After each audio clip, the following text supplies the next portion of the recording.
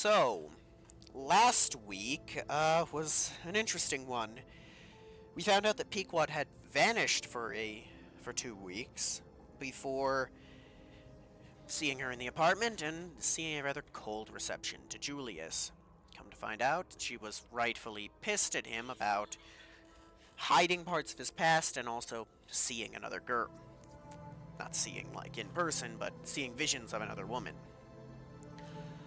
They tried to bring him there so we could talk it out, and she, in no uncertain terms, tore into him, attacked him, rightfully so, and then took the wedding ring he had given her and threw it into the woods near her house before basically threatening him not to come back and removing everyone from the guest list. Uh, After that, they went and had a mission to go back to the planet where they had been ambushed by Globnock, and they found a submarine there. On the submarine, they found information about how the teleportation that the Cull uses works, as well as a bunch of xenomorphs in stasis, which were nuked. Uh, they then got back to the station, had a therapy session as well as multiple heart-to-hearts, and then went on the CU podcast and had more talking about Malcolm and the Amalco. And I believe that hits the bullet points, right? Yeah, I'd say so. So, it's now been 2 weeks. So 2 weeks, Leslie said she'd get Julius in the mansion. Well, she's not able to. She hasn't been able to. Now, Pequod lets her come down. She stays there. They hang out. Icy's been down. Saris has been down. Sasha. They talk. But she doesn't want anything to do with Julius.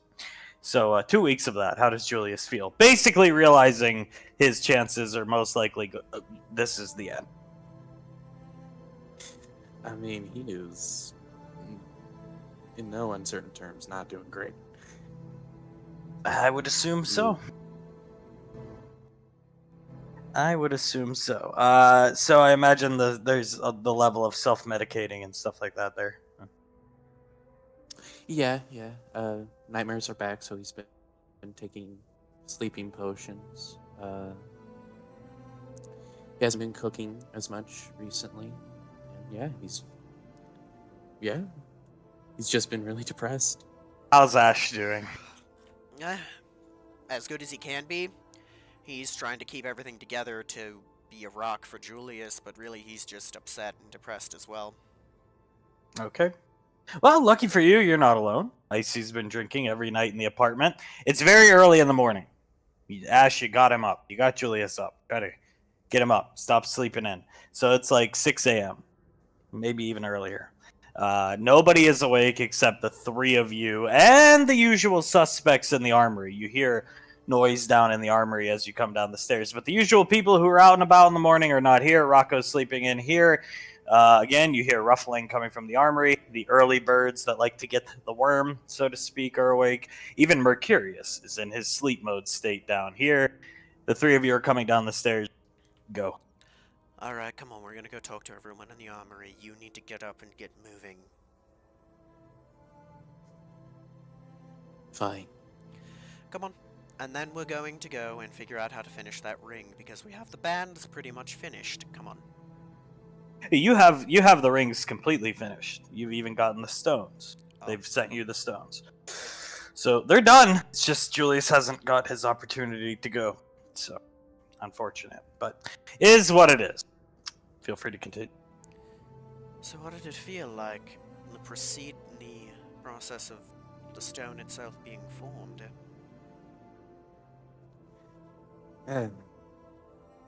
You know when you tear a piece of a napkin off? Yeah? Imagine that, but with your soul. It hurt quite a bit. Spiritual anguish. Sort of, yeah. Spiritual anguish. Just, I don't know how to describe it other than pain, honestly. Fair enough. Well, can't hurt any worse than what you're going through. Come on.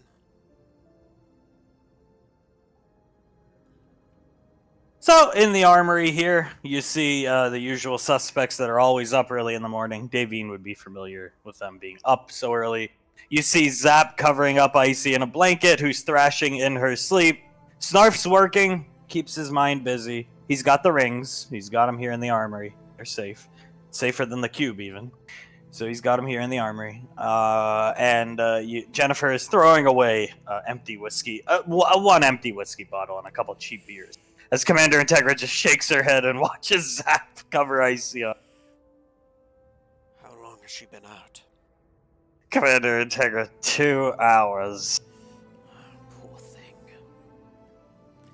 Oh, Davine! Yeah. Commander Yes, Integra Integra? turns. She smiles. Davine, some nerds came by. That's the best word I can think to hear. They wanted you to have this pin. And she hands her a CU Podcast enamel pin. She immediately puts it on her scarf. Hang on. Alpha 9 channel.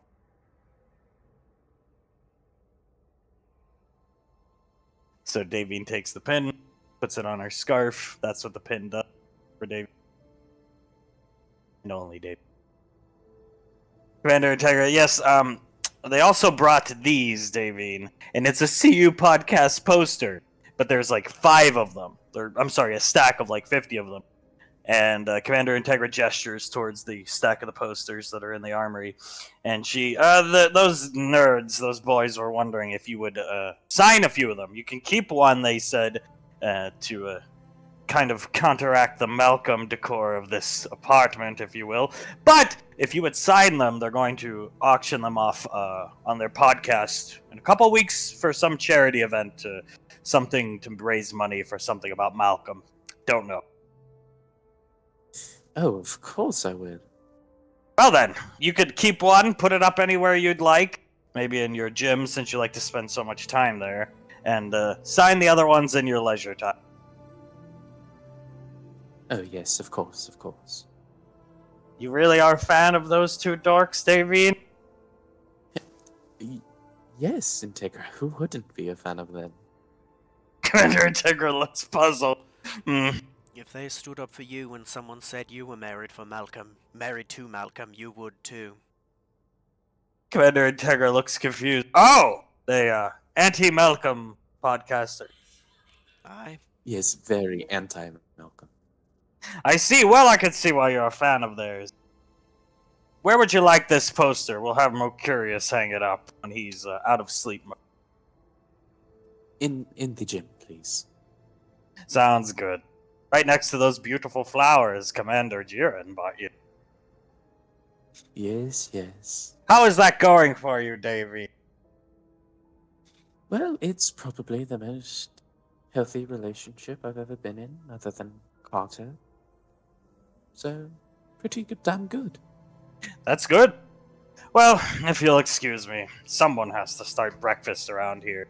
As she looks at Julius with her un-eye-patched eye and walks out of the kitchen. Why don't you try cooking a little, man? It might get your mind off things. Good for you. I might mess it up or something. I don't know. Fair enough. Snarf, yeah, you want to do something to take your mind off things, Julius? Help pick up the beer bottles in my armory. Thank. Alright, yeah. He'll start picking up the beer bottles. You can't fuck up throwing beer bottles and crappy cheap whiskey into the... Jennifer, let it go. Let him do it. Jennifer, okay, and sits down. He's gonna sit down. Ash is gonna sit down next to where Icy's sleeping. Hello, Zap. Morning, buddy. Morning. How you doing? Good as can be. Better than some people. Hey, it's pretty depressing around here. That it is. That it is. What happened to that blonde woman? There's a bit of a personal matter going on. We're gonna fix it. Relationship troubles. Well, at least I got my drinking buddy, and he points out Ice. Yes, for better or for worse. We're probably going to need to cut her off a little sooner next time. Yeah, she's a small thing. She shouldn't be drinking like this. She can't keep up with old Daddy Zap. He pats his belt. No, I'd assume that probably Hunk and I are the only ones on this squad who have any chance of that. We should go out drinking sometime. We could go to Quebec. They have titties and beer. Interesting. Maybe I'll take you up on that at some point. Why not? I might, but I do have a fiance. Oh, well, for the For the beer. well, I understand. He walks over here, picks up a beer bottle, throws it in the trash can, smiles and laughs at Julia. Ash is gonna sit down next to her, try to pull the blanket up. Julius smiles at him. Sorry? Julius smiles at him as Davine walks over and sits next to Icy and holds her hand. She thrashes in her sleep, Snarf speaks up. Can't get any work done. She sleeps down here because Hunk can't get into the armory. Lock the door from the inside. That's fair. Jennifer, yeah, you should see her. She's drunk every morning when we wake up at 5. It's great. Yeah. Poor thing. We need to fix this. Why is she drinking? Depressed as to everything falling apart. Oh. Well, we still have a pilot, Jennifer tries to crack a smile. Yes, we do. And I don't think finding the xenomorphs helped her mood. Snarf mumbles about those in her sleep. That and Pequod. And wanting to beat the shit out of Julius. Just kind of shrugs and goes back to working. By the way, Ash, do you care if we deconstruct this? He points to this plasma rifle. Do you need to? We do, yeah. Captain's orders when she's sober, I assure you. Then, if it's that important, I trust her, do it. I'd prefer to keep it, but if it will help that much, you know the answer. We'll get to it if she ever sobers the hell up, he shrugs. So, the xenomorphs, you know why it hurts her so much, right? Snarf, no. They wiped out the previous Alpha 9. Zap looks at you concerned. The people who were on her squad before us, they wiped them out. So to her, those are her Malcolm. Snarf grabs his chin and starts rubbing. What are they like? I don't know anything about them. He's gonna pull up, hollow footage of them. If I were to describe them as anything, they are evolution given form. Natural selection taken to its extreme. They're, I'd say insectoid when fully grown, but they are the perfect parasitic life form. And you guys have experience against them? A variant of them, yes. A Max Tech engineered variant, not the full strain. They start life as... He pulls up an egg. They start life as this egg. Inside, he's going to show a face hugger. This comes out and will latch onto the face of a creature with significant biomass, injecting an embryo into the chest cavity. After anywhere from a few hours to a few days, from my understanding, the embryo will kill the host by erupting through the chest. Shows a chest burster. It then, over the course of, according to what I've read, a very short while, again, a few hours, days, maybe a week, will rapidly grow into a human-sized creature. They seem to take bits from whatever host they're from, but they always have a very similar plan. Very thick chitinous shell, very difficult to penetrate unless you're using something like plasma or high-caliber rounds. Acidic blood, incredibly acidic, and it'll eat through armor in an instant. They seem to have some sort of hive mind. Acid blood? Snarf speaks up. And you guys fought variants of... Julius, how do you fight them? You punch things. I was smart enough to use a flamethrower. Oh, maybe we gotta come up with something for future engagements, if you catch my drift. Handguard, something like that? It's not a bad idea. If you think you're gonna be throwing down with them again, we could work out something. We should work out something. Assume that we are, There's no... Yeah. Commander Integra comes in and hands a cup of tea to Julia. drink. Yes, ma'am. He starts drinking it. You're looking worse than when you came back from the Majestic. From pictures I've seen, of course. I don't remember anything of your return. Thank you. You need to shave, Julius. You look terrible. Yes. I know. Do it before we end up going to see her again. Keep this up and you'll be playing Tommy in the movie, not Ash. I mean, like, I don't have a lazy eye. He'll always beat me in that. Ah, don't. Commander Integra chuckled. Hey, that can be arranged, Julius. It can. Alright, I should... Yeah. He scratches his beard. Is it really that bad? Yes. It's horrible. However, you should sit and eat first. You haven't been eating! She hands you a plate of eggs and toast. It's not I'm good not for hungry. I don't care. you. Julius, eat before I get all of your mums in here to make you.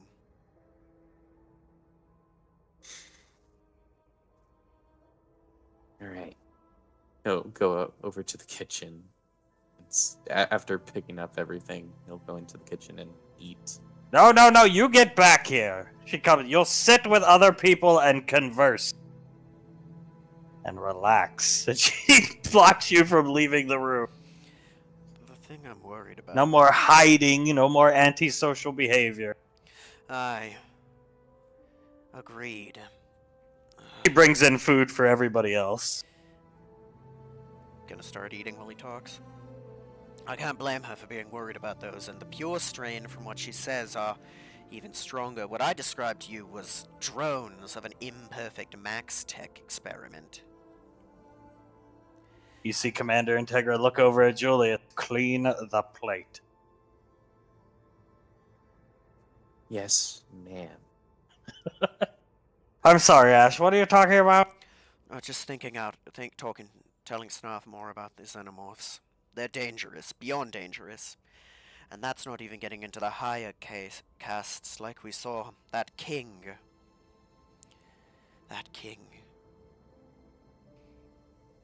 I don't recall. Commander Integra's eyes trail up, trying to think back. So much has happened. So much has. That was the mission where Ceres got very badly injured by one of them.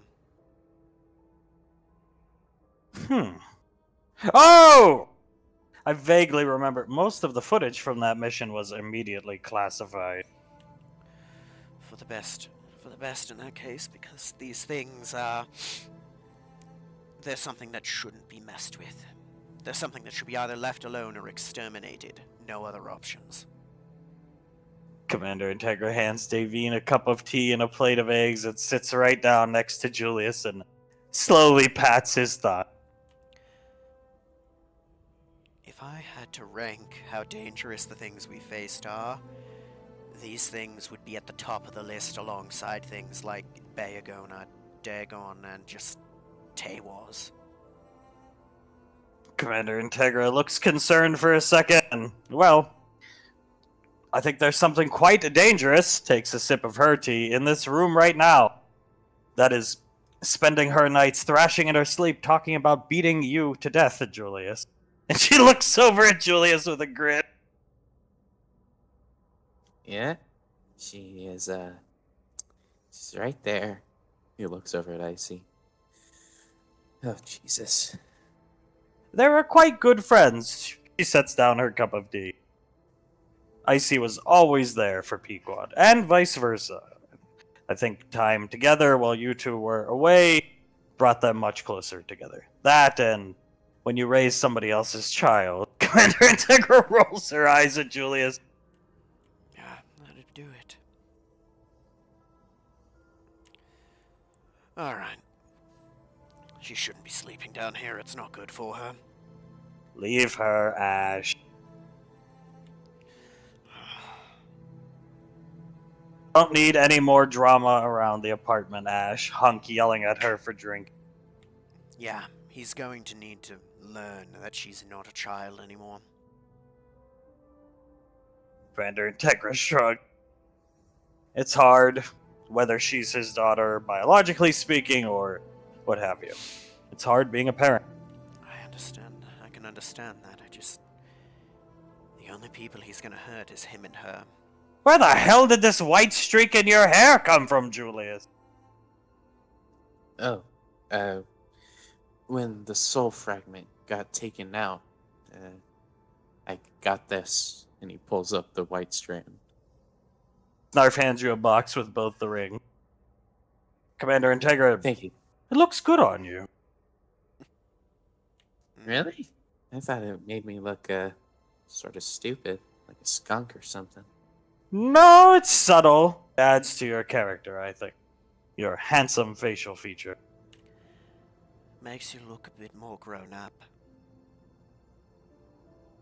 Minus the beard. He looks like Malcolm Jr. Just redheaded. Oh god, it's the beard, Julius. You need to get rid of it. You've never grown one in before, so it's coming in patchy. And it's just... it doesn't suit you. Jennifer, Julius, it looks like pubic hair. And smiles at Julius. Julius just looks down at his plate and just keeps eating. Commander Davine. Integra. Oh, go ahead. Davine says, yeah, son, shave it. I'll shave it. Just let me finish eating. Jesus. Commander Integra, well, your friend the Saint is doing well. Perhaps this will perk up your mood, Julius. And she pulls up the Time magazine website. Would you look at that? From Saint to CEO. He's been on the cover for the past 2 weeks. 3 weeks, excuse me. Dear gods. He looks very confused. This is actually a picture from one of their board meetings. As Snarf starts laughing. I can imagine. The Saint is a fish out of water in a kitchen, let alone running one of the larger companies in the universe. Protests outside the headquarters of Cadillac are increasing. People want their Escalades thanks to Malcolm, and the Saint cannot get production levels high enough. Yes, I'm sure protesting and clogging up their time and their ability to even manufacture at all is really going to help with that. I'll tell you what, this man might not have been the greatest man in the history of men or fathers, but no one deserves to be shot at their own press conference. He closes the picture. Jennifer, what? Someone shot him? He got shot! Oh, gods. Commander Integra starts chuckling. Yes, he's quite fond of giving press conferences outside of the headquarters. And somebody took a pot shot at him with a cheap throwaway revolver. Oh, He's suffered a heart attack and been shot at one of his press conferences now. well, it's gonna sound careless, but it'll make him into a martyr at this rate. Yes! At the very least, they've gotten Escalades up and running. Their production lines are running, they just simply cannot get them out fast enough to meet the demand. It's fair. Apparently, the Saint hasn't gotten sleep since becoming the CEO. I can imagine. She plays a clip from the press conference. Listen, you motherfuckers, I haven't slept in 3 weeks. I'm putting my heart and soul. Gun! What the fuck? And she cuts the feed. Dear gods. Oh, Tommy likes to help people, but I think he may have caused more harm than good this time. Coca-Cola stocks are doing well. Commander Integra shrugs. Brandon Law is doing an excellent job. The Saint, on the other hand, is floundering. I mean, it's fair. I mean, let's be honest, Coca-Cola's a much more cushy job than what the Saint was handed. Yes, indeed. You hear the door open. You hear Rolly greeting somebody. And General Lorelei is out here looking at Mercurius. I'll be right back, everyone. Ma'am, wonderful to see you. She pokes Mercurius in the eye. You put this thing in sleep mode? At times, ma'am? Well, wake up, robot. And you see him wake up. Cook me something. He looks at her confused, looks around at you. You heard the General. Eggs, he types to her, and she just nods, and he goes into the kitchen and starts cooking. She looks at you and crosses her arms. Where is Juliet? Mom is making him eat in the armory at the moment, ma'am. Well, he can eat standing. Get him out here. I want to take a look at him. Yes, ma'am. You're gonna walk over. Julius, General's orders out. Now. Oh. He stands up. Hi, ma'am. He salutes her. She looks shocked. What happened to your face? Well, as Jennifer put it, looks like pubic hair. Her eyes widen. She strokes your cheek with her hand. This is disgusting, Julius. He didn't listen to Yeah. me when I told him to shave 2 weeks ago. Are the rings completed? Yes, Yes. yes, they are. Well, that's one bit of her. She looks over Julius's shoulder. What is that? That is Zap, our mobile suit expert, ma'am, and probably the foremost in the universe. You see Snarf come. Nope, Zap, do not go out there! And he's fighting him back into the room. Oh, that's your expert, eh? Little bit out there, but when he is working, he's actually very, very good at what he does. I hope you're right, He's got Jennifer and Snarf to keep him centered and filtered. You see, she's struggling, reaching into her, pocket. Got you something. What is that, ma'am? Your friend Towns gave it to me. He's out on a mission. He'll be back to Gateway later. But he said this might help. And she hands you a poster. It's MWF, the stuff they sold at events, Oh, God. of Malk Angle, the Olympic colonel. Thank you, ma'am. I'll keep that for you to give to Pequod when we get him in front of her again. I appreciate you because I know how hard that must be, and he's going to put it out of sight.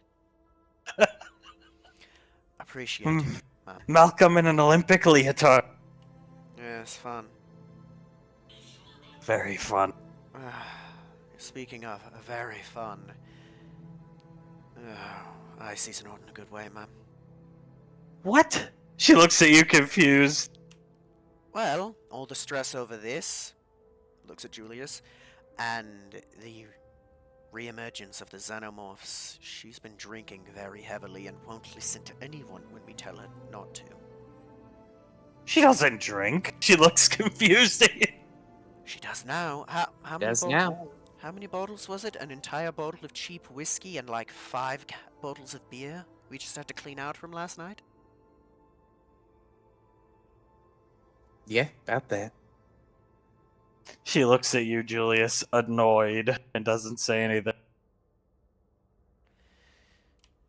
All we can do is tell her not to, ma'am. It's not like any of us can stop her. She's far stronger than any of us. She puts her hands up in an awkward way. I can't really... Makes a weird noise. Don't tell anybody this. And don't tell her, though I'm sure she knows, but I can't read her mind, actually. And she looks, somewhat defeated when she says that. Lord, I knew Too she was... powerful? I haven't been able to since she was 18, though we had minimal contact back then. I can't read her mind, so I can't really help. I can't find out what's going on in her head. That being said, I'm sure I can help. That's fair. I knew she was strong, but... Gods, that puts her in a different tier than what I thought entirely. Well, General Lorelei, it looks like she has sweat coming down her head.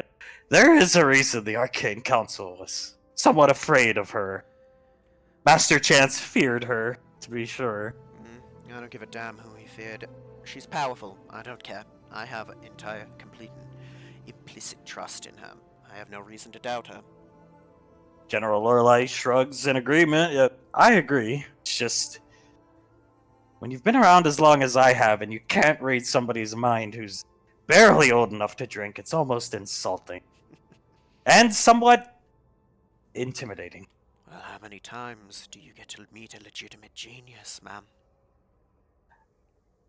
Not very often. To be honest, I don't even know why I can't read her mind. Nor does Yen, her teacher. Well, It's never happened to me before. You said when somebody is of a significant enough strength that they can even unconsciously block you, right? Yes. Well, that might be the answer. She's got untapped strength, ma'am. I have little to no skill in magic, and I can feel it. I said Julius has a fire within him. I think she's got an inferno, a wildfire. I believe you're correct. Though, I'll never know because I can't. And she looks frustrated to read that beady little red-headed, orange-haired mind of hers. Well, you might get the chance right now. She's drunk and asleep. Still can't! She's drunk! Dear gods. She's gonna be stronger than any of us when she gets a hold of it. She looks at Julius. Were you aware she beat Major Leslie in one-on-one combat? Never came up. No. Nearly killed her! She looks concerned for a second. Well, there's your answer as to why you can't read her mind. Yes. Yes, and as you say that, Icy wakes up. She sits up dead in her sleep because her alarm went off. And she looks around the room and looks at Davine and blinks twice. Hello, Nicole. Morning. She grabs her head. Commander Integra scoffs at her. Yes. A bit hungover, are we? Very. She stands up and starts putting her running shoes on. A bit of warning. She stands up and puts a hand on her shoulder. The general is directly outside in the hallway. Oh, joy. Icy rolls her eyes so hard, looking at Davy. What the fuck is she doing here at this hour? I'm not sure, but Ash and Julius are talking to her currently. Oh, great. My two favorite people. My two absolute favorite. As she comes out of the room, standing right behind Julia, the General Lorelei looks at her, confused for a second. Hello. Icy looks at you two. Hi. You doing alright? Fine. Alright, one sec. He's gonna go up and get her a glass of water and come back. That'll help, and that'll help for my hangover. She's gonna drink it down as General Lorelei. We're going to Master Yen's temple today, Julius. He'd like to talk to you. This is a problem he cannot fix for you. However, he can, I think, I'll leave it to him. But I think what he has to tell you and show you will greatly assist you. Yes, ma'am. If anyone can do it, it's... what would you say, ma'am? One of the 3 wisest men to ever exist? I wouldn't say that, knowing what I know about Tommy Wiseau. I mean, he's not... Let's be honest. He's not wrong that Tommy is the yin to Malcolm's yang. She tries to fight back a chuckle. Would you like to come to the temple at? Gladly. Would you like to come, Icy? General Lorelei, oh, she's coming. Master Yen would love to see her. And Icy just pushes her way through past you guys, trying to leave the apartment. Clearly going to work out or something with running shoes on. And General Lorelei snatches her arm and lifts up her arm and looks at her fingernails. Your nails are painted. And Icy, yeah, and looks at her. And they don't say anything. General Lorelei pulls her hand closer to her face. Silver looks good on you. And Icy, you can let go now. And General Lorelei, come. Master Yen would love to see you. It's been a while. And Icy, let go. And she, no, you'll be coming. Julius needs your emotional support on this. Icy looks back at Julius. You see her snarl for a few seconds and just mutter, he can figure it out himself. She just glares at Julius. Right. We're gonna I fix would appreciate your help with this, Icy.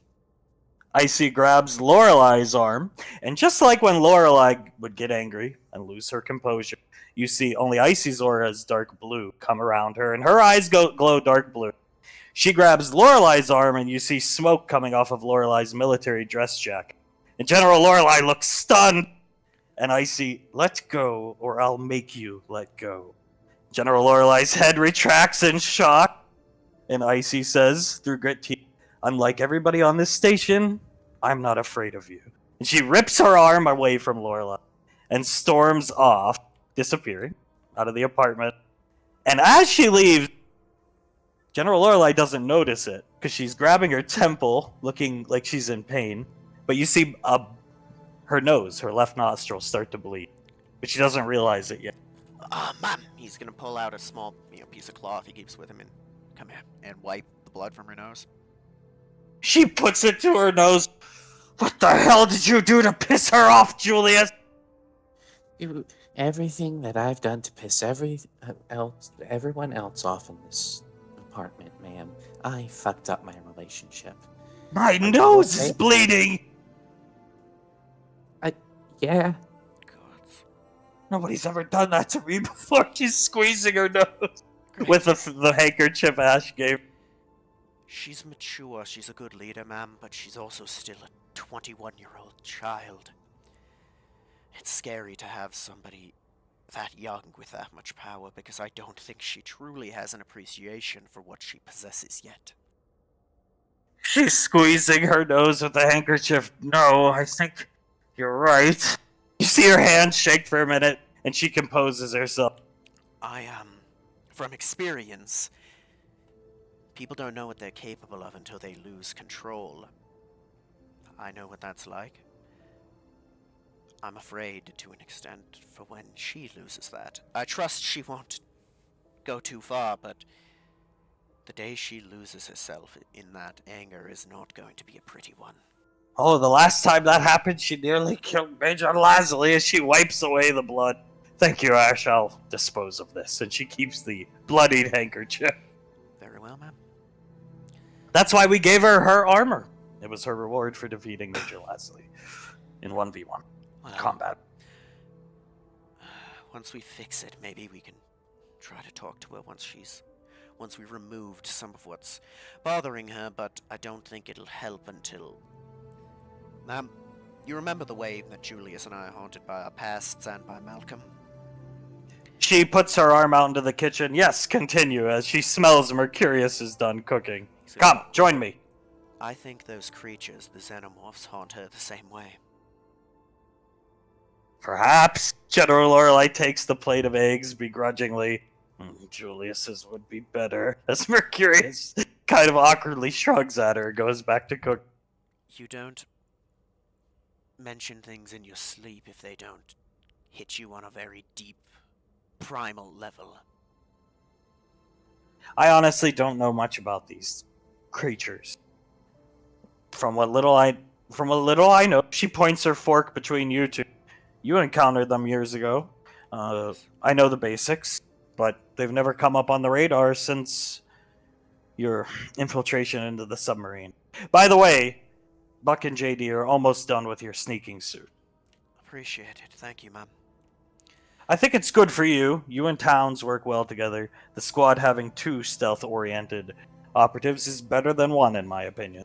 I would agree, although it should go well. And we know more about what they're capable of now.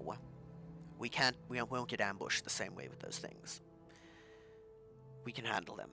They're scary, and she has a reason to be haunted by them, but we can handle them. General Lorelai nods. We'll have to. You'll have to. As Hunk comes into the kitchen, looks at Julius, and just kind of sighs looking at Julius's beard. You know, I got a straight razor. You're more than entitled to it. Yeah, that might help with this. We gotta get you shaved before you can't go to Pequod like that. Good news is, you're gonna go see her today. Hunk sits down as General Lorelai looks shocked. Really? How did you finagle that? I didn't do anything. Hunk puts his hand up. Laz did. If anyone could.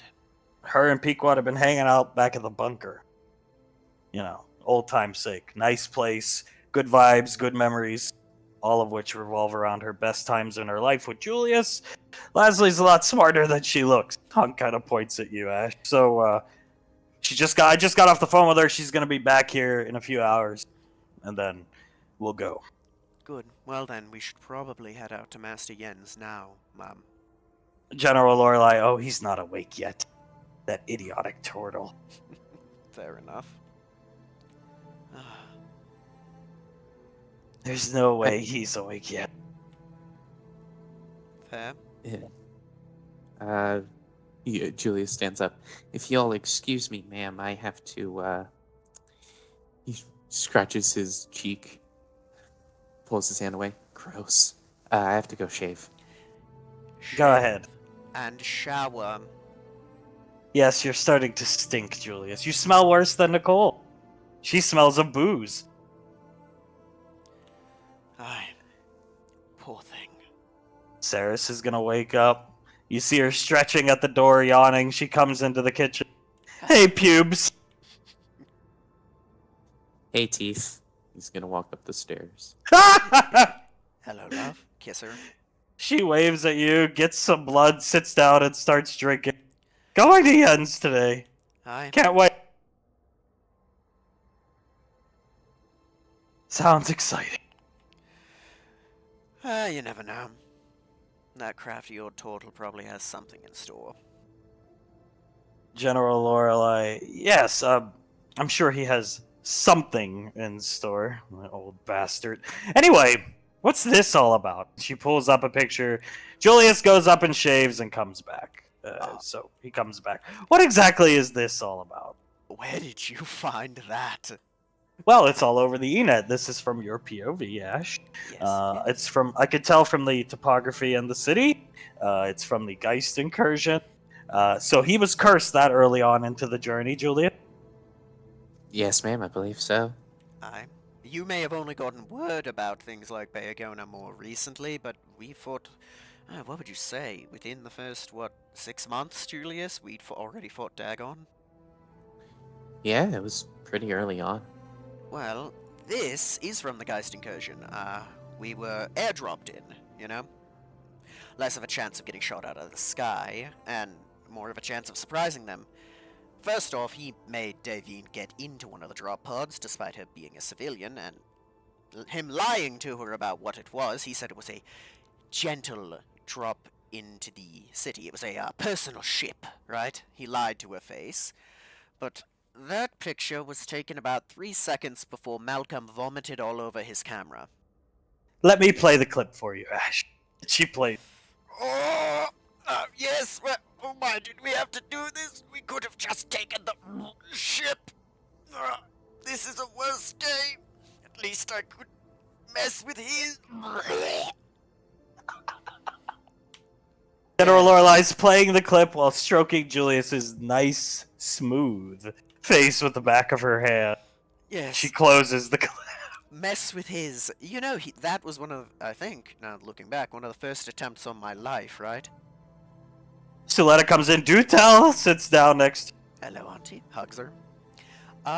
Well, you know, those drop pods are supposed to have thrusters and, if all else fails, an emergency parachute to lessen the impact.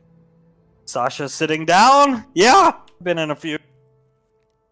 They found that somebody had jammed multiple things up into the thrusters to disable them and cut the wires on the parachute of mine. General Lorelei looks over her shoulder at you while stroking Julius's nice, smooth face. I cracked 3 ribs in the impact, and the people around said that it was only because those pods have an extra gel layer that I survived at all instead of being jellied into the bottom of it. General Lorelei scoffed. What a hero to EarthGov. So tell me something as she grabs Julius's chin with her hand and moves it back and forth. You do have quite a handsome face. Pinches his Thank you, ma'am. Tell me something. If you had to give a percentile on how long you did your duties as an Arcane Council Strike Squad, what were you doing? Were you really just filming stupid movies and TV shows and wrestling events? For the most part, after the first, like I said, 6 to maybe at most 8 months, Because in those 8 months, the first 8 months, we spent almost half and half of our time on the frontier and in EarthGov space. After that, excluding those ones, for the last 12 to 14 months, I'd say at most, and this is being generous, 10% doing what we should be for EarthGov, because sometimes O was able to find us. And other than that, 80% movies and another 10% doing freelance work. Oh, General Lorelei rolls her eyes. Ruben Ruger, freelance work. Yeah, that, and he also just started taking merc jobs from random colonists. Why? Money, For what? Oh, gaming console. gaming console, mansion with a retractable basketball court, many things. For what purpose? A combination of filming a movie and a status symbol. Oh. General Lorelei pulls out a DVD here, and she slides it across the table to Saris, letting go of Julius and sitting back down. Saris picks up the DVD.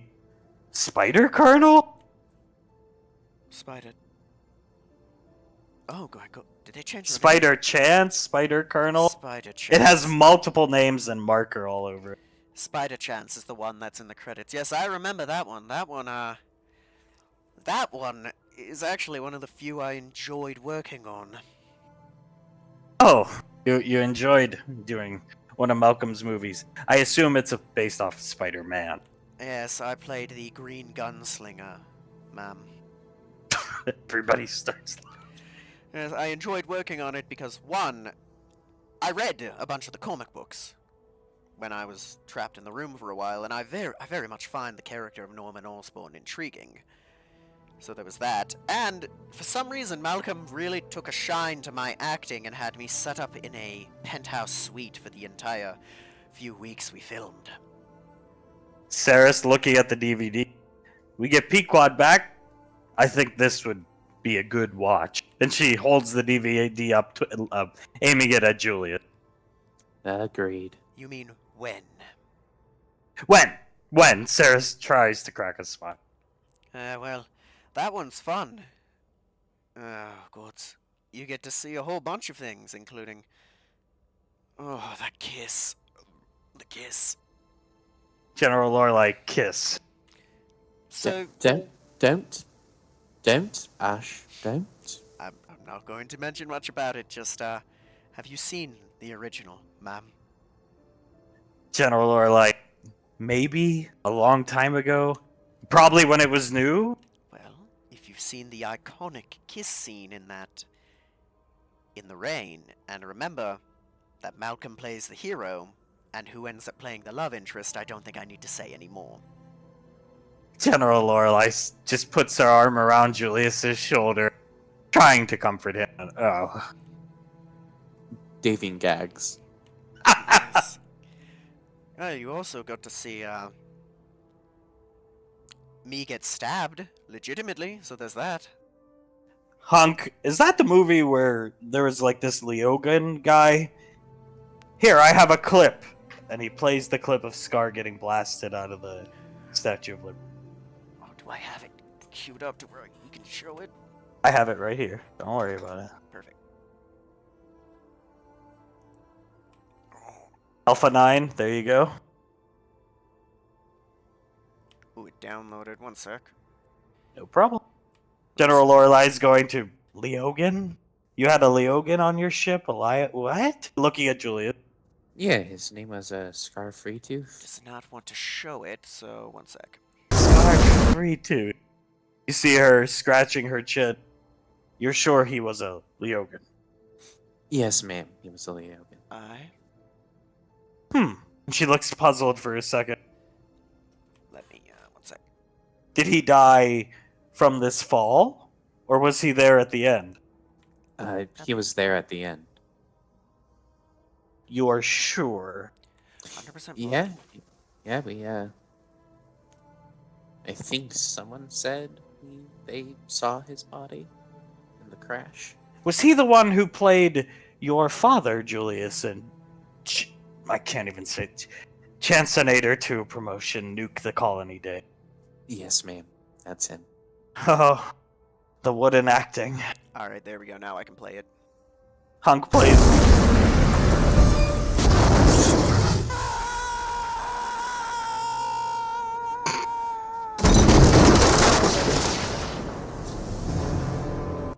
General Lorelei watches in horror. Yeah. That is not from Spider Chance. No, that's from Chanceman. Wait a minute. General Lorelei shrugs.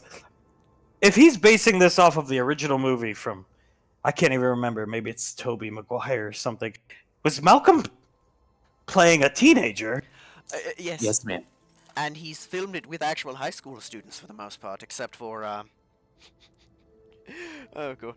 Snarf, Davine, Globnock, and him all played high schoolers. General Lorelei Scott pulls Julius in tight. Who did you play, Ranger?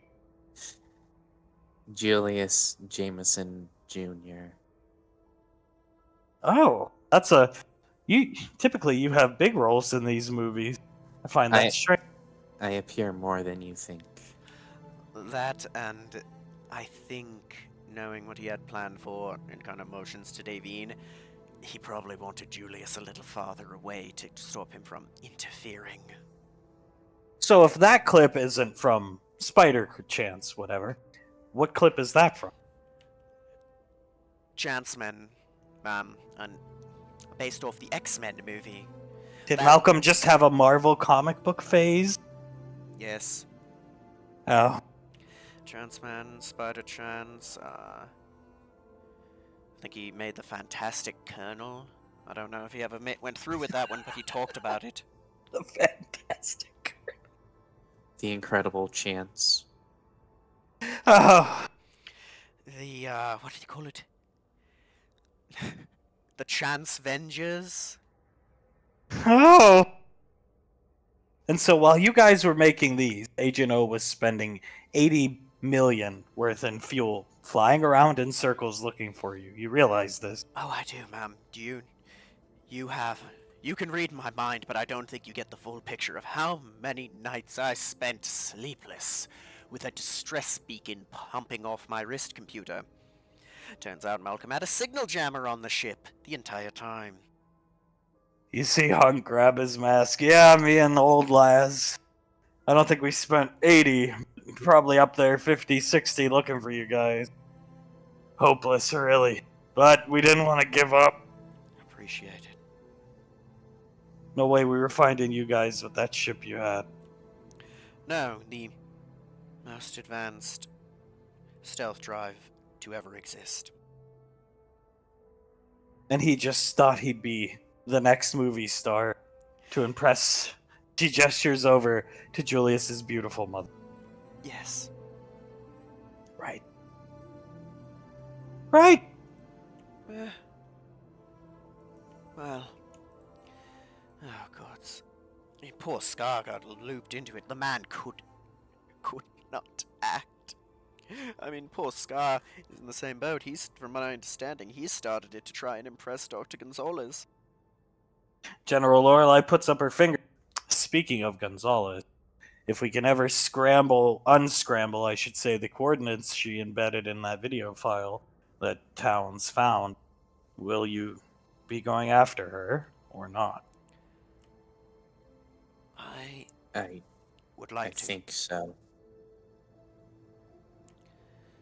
Whether she helped betray or not, it's going to be a trap, so that doesn't mean much. I'm just gonna say it, there's no way that they would let that get out if they didn't want it to. She lets go of Julius's shoulder, and you're absolutely sure Mr. Freetooth was on the ship when it crashed. And you saw his body. You're sure he was dead. I saw what looked like a crushed paw, but that's all I saw. I didn't see the full body, man, but I'm pretty certain he's dead. I mean, it looked like his paw crushed under large boxes. That's all I saw. General Lorelei pulls up the last scans of the Majestic, and there is no Scar-Free Tooth body on the ship. And she just stares back and forth at both of you. I don't get it. I saw that. Perhaps he... Oh dear. You see her think for a second. You don't think he survived the crash and is now currently marooned on that. I have to make a call. I'll be right back. She walks out of the room. Do that, ma'am. Do that. Oh, gods. Oh, gods. Well, if he wasn't dead before... Sarah's Scar-Free Tooth part of Alpha Niner and smile. Oh, no.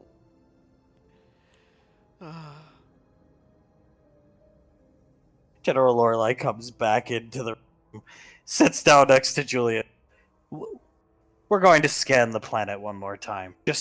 I would hate for that man to be left there, starving, dying. He's probably dead. But if by some off chance he was crushed by something and survived... He was a laborer, correct? Yeah. Yes, ma'am. A simple So man. a strong man to be sure. Yes, pretty powerful. I'd say... Yeah. Not as skilled with that power as many of the others, but able to lift a couple 100-pound boxes fairly easily. You see her stroke her chin. Huh. The odds are slim, but we'll send somebody to look just in case. It's worth it. If he is alive, I'm sure you wouldn't mind another person in the apartment. It could do worse. Oh boy. Speaking of something similar to that, ma'am, what are the rules on lighting things like candles in JSOC? She looks confused for a second. You can light one, and it's a common interest area, offices. Commander Jiren, she gestures over to Davine, has an office there. Suletta gestures over. You can light one. Why?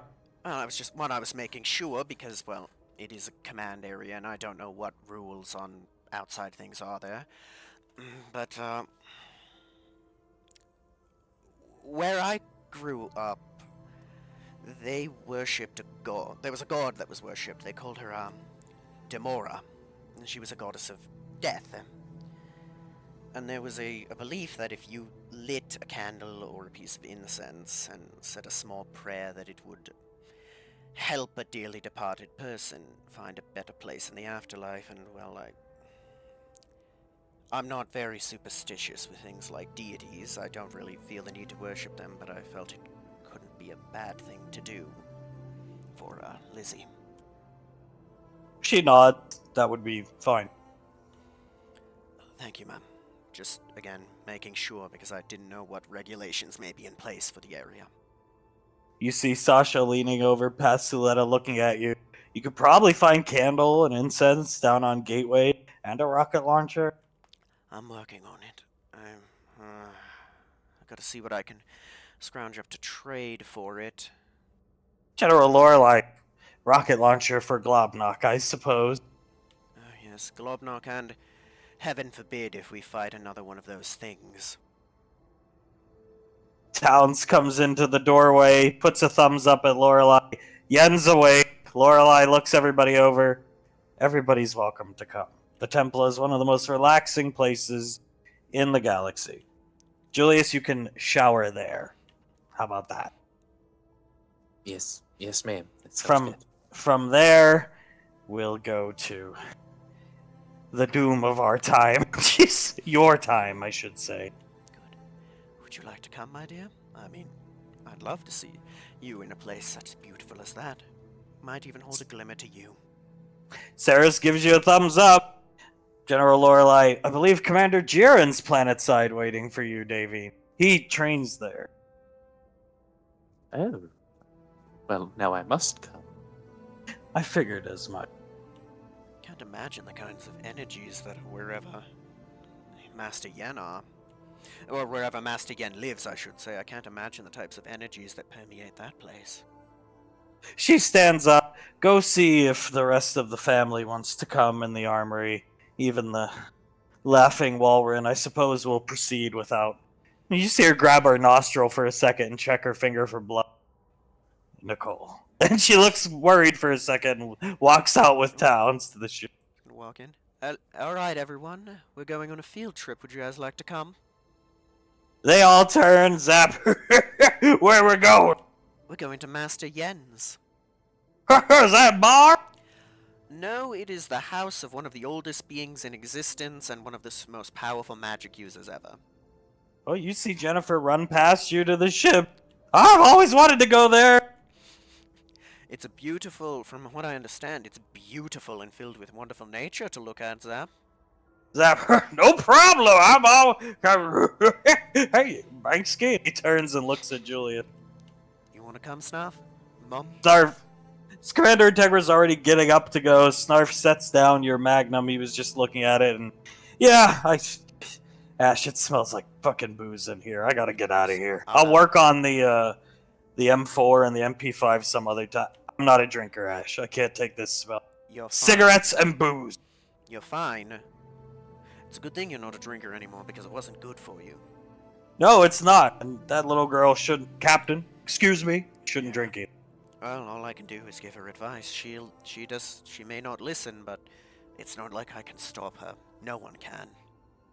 Everybody's making their way to the ship. Before Snarf leaves the armory with you, you see him lift up the pulse rifle.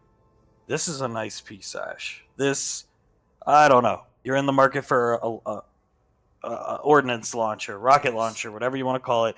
I don't think that'll score you one, but I tell you what, that'll score you something. Maybe half a launcher or something. These are hard to get a hold of. This is the high caliber variant. They are. I was going to, once she's back, ask her for which one she'd prefer, that or her pulse rifle. Oh, hopefully she's back by the time we get back. Come on, let's get out of the fucking. It smells like a goddamn bar in here. I'm hoping once the other two are finished, I can put the 3 of those things into a bundle deal. Zap's gonna look at Julius, come right up to him. I got 3 mid, Julius, and it's just me and Sumeria, and they're focusing me and leaving Sumeria alone. Alright, Zap. Yep. Going down, need help. Just like your marriage. And he starts walking. Alright, let's get going. He's a crazy old man. He's a crazy old man. Look on the bright side. He's not. He is a wholesome and kind crazy old man. You could have Malcolm again. Yep. Yep. Now come on, let's go talk to another crazy old man.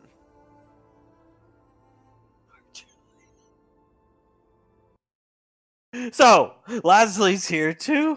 You guys are all set up in lawn chairs, enjoying yourself, nice chairs. Julius is sitting by himself. Icy's not here. There's guards all over the place. Even Zanzibar has come. Commander Integra and Snarf with the kids. And Master Yen is nowhere to be seen yet. And you've been sitting out here for about an hour.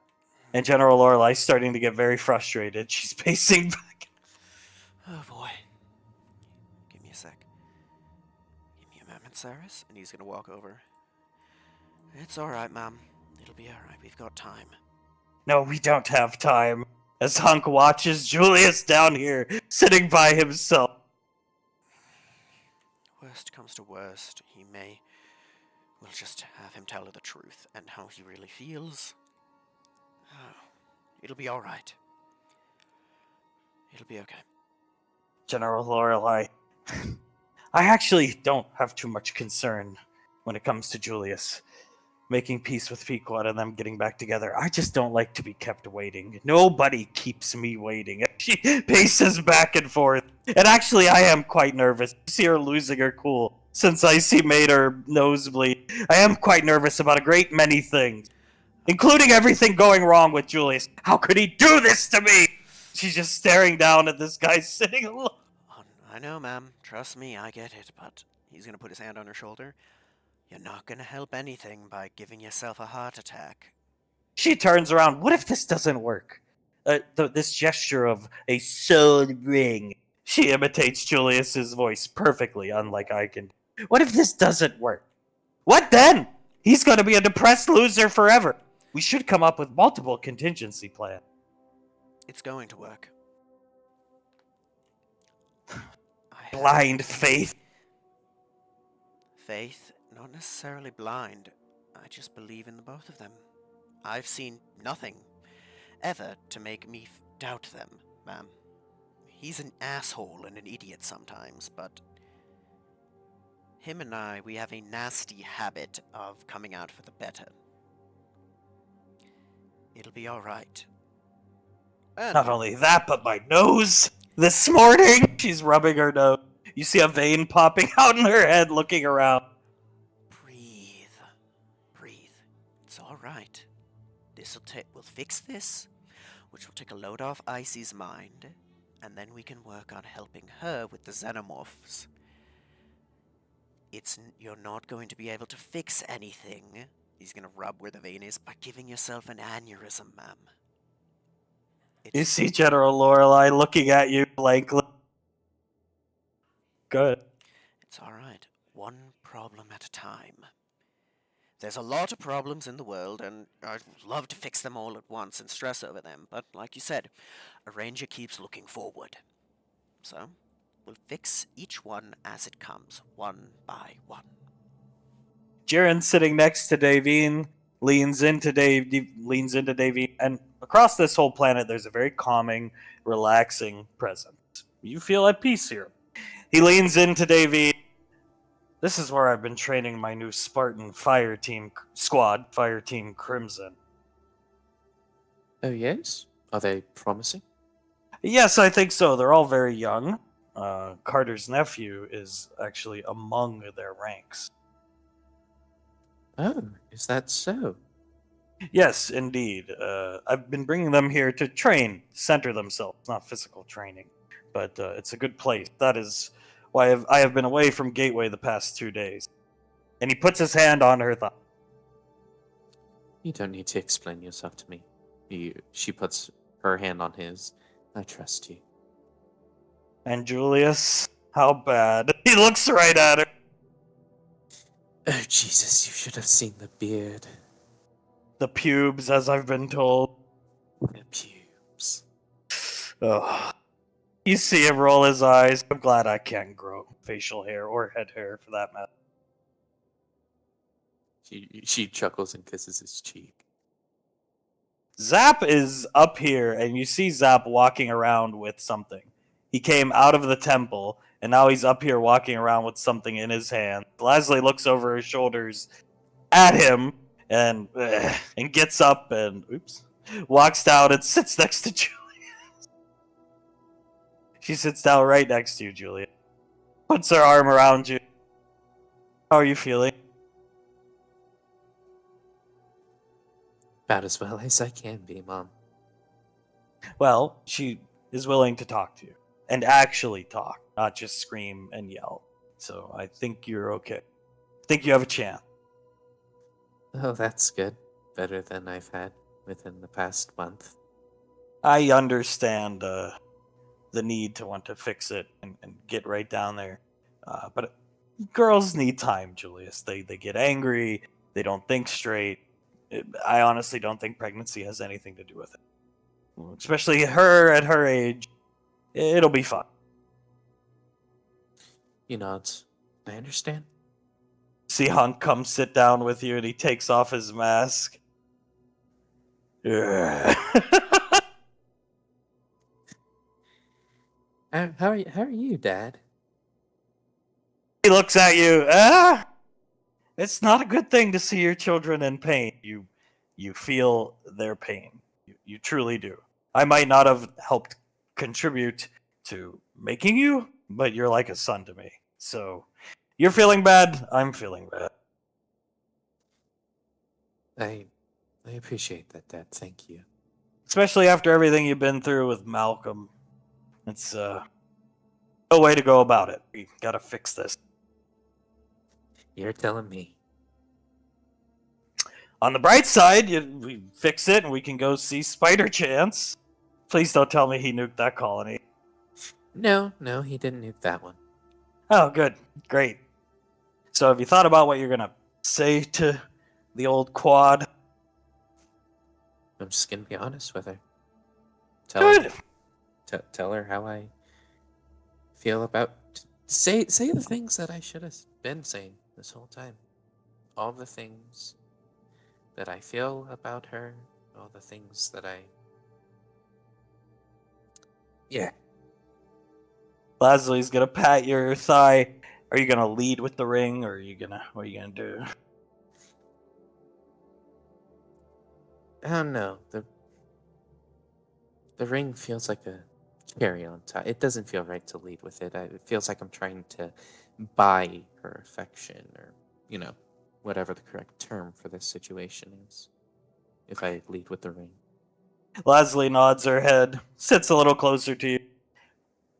Do you know why when you gave her the promise ring, do you know why I stepped in and basically said, yes, you're proposing to her? Because a promise ring, no matter what Ash says, a promise ring and a proposal ring are not the same thing. They're simply not. To a girl, they are not. Why'd you step in? Because she is, I could tell from maybe not the first day I met you, you three, maybe like the third or fourth time. I think the Raptor mission, when all that crazy stuff went down with Sasha, and I could see just the difference in you after she got hurt. If you recall, I believe she got bit by raptors and just thrashed about like a toy. If what I remember, I don't want to see combat footage, but I could just see the difference in you, Julius. You were a little punk ass kid, but I could tell you deeply cared about her. Maybe you didn't show it, but I could tell. And from then on, you guys became a thing, and she was perfect for you, and you were perfect for her. That's why I did what I did. If you weren't, I never would have stepped in. He nods. The Raptor mission is where I first realized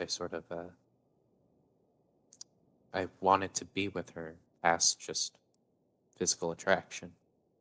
Hunk stole a kiss, didn't you? Yeah.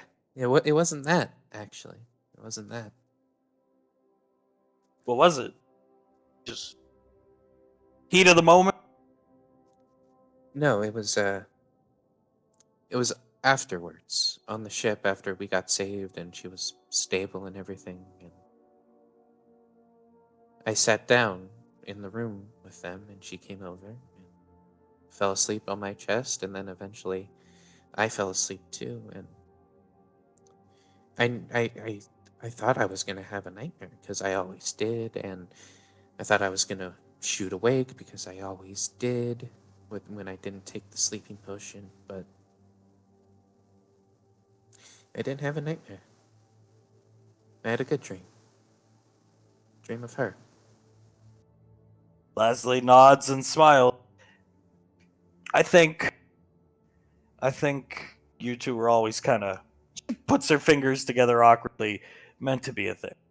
I'm not sure if I believe in fate. You see her scratching her nose a little bit, but I do think you two came along, crossed paths at the perfect time. Two brats. And she starts chuckling. A brat and a punk. What more can you ask for? Exactly. And then as time went on, I could see you cared. I don't know if you showed it the way she wanted. That's neither here nor there anymore. But you spent money on her. You went out of your way to cook for her. It was the right decision. Even if it doesn't work out in the end, it was the right decision. Yeah. If anything, if it doesn't work out, if she spits in my face and doesn't want to see me anymore, it was a good time in life, a good lesson. Hunk, yeah, and look at it this way. Well, never mind. You probably can't win a custody battle for those kids against her. No, no, I don't think I can. Well, you won't have to. No, no, I won't. Leslie nods. She's not angry anymore. That's the key. Everybody gets angry. They say things maybe they believe at the time, but they don't necessarily mean. And if they feel bad about what they said and they regret it and stuff like that, then I think the fire's still there. So, and I think she feels bad. Well, not to say I didn't deserve what she said about me. I I hope she didn't, you know, mean some of it. But I still deserved it. Leslie shrugs. Well, look at the bright side. You finally got her a better ring. Yeah? Hopefully she doesn't throw this one into the snow. I don't think she will. Maybe she'll throw you off the balcony. That seems like the more likely case this time around. Leslie laughs. Well, either way, I'll be there. She wants me to be there. I won't say anything. I'm not going to say a word. I'm not going to be out on the balcony, but I'll be there with you. I'll be in eyesight. He puts an arm around her shoulder and brings her in for a hug. Thank you. Oh, I want to be there. I want to see both of you back together. Another pilot can be found. You guys already have a fill-in pilot. They're not as good as Pequod, but another pilot can be found for everybody's sake. Most importantly, the both of you. But for everybody's sake, this needs to be fixed.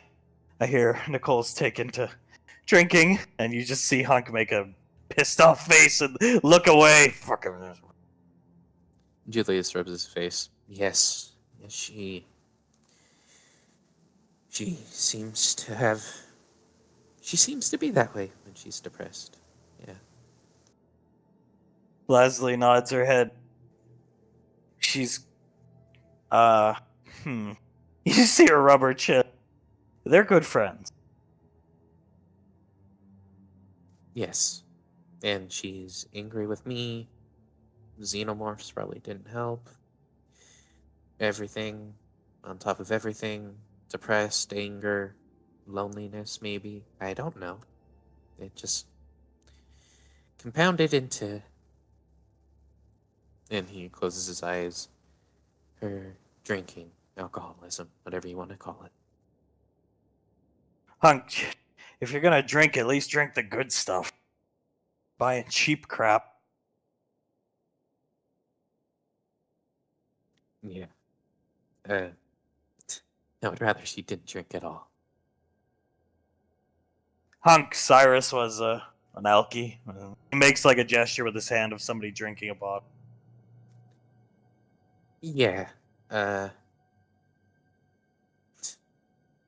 As Malcolm would call him, a deadbeat alcoholic.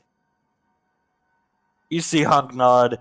My old man liked the bottle himself. He liked the bottle. And I was never your textbook student. So when you'd come home with bad grades, got the belt from the old drunkard.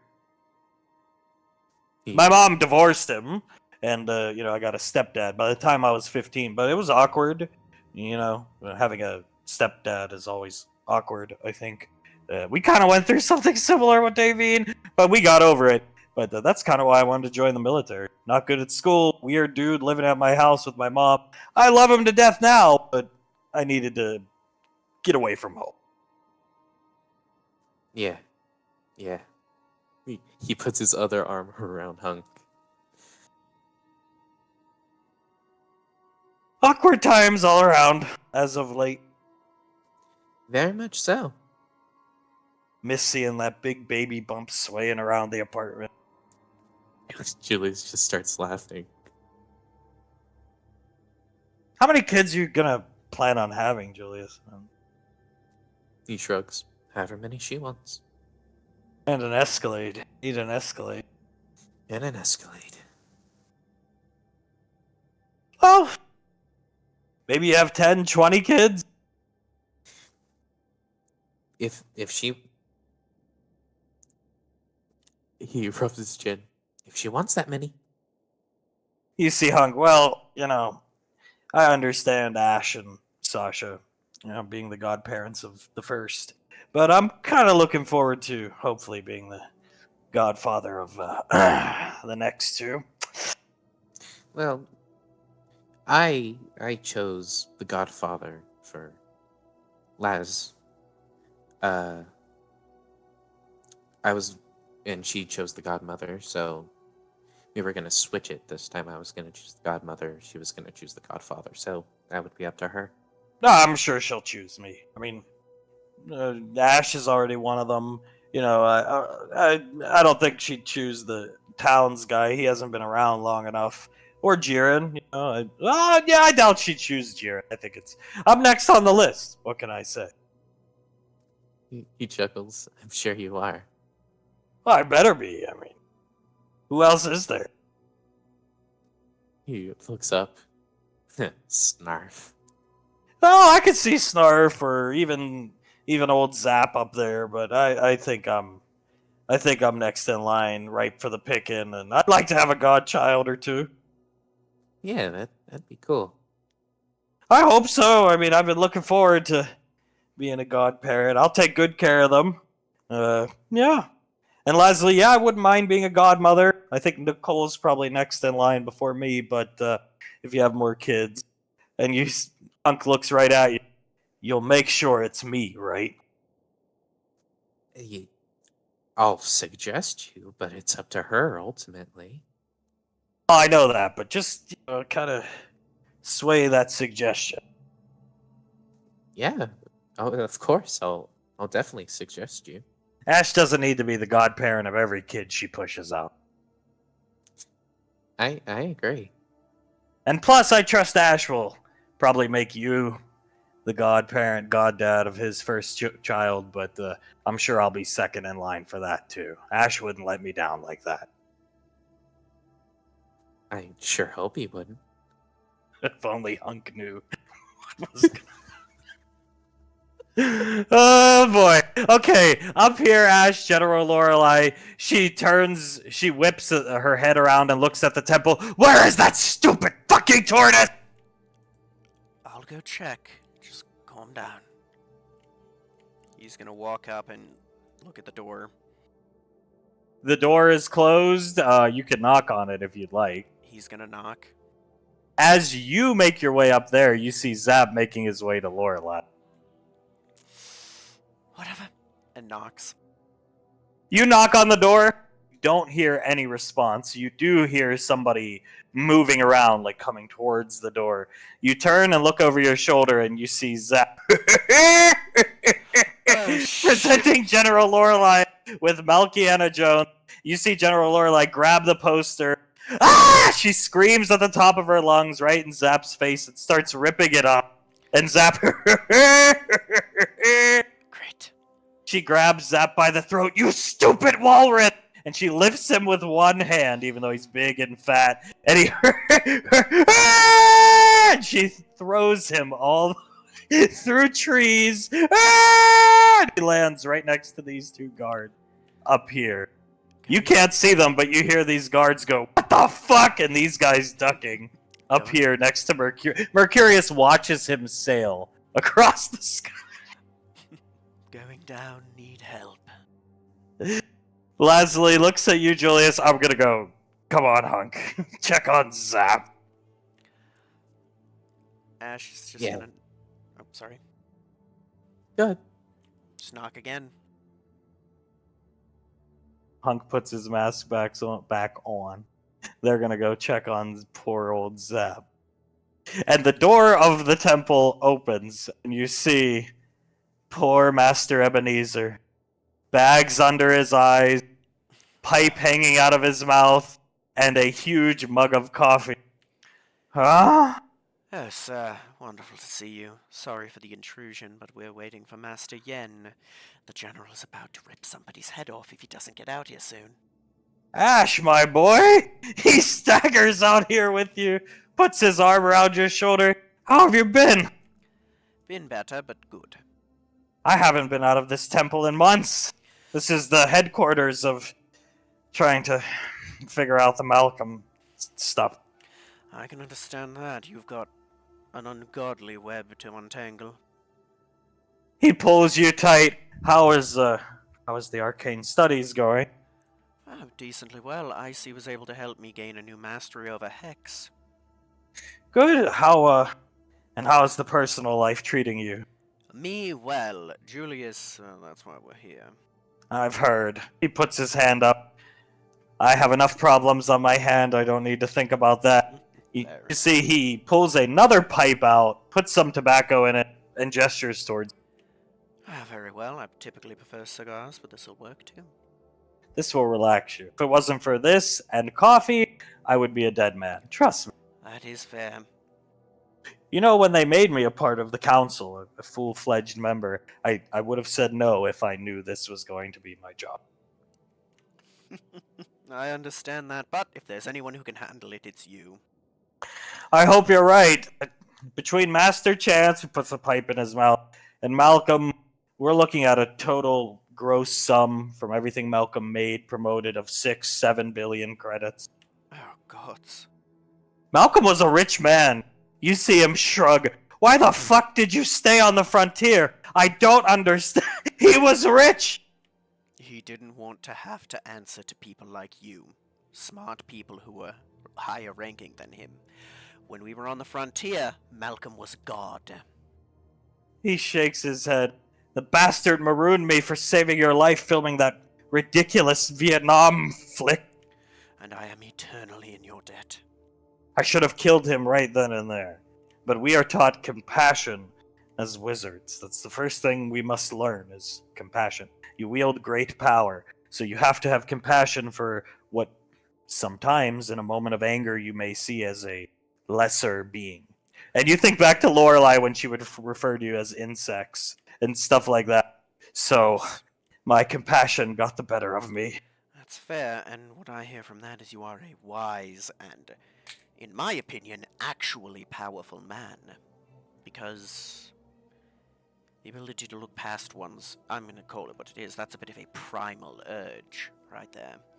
To look past that and understand is the sign of a man, to me. Indeed. He takes a pipe off his cigar, puff off his pipe and lights you. Yen's on his as Master Yen comes out. Oh, pleasure to see you, Master. Ash, that's your name, right? Yes, you've been taking your medication, sir? Yes, I have. I was taking a nap. What are you? Have you come to train with Commander Jiren's Crimson Squad, Fire Team Crimson, Spartan?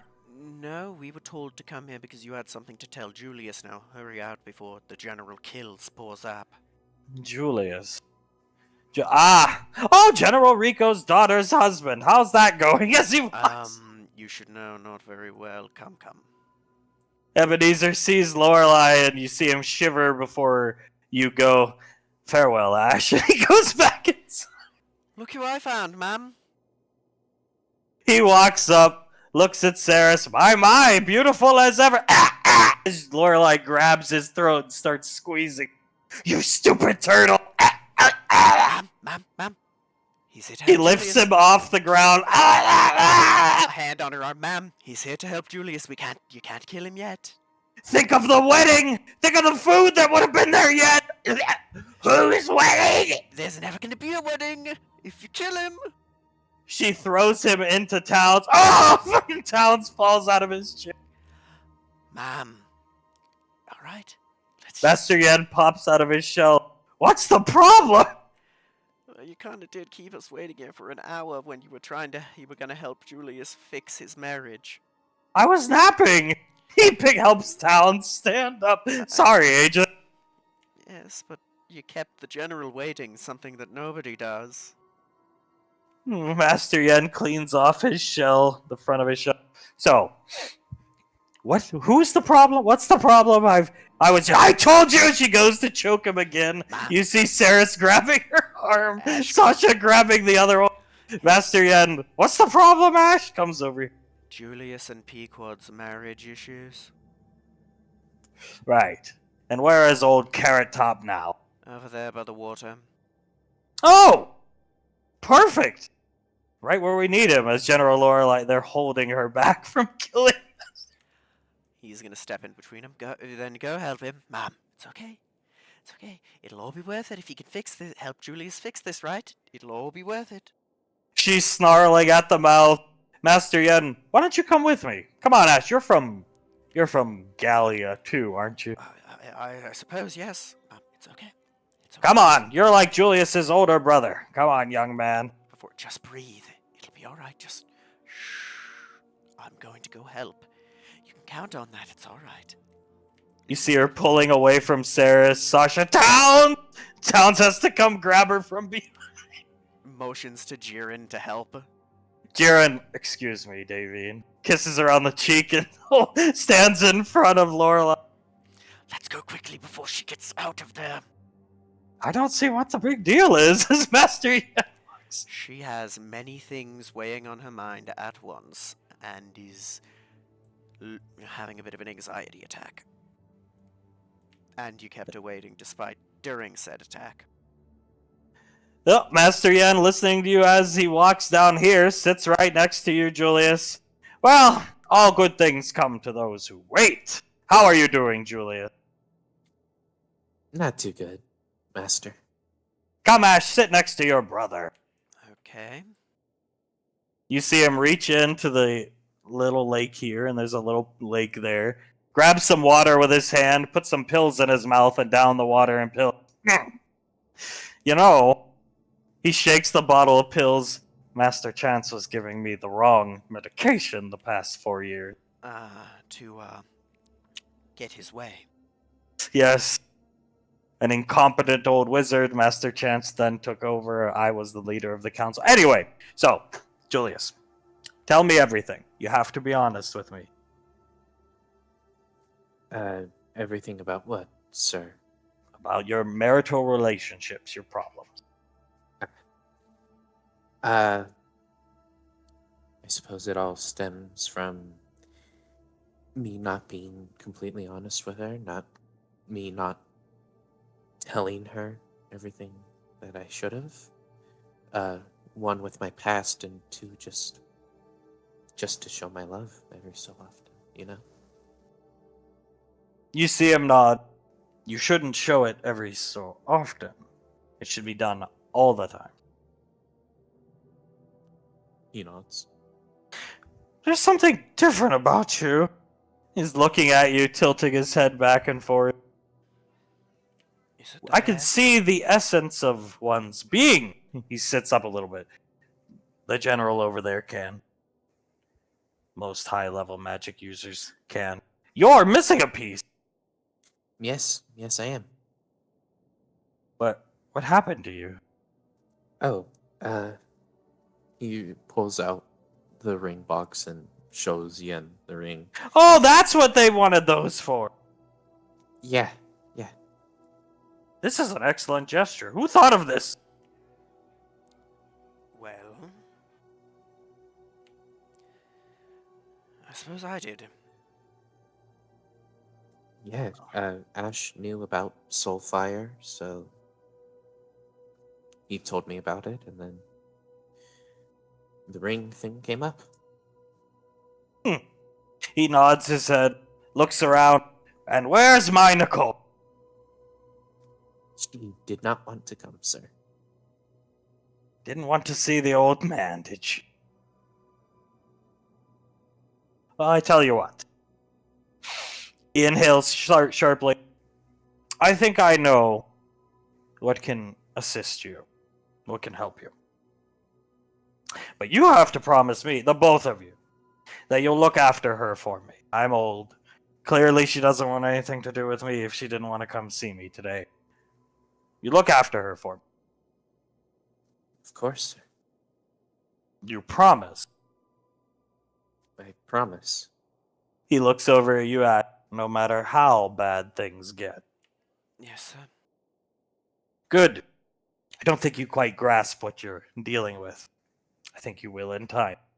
Anyway, tell me something, Julius. You're the one that you had the dead young girl in your arms. That's you, right? Yes, sir. And what was her full name? Full name, not full name is not the first name. It is first and last. Isabel Tirana. And what species was Isabel? Full High Elvish. And she was from Gallia. Yes, sir. Do you know what belief system her family might have followed back then? What deity, god she might have worshipped? No, not. Well, if you count the cult, then that, yes. Did she believe in that though? None of us did. The 3 kids, at least. The smartest of the bunch, to be sure. What was her name again? Isabel Tirana, sir. You see him looking off into the top right corner of his eye. Right. This is an excellent place. He gestures around to the water. The sacred pool. Yes, it's calming, in a way, sir. You know, I've only met one other being, with the exception of General Lorelei up there. Perhaps Nicole someday, that can do this. What I'm about to do for you, you cannot repeat. To anybody. Do you understand? Yes, sir. That means your wife. Yes, you shouldn't keep secrets from your wife. This breaches wizards. You see him sit up a little bit. We follow a doctrine, much like you are soldiers. You have rules and regulations to follow. Some of our doctrines, we can't mess with the afterlife. There are exceptions to every rule. I believe somebody on the Majestic was raised from the dead, right? Yes, sir. Yes. Rolly, our janitor. Okay. And he is a Millipidian. So resurrecting somebody like him is quite simple. Finding his soul in the afterlife, quite easy, since his death was relatively recent in the grand scheme of time. Time. We're not allowed to mess with time. No wizards allowed to. Not in Earthgov. And wizards that have practiced with it and tried to manipulate it to their will have all met terrible fates. Not at the hands of the military, mind you, at their own hands. There are things that we're not allowed to mess with. Very simple. You are time travelers. I will make an exception. You see him put his hand out. I know. One more time. I know you're probably sick of saying it. Full name. You have to say it. Her full name. He puts his hand out facing this direction. He puts his hand in his. Isabel Tirana From Gallia. from Gallia. You see that little pond over there? You see smoke, mist rise from it. It forms into like a circle. And you see her as she was the day she died. She looks to be in a very scenic place. She's sitting up against the fence. There's a little cat walking along the fence, and she's scribbling in a notebook, doodling. And Master Yen holds his hand out, keeping it there. What is that place? That is the afterlife. This is not a trick. I would not lie to you. I'm not Master Chance. You see him make a pissed off expression for a second. She is in a much, much, much better place than she was all those years ago when she died in your arm. She's been there since the day she died. No matter what your mother did or those cultists did to her, she was a good person. This is where she went, and this is where she has resided. Take a good look as the vision kind of closes in on her more. No pain, no markings, no blood.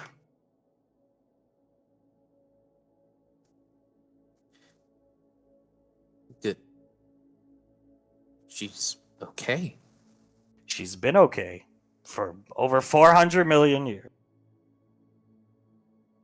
In a much better place. Then, from my understanding, you see him turn. He looks like he's exerting himself. You see him start to sweat. From my understanding, Gallia. I hear Gallia was a terrible place. Looking at that. You can't even begin to understand how bad. So, with that said, you see her there. In a better place, in a better way, free of pain, anguish, guilt. What reason do you have to dwell on her or feel sorry for her? Or what happened? I don't. Let me tell you something before you continue. I could probably find your other friend, Cillian. He kind of smirks and looks over at Ash. I'm not going to, but I could show you where Dale ended up if you'd like. But I'm not going to. I don't think you want to see it. And I believe a water ganassi and some type of dwarf. You don't want to know what happened to them. Only can imagine, sir. He's holding her there. The vision of the afterlife. You see her get up and run away. You see the cat follow her. And he closes it. So, I'll tell you what her purpose was. If we are a collective experience, we're a collective of all the experiences we have in life. Some of them come from events, war, some of them come from the people we meet. That young girl taught you what love was. Your mother surely never taught you that. Your drunk father, yes, I can read your mind, surely never taught you that. She taught you that. Do you think you would have had the courage to make your move on General Rico's daughter if you never met that young girl? Of course not. Then, why would you act the way you've acted all these years? She didn't teach you to act the way you've acted. Let me think. It was the way you've acted. What was it you said? Long ago to Ash on a vertibird after some traumatic event. Ash, correct me if I'm wrong here, I am old and tired. I need another nap, but it's a survival mechanism. Did her positive influences on you teach you to act like an animal trying to scrape by and survive? I don't think that's what she would have wanted. He shakes his head. Then there's no reason to act the way you've acted. Ever. If she's the impetus of all your problems and why you've acted this way, and your harsh upbringing, and the effect that day, albeit it was terrible, and I don't take that away from you, but there was no reason to ever act the way you've acted. She's fine. She has been fine. You sully her memory acting the way you acted. You sully her memory ruining your marriage and the positive influences she had on you, albeit in terrible circumstances. Yes, sir. Let me tell you something, Julius. Puts up his little finger. Many of EarthGov's heroes, from Major Lasley to the Ranger General, to the developing heroes, Nicole, yourself, your brother there, were not ready for the burden, whatever burden it might have been that was brought on them from whoever, their mother, the Archfiends, mobile armors. But that burden is why they became the heroes that we needed them to be heroes. Do you understand? Yes, sir. And that, not accepting that, not moving past it, is why you fail. He nods. Yes, sir. She's fine. She would want you to be happy. She was your friend? Yeah. A good-natured soul, to be sure, ending up where she ended, in juxtaposition to people like Dale, where your Sente was. So, it's time to move on. For your sake, not hers. She doesn't need you. She's fine. For your sake. And everybody else's sake around you, from my understanding. And not just them, but everybody. Because should you fail, we'll leave it at that. Yes. Yes, sir. Now, Ash, help me up. He can't stand up. Here you go, man. Helps him up. Ah! So, you hear his back crack. It's not every day I get thrown into an SIS agent. No, must be feel pretty invigorating. Yes, I love to be threatened, to be killed. So, you keep an eye on Nicole for me, and you are not allowed to repeat what happened here today. Julius stands up and nods and bows to him. Of course. Tommy will watch over you. I've seen fit to have him. I've guided him throughout his life. He is, effectively, your guardian angel. I guess so. You know where to find me if you need me, but Tommy is with you. Always. He's a good man. He is. He is. He used to work at a long time ago before EarthGov. If you were a wizard and you wanted to become a stronger wizard, you were interested in finding your untapped potential, there was no office to go to or military to join. You had to find somebody to teach you. I found my master a long time ago. He was an elf. He owned a toy shop. I worked at this toy shop. One day, Tommy Wiseau came in. And when I saw Tommy, I know he's goofy looking. I know he's strange. I know he lies every once in a while to prop himself up. But I could see the good nature in his soul. So, I extended his life, albeit it was a test of mine. A test I had to pass, given to me by my master, but this is why Tommy has been around so long.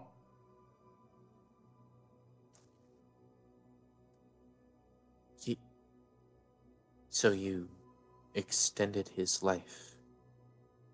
Yes, he's very helpful, very important. He is the yin to Malcolm's yang, or whatever. Whatever you want to say. I never knew Malcolm would turn into the evil he turned into. But every time I saw Malcolm, in the few moments of lucidity that I had, I could tell there was something off about him. I was informed recently that he murdered, what was her name? The Ranger, Denaria's mother, before the journey even, before you two had even met him. Yes, he did. Evil. Very evil. The most evil. At least of anyone I've personally come across. Well, I assure you, where he went to when he died, I'm unclear of the details of his death, but where he went to, he's gotten what was coming to him. Oh, I believe it. Should that give you some comfort, I hope. He's getting what he deserves. Simple as that. Oh, he is. Trust me. And you see him grin for a second. Well, are we getting near time for someone to have a discussion, Julius? Yes! Yes, Master Yen sits up, yes. Now, wait! You'll watch over Nicole for no matter how bad it gets, no matter how ugly it gets. Of course. Ash, I trust Julius, but Ash, you are wiser than people give you credit. I try. You don't try, you do. You are wiser than people give you credit. The two of you, her and you, have a lot in common. Your parents were taken from you when you were young. Yeah. Imagine being given away. Oh, poor thing. Imagine never feeling wanted. And no matter what you tell people, no matter what you tell somebody that young, they don't listen. You are wise beyond your years. You listen. She probably won't listen to you. But I entrust. Oh, cracks his back. You'll watch over her for me. The both of you, but the wiser of the two. And he pats your shoulder. I will do my damnedest, sir. I will keep an eye on her, and I'll talk to her and try to get her to listen. Very good. Very good. Now, go back to General Lorelei. I'm going to nap here. I'm not going to get thrown into an SIS agent again. Oh, lords. Master, snaps his fingers. To bed before you nap. Ah, right. Yes, come on. Help me walk, Julius. It's the least you can do. she's Yes, gonna walk up. yes, sir. Okay. All still holding Lorelai back. Okay. She's snarling at you. All right. Julius is helping Yen back to the house, and then we're going to go to see Pequod. General Lorelai, this better work, Tortoise! And Master Yen, oh, it will work, trust me. He didn't even need my help. Trust me, yep. I mean, he's got to be doing something right if he's alive this long, man. General Lorelai snarling at him. You see she's almost salivating at the mouth. As you take him back to the door of the temple, he's going to look up at you, Julius. Watch over her for me. Yes, sir. Good. And I should try to stop by the apartment more. Look at all these ships. I like my naps. I'll come up and see her in time. Is that your mother? He points at me. Yes, that's my mother. How's she doing? She's good. She's been with Jiren for a while now. Oh, well, I'm sure. Take me to see her, right quick, before nap. Of course. He walks him over. He comes right up in front of Davine and bow. Oh. She looks up at Julius and he shrugs. And she looks down at him and lifts him up. You don't have to bow. I should be bowing to you, sir. No. If you'd indulge me, my young beauty, allow me to kiss your hand. Jiren is laughing at Davine. Of course. She offers her hand. He kisses her hand. And how is EarthGov treating you these days, now that Malcolm is indisposed? Very well, very well. They've been paying me, which is good, and I get to work out whenever I want. Good. And you'll watch over Nicole for me, too. And he cops another kiss off her hand. Of course, I'll watch her. Good. All right, I can get back to the temple myself. Go fix your marriage. Don't be an idiot anymore after this. And he points up at you, Julie. Yes, sir. Excellent. And best of luck retrieving your Escalade. I hear she wants one. She does. He laughs and disappears into the temple as they all let go of Lorelai. Alex comes with Jiren, comes and sits down next to David. Okay. See? Now it's time to go fix this. Lorelai grabs her hands, puts her hands and fists up to her face and just lets out a scream. You see all the birds that were inhabiting the trees around here flying away. As Leslie, Hunk, and Zap come back, and Lorelai, on the ship to the Rico estate now, and points at the ship. Yes, ma'am. Oh, Julius! She comes over. While everybody boards the ship, I forgot. I told you could shower. She grabs you by your ear. Come with me. Yes, ma'am. Enjoy your bath! And she throws Julius into the sacred pool. Oh, Lord. He swims out, wipes his face down. Thank you, ma'am. You're welcome. There's showers on the ship. You can get one while we're in transit. I just thought that you look much better now, Julius. Thank you, ma'am. I appreciate it. Everybody boards the ship laughing at poor Julius. And unfortunately for Julius, fortunately, I should say, it's a good thing. The time is Icy ain't here. And you ain't in the mansion.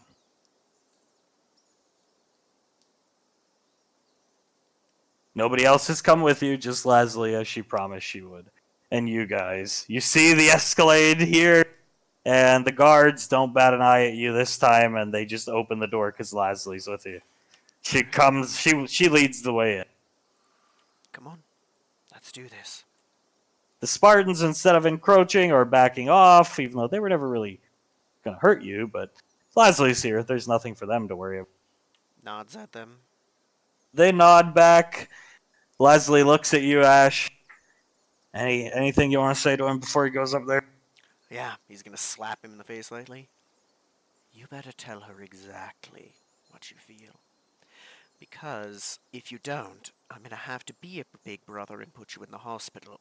Understood? He rubs his face. I needed that. I know you did.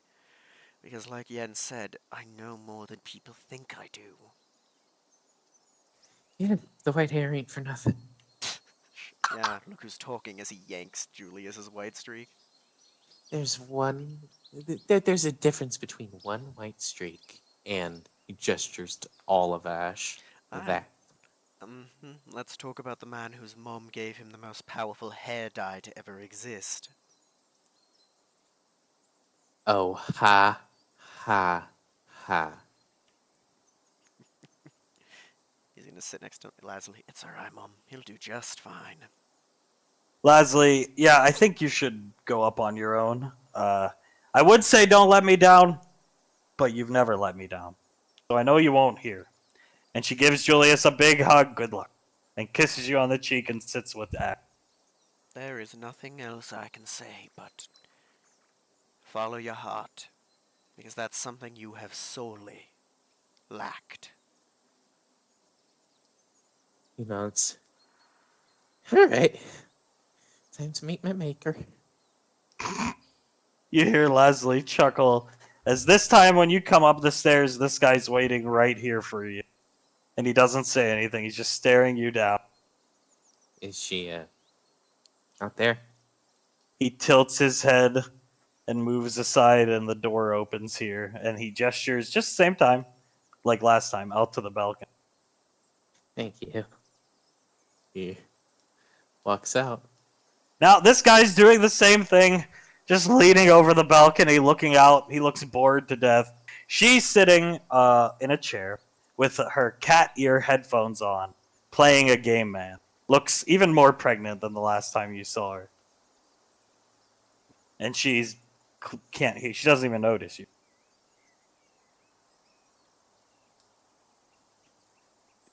Yeah.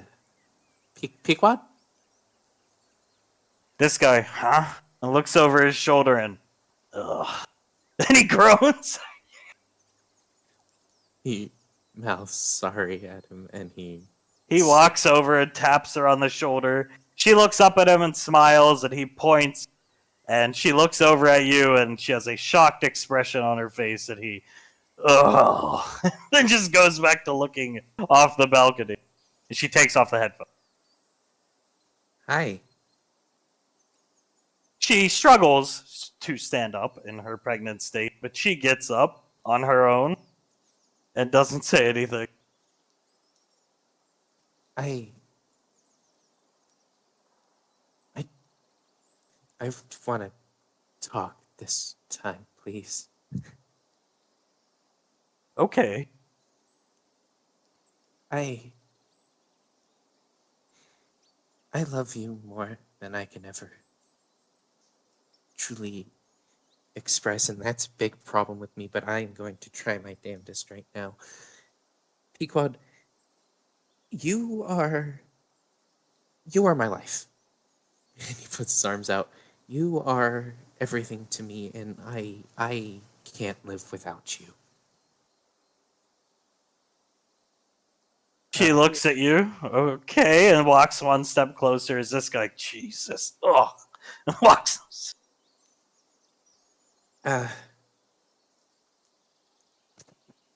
When I you just you make everything better. You make my nightmares go away. You when you smile, you make me smile. When you walk into the room, I remember to stand up straight.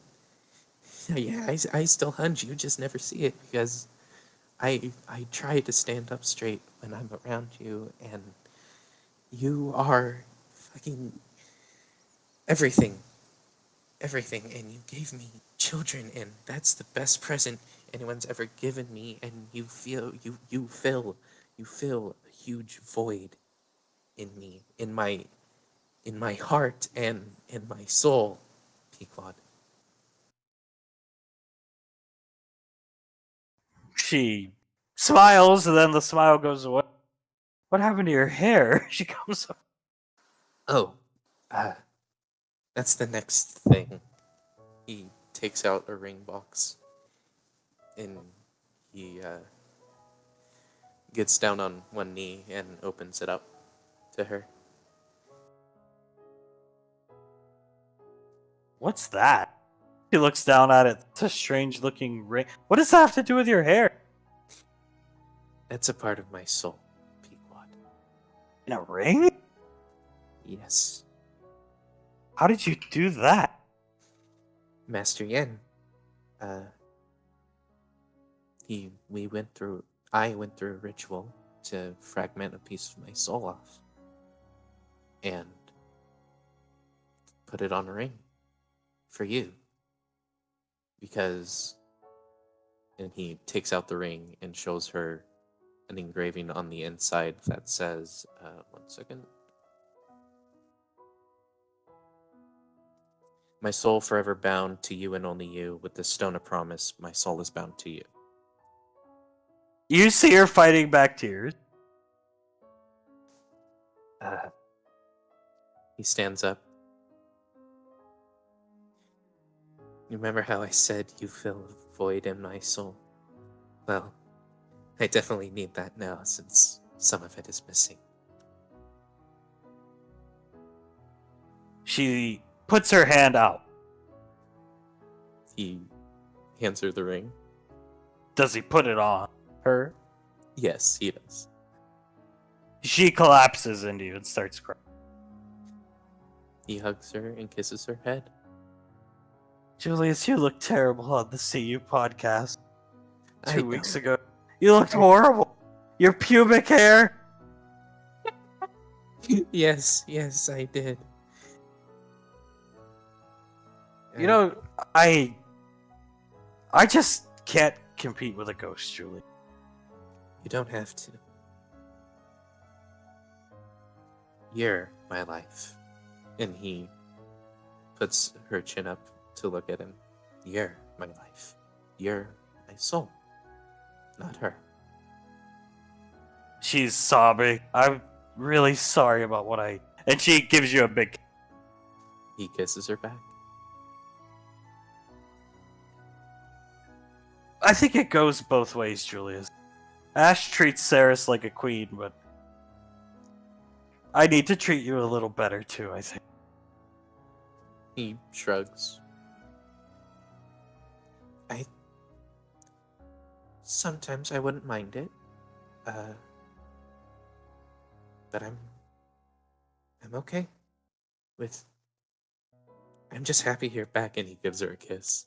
She gives you a kiss back and grabs your face and pulls the skin below your eye. You look horrible. I have not been doing great, I'm gonna be honest. Are you preparing to play Tommy, Wiseau? For the past month, it's been feeling like it, trust me. You look worse than Ash did when you guys came back from the frontier. Yeah, I feel worse than Ash. Or felt worse than Ash. She's gonna give you another kiss and hold there. He's just gonna hold her. I'll take care of you from now on, Julia. No, I still want to take care of you. It goes both ways. I know. We're two immature brats. Hey, brat and a punk. Thank you very much. Yeah, that is what Leslie likes to call you. And it is what I am. Am. I don't know even anymore. There's better ways to go about these things. And she's squeezing your back. I shouldn't have left. Spartan, and he... God! And walks off.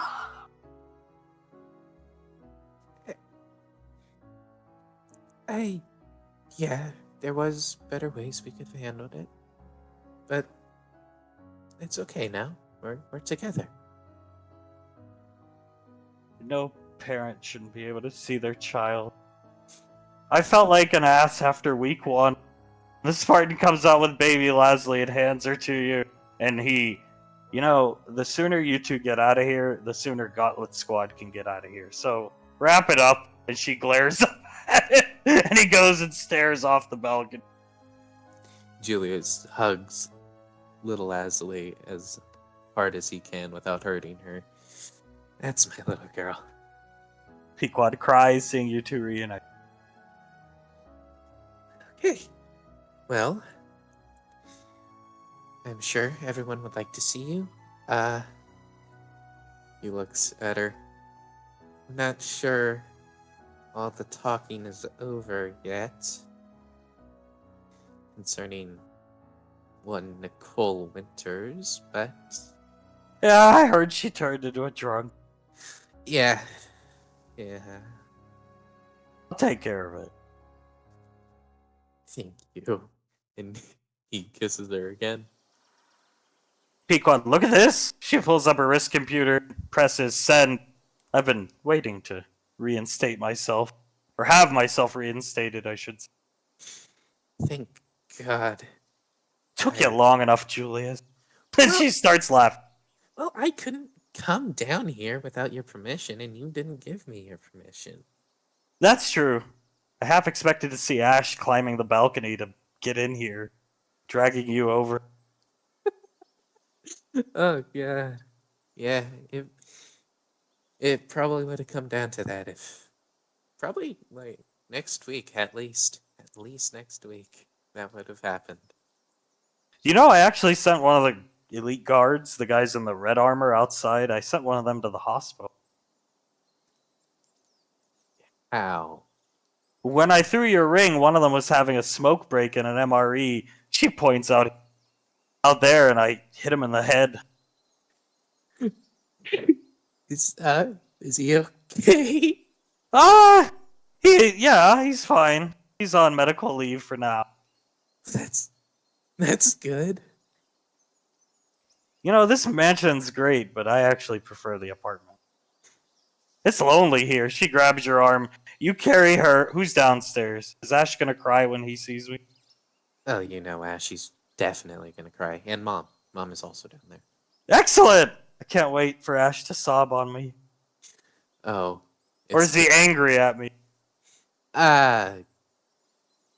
Well, he was angry at you, and then sad, got drunk, and then angry again, and then sad. I'm sure he'll just be happy to see you. Let's go! And she grabs you, and you walk downstairs, and as you're leaving, you hear this guy, Gauntlet Squad, report back to Gateway. And as you're walking by this guy, he, thank God, walks off. They were not happy to be. Boring guard detail. Ash? Yeah? They come down the stairs. Okay. Boom, there they are. Pequod looks right at you, Ash. Uh-oh. Old man alert. Yes, yes. Walks up and hugs her, and little sister hugs her. You The Spartans. Go ahead. You coming back with us, I see. Pequod pulls up a wrist computer, full reinstatement. It doesn't take long for General Rico's daughter. Of course not. He's gonna kiss her forehead. I missed you. Pequod grabs her throat really quickly. Wait a minute. Who's been flying Julius? She looks up at have you guys gone on mission? One. She looks at Julius. Who flew you? The Marauder suit pilot. What was it like having somebody else fly you? Not great. I like how you fly more. Good. She looks over at you, Ash. Go ahead. Say what you want to say. You were immature. It comes with the territory, little sister. I'm just happy you're back. She nods. Yeah, I'm immature. She puts her hands on her hips. I know. The resigning stung quite a bit, but Well, all you had to do was call. I would have let you in, just not him at the time. She points at Julius. you can see where I might have been hurt when you promised me to my face that you'd actually talk to him, and then that happened, and then you resigned. She puts up a finger. He talked. He said like 3 words. Pequod. She starts laughing. It's water under the bridge. I forget. Lasley just shrugs and Ugh. Poor Ash. Puts her arm around you, Ash. Eh, I'm used to it. They don't listen to anything I say. Well, they should start. She looks at both of you. You're right. We should. Leslie, all right. Back to the apartment, or what do you want to do? Looks down at people. You want to go back to the apartment? I want to go home. I want some Julius cooking. Good. Hopefully Icy's there so we can talk to her as well.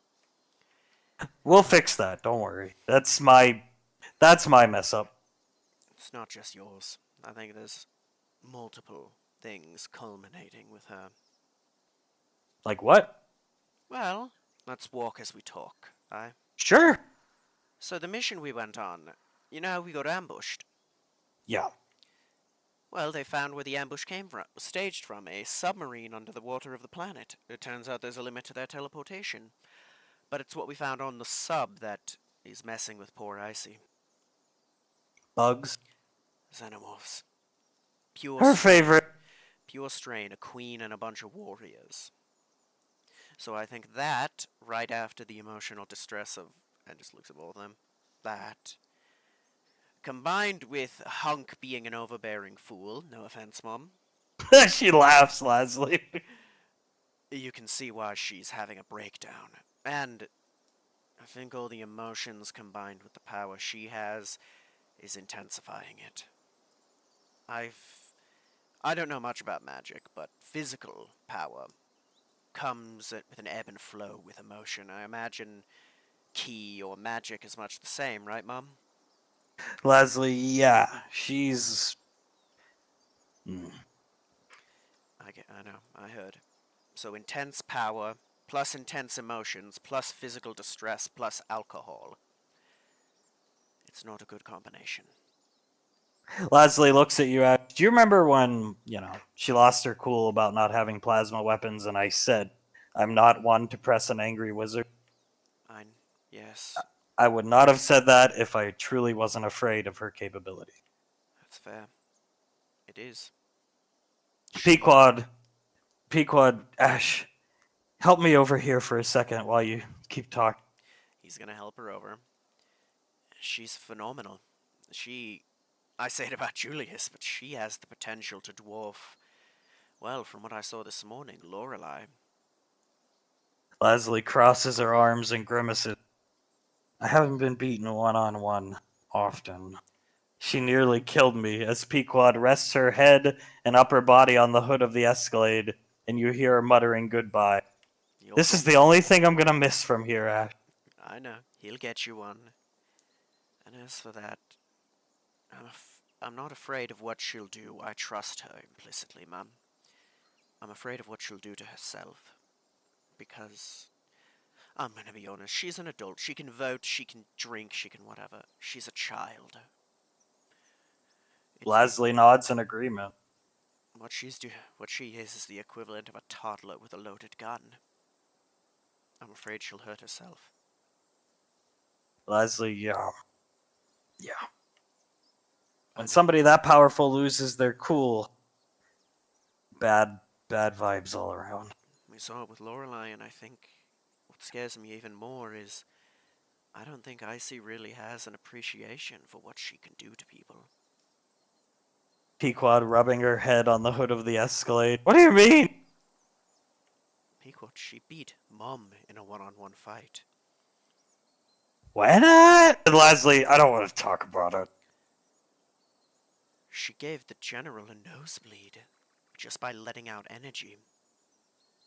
Pequod looks over at Julius. What? Yeah, she's very angry. She's not gonna hurt you. I can trust that. I'm not afraid of her. I'm afraid of what she does to herself. Because everyone self-destructs at least once in their life. Everyone's going to have their trigger point where they completely lose control over themselves. Everyone here, with the exception of the little one, has. And you hurt yourself when you do it. I'm afraid of what damage she's gonna do to her body and psyche when that day comes. But I'm gonna try my best to help her through it. You see Pequod eyes wide. Well, I'll help you as much as I can too. Sasha, she comes over here. You see her kissing the hood of the Escalade on the other side. Icy's my best friend. I don't like the term best friend. I really don't because it demeans people. Like we're everybody's my best friend, but I'm closest with her. So I'll help you where I kisses the hood of the Escalade. Cat. Do you know what you call it? What? Sister. Yeah. That's a good term. We should buy her an Escalade, Julius. Did you guys see St. Guillotine got shot at his press conference? Yes. Heart attack and then shot. How is Tommy? Good, actually. At least somebody's doing good. It was insane. He was actually disappointed in Julius. Leslie starts Oh, I'm just happy you're back. I think he was disappointed in me too. I got drunk and smashed a bottle of alcohol across his restaurant floor in anger. Pequod, wow. Was Tommy drinking too? He Yeah, took he it. took a shot. He did. Wow, it must have been bad. Yeah. Pequod looks back at the Escalade one more time. Farewell, as she strokes the grill. Let's get going. Leslie, family's back together? Good. Gives a thumbs up, walks off to the Oh, a gift. And he's gonna pull out the Malk Angle picture for her. I'll get it. A little something from SIS and the General. Pequod. Oh, wait. Oh, the MWF! I forgot all about Malcolm and the MWF. My dad has the pay-per-view channel blocked here. I can't blame him. Why is he in an Olympic leotard?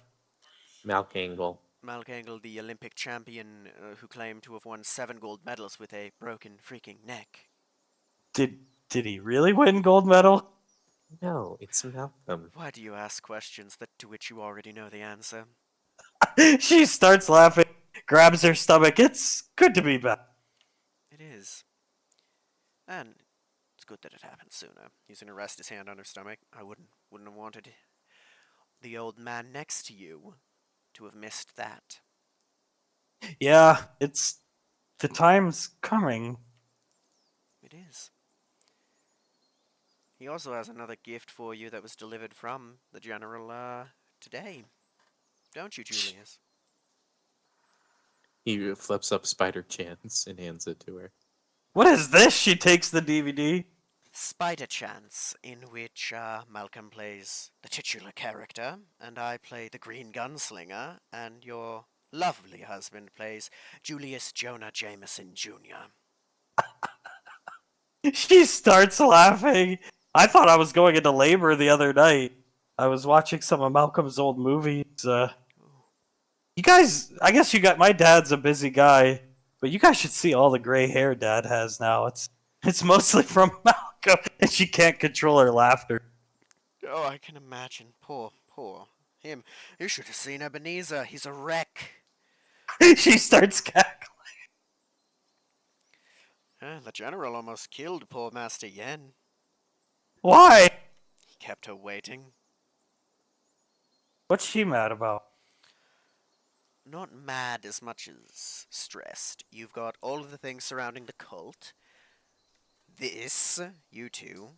Icy losing herself. And just the general stress of her job. The General's very powerful, but she's still only a person. And Julius's pubic hair? He grew he's gonna put up beard. In sadness. It looked so horrible on the CU podcast. Oh, you should Yep. see. Look at that. He's gonna pull up a picture of Julius from this morning. Look at what it looked like this morning. Oh my god, it looks like somebody did just cut off pubes and glue it to his face. Yes. Like I said, if you're gonna try to grow a beard, you gotta grow it out and shave it a few times before it grows in fully. I like clean shaven Julius. That's fair. I don't think I want to get rid of mine. No, it looks good on you, Ash. You look really good with a beard. Julius just looks like, I don't know, a very cheap Barbie doll or something. A bargain bin Ken. Yeah, actually, only with red hair. So a bargain bin Ken whose little child owner dipped his head into Kool-Aid. Poor Julius. He comes over and strokes your face. Hey, I've earned this. This was what, 7 years in the almost 8 years in the making. Let me have my little fun. Oh, God, this bad. Gods. Oh gods, if this mimic could last forever. And he starts stroking Pequod's face. Shouldn't you be saying that unironically right about now? Oh, I am extremely happy, Ash, right now. Oh, and by the way, he gives her a kiss. Gods, if this moment could last forever. She gives you a kiss and smiles back. So does your ring have whatever this stone is that can have a piece of my soul? No, it doesn't. Oh. Well, if you want to get one, Oh, I'd wait till after childbirth, maybe. yes, and you don't have to. It's very painful, Pequod. It hurts more than and he points to the runes. It hurts more than these did. According to legend, it's the most painful thing a person can ever experience short of death. She blinks at you, Ash, and then looks at you, Julius. I'll do it. But probably should wait till after birth, right? Yes, very good idea. Yes. Okay. First thing after we decide the godparents. Oh yes, I hear that some people are very excited for that possibility. Who? Hunk wants to be the godfather. Well, that's what. Yeah. Who else? Maybe Snarf down the road, or I kind of like Zap too, but of course, Hunk. Jiren's in the running at this point. Yeah, I like Commander Jiren too. Oh, you should have seen it. What you missed was him and Davine getting far closer while you were away. Getting all hot and sweaty. I'd say that. I'd ask. Julius's stepdaddy. Yep. I'd ask him the over-under on how physical it's gotten, but I don't think Julius wants to think about that. Oh, please, God, no, Pequod. I don't even want to think about that. Well, it is what it is. Sasha's seemingly getting near shacking up with someone too. Pequod opens the door to the Escalade. Go ahead, Ash. Sit in the driver's seat. Who's Sasha with now? Towns. Nice! Pequod puts a thumbs up. She needs a boyfriend. She's needed a boyfriend for a long time. She does. You can't have. From experience, you can't have weaponry be your only companionship. Pequod looks at you. You know, the window is down on the Escalade. She closes the door for you. How did Towns manage to pull her? Copying what I said to Saris. Pequod starts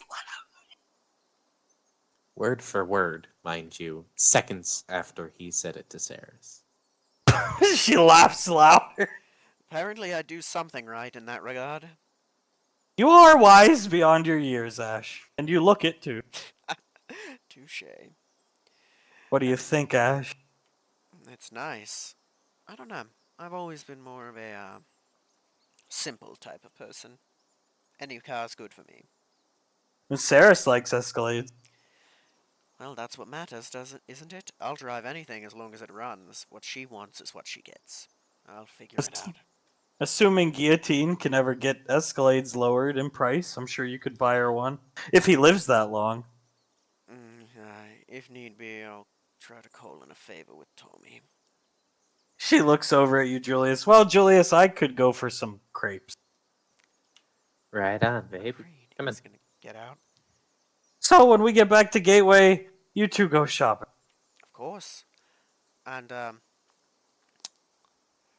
it's good to have you back. And I didn't lie when I said I was proud of you, little sister. She gives you a hug. Likewise, old man. And look at this little one. She's looking good. She is. She's happy to see Dad. She should be. Goodbye. You see her eyes sparkling, looking at the Escalade. You board the ship and go back to the apartment. The kids are here playing. Pequod's going to put the picture up of Malking. Well, let's go. Rolly, cheese puff queen! And Pequod, I'm back! I didn't bring you any. Julius will go buy you some down on Gateway. And Rolly, yeah! Don't let me down, Julius! And he's looking right at He gives him a thumbs up. I'm glad you're back! Pequod hugs him, and people start coming out because they hear Pequod's back. Yes. Look who's back. Everybody starts embracing Pequod. Is Icy here? Suletta, no, she is not. I believe, I don't know where she is, honestly. She crosses her arms and comes up to Julius. Oh god, where did baby Leslie go? Oh, she's back here. And can I have her? Yeah, of course. Adorable. And she takes her and starts lifting her up in the air. Saris and Sasha hugging Pequod. Everybody's back. Hunk, you see Hunk. He's standing next to Davine. Davine can hear Hunk cry. He just shakes her head at him and punches his arm slightly. Oh! I'm just glad everything worked out, Davy. I understand. Thank God. Plus, I need Julius in the right headspace. I need his help with something later today. Actually, Davine, do you want to come to Anova with us? Sure. Yeah. Need Why? to get in. I want to get Nicole. It's her birthday's coming up. I want to get her an egg of a native species on that planet. Where we're landing, the super-esque predators, if you will, aren't native, and we'll do scans of where we're landing to make sure. If there's anything there, we won't get off the ship. Nobody's gonna die getting this. Okay, yeah, I'll come. Good, I'll get that SIS agent to come, and maybe Saris if she wants to come. I wouldn't mind having Saris along with us. Can't hurt. As Saris comes up, and I don't know what you did, Ash, but thank you. She hugs you. I only gave him advice. He's the one who did it. Saris looks over at you, Julius. I have some advice for you, Julius. What's that? 2 words. Blood pudding. Alright. He looks over at Ash. Get on it. Well, actually, I'll have Mercurius help with that, but I think we're going to test something new tonight. What are we testing? Bloody mashed potatoes. Pequod, I like mashed potatoes. Saris, you'll probably like them. Saris looks at Pequod, and we're gonna watch Spider Chance tonight. It's apparently a hit movie. You see Pequod's eyes sparkling. I can show you a scene of it if you want. Pequod, oh, sure. And Saris, if it's the scene, and Sasha starts cackling. He's gonna play Uncle Scar. Go ahead, Nick. Let me find the video. Hunk comes up to Dave. I can help you out if you need it, Nick. Just let me. Yeah, I'm scrolling up through general. I got it. I got it. Hunk leans into Davine. You know, Davine, these movies, you were just doing this to make sure Julius got food, right? Why? Well, Julius and Ash. But why else would I? Alpha Niner channel. And Hunk, I don't know. It's fucking terrible. They're all. Hope you don't take offense, but these movies are horrible. Yes, I'm very aware. I tried my hardest to be terrible in them. Alright, here we go.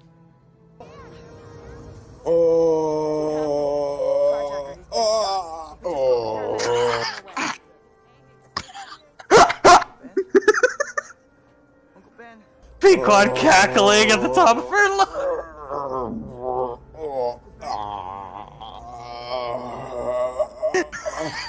Peter.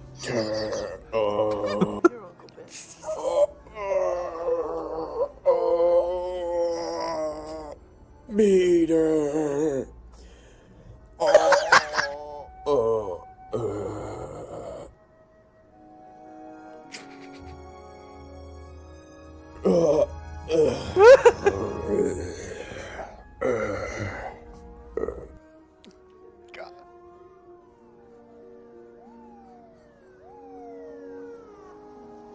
the shooter. He's headed south on 5th Avenue. He's got 3 cars. Everybody in the room's cackling. Folks, come on, help us out. We're back. That's what we have. Wait a minute, he's still groaning after he's supposed to be dead. Who was that? Pequod pointing at the risk of. That's Scar Freetooth. He also played my dad in Malkany. Oh, it's him! You see Pequod, she's thinking back. What the hell was he doing? Acting. Oh, I think I've seen a clip of him getting blown out of a really bad-looking Statue of Liberty with Davian's face on it. Yes, that's Chanceman. One of Oh. the few leading roles he had. Well, actually, I haven't seen it, but I've heard of it. But wait a minute, what? He was a terrible actor. Pequod looks over at you. He started doing it to impress Dr. Gonzalez. She grabs her stomach. He didn't make it off the ship. We don't think so?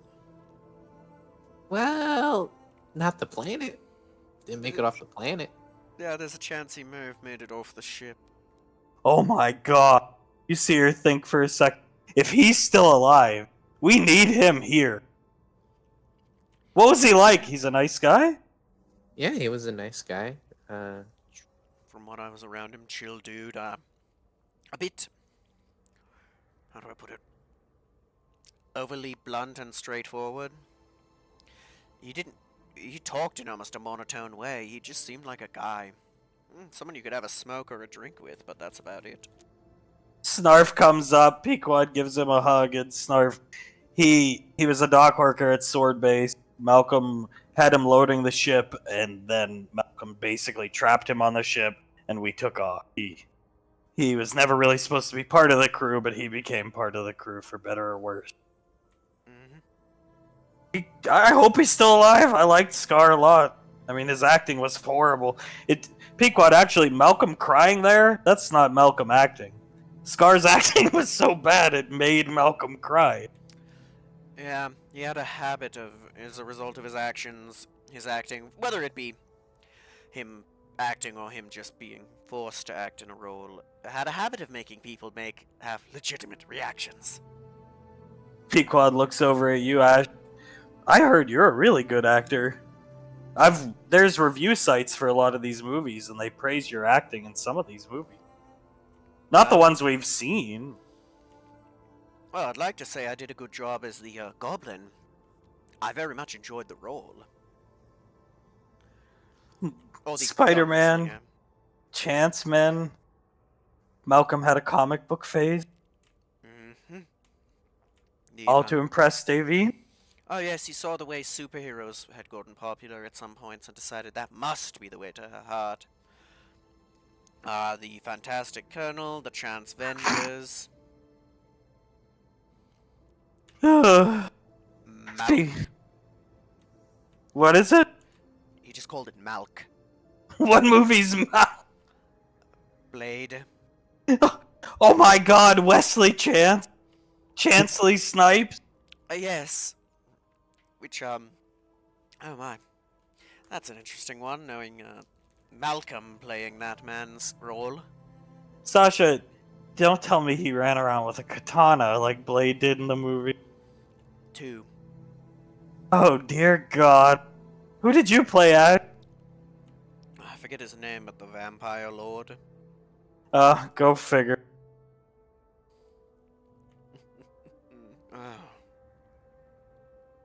Pequod grabs her stomach. Julius, and you hear it groaning. Can you go get me ingredients to make crepe? Yeah, of course. Yes. Have fun shopping at Gateway. She grabs Julius and pulls him in and gives him a kiss. You hear everybody, aww. Agreed. He pulls back and blushes a bit. My, ma'am. She chuckles and Hunk, come on, I'll get you some orange juice. I bought this fresh squeeze orange juice maker. And Pequod, fresh squeeze, and follows Hunk into the kitchen. Well, kisses Ceres, parting is such sweet sorrow, but I do have work to do, my dear. Mashed potatoes. Yes, yes. And rocket launcher. I will try. I need to talk to Icy first. Yeah, I don't know where she is, but I'll call you if she comes back to the apartment. Straight away, honey. Thank you, my dear. And mashed potatoes are for now. We are planning something very special. I can't wait. My turn as she takes Leslie from Suletta. Suletta glares at her. So happy to have this one back. She walks off with her. Me too. We're complete once more. Suletta, well, have fun down on Gateway. Thank you, Auntie. I hear SIS has some questions for you. I assume so. They always do. She walks off, and you guys are free to go down to Gateway. Let's head down.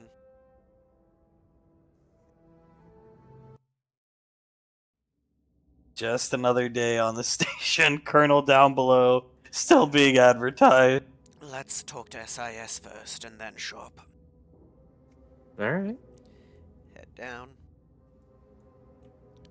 Knock. Door opens for you. Hello, hello. Heard you two were looking for us. Agent O looks up from his desk. So, you're looking better, points at Julius. Feeling better, sir. Everything, work out? Worked out and squared away. Good. That's what I like to hear. Excellent. Well, Pequod will be the pilot again for the squad. Your Marauder pilot back to his Marauder. Okay, so pleasantries out of the way. Why? And he pulls this picture. Oh, that's the infiltration mission, yes. Yeah, so, okay, here. So that POV is taken from a UIR, insurrectionist sniper or something like that. And here, I'll play the audio. He plays the audio. You see the scope moving, zooming in and out on Malcolm, and you hear this. Now, it's got to be fucking Akiba playing a joke, right? Or this is some type of test from the lightning count to see if I friendly fire or something. Why would EarthGov send a colonel out here? Don't they have grunts? Is that even a real colonel emblem? You see the scope zoom in. Where did he get that newspaper? I thought those things were gone by like 500, 600 years ago. Is he dressed like that Steven Seagal guy? And he clip. Yes. That was us infiltrating, like they said, the UIR base, and Malcolm. Well, I wasn't there for it, but looking back at footage, Malcolm looked at Julius and told him, "Let me show you how a true warrior infiltrates." Pulled a newspaper out of nowhere, and, well, that. That's the clip they just play, Malcolm saying that. Agent O looks up at you, Julius. So, you just walked up with him, hiding behind a newspaper, which we don't even know where he got. They haven't existed in, you realize, like 600 years. Yeah, well, if one of us was going to get shot, it was going to be him. I could get away. I can't answer where the newspaper came from. Please. He started a production company. Oh! His own printing company. What was it called? Chance. I think he called it the Daily Chance. Oh! Oh, wonderful. Another lead for Chowns to run down. As used in Spider Chance. Yeah, I've seen that one. You know who has to go through all these horrible films? You do. Because he closes the... Yeah, I do. Towns refuses, because he says Malcolm and Dale are like the same person. So, That's fair. Towns literally refuses. It's the one order that guy won't follow. I can't blame him. No offense, sir. Yeah, just what I want to do on my time off. Well, there are worse things you could be doing. No, I suppose. I gotta get through Chance Men. Apparently some clip leaked of some guy go flying out of he built a statue of Davine, is from what I'm gathering. Yes. Either plated gold or solid gold, I am not positive. And he was actually trying to kill this, it looks like a Tabaxi or Leogan or something like that. Yes, it was probably one of the few points where he hated someone more than he hates me. Lenias starts chuckling. That I find hard to believe. Have you seen the scenes with him? You see her face start to turn red. Peter! Agent O, yeah, I've seen it. I haven't seen the movies in chronological order. There's too many. I don't know where to start, but I could tell that Spider Chance was early on. Some of the later movies I've seen, clearly Mr. Freetooth is not involved. I assume that was on purpose.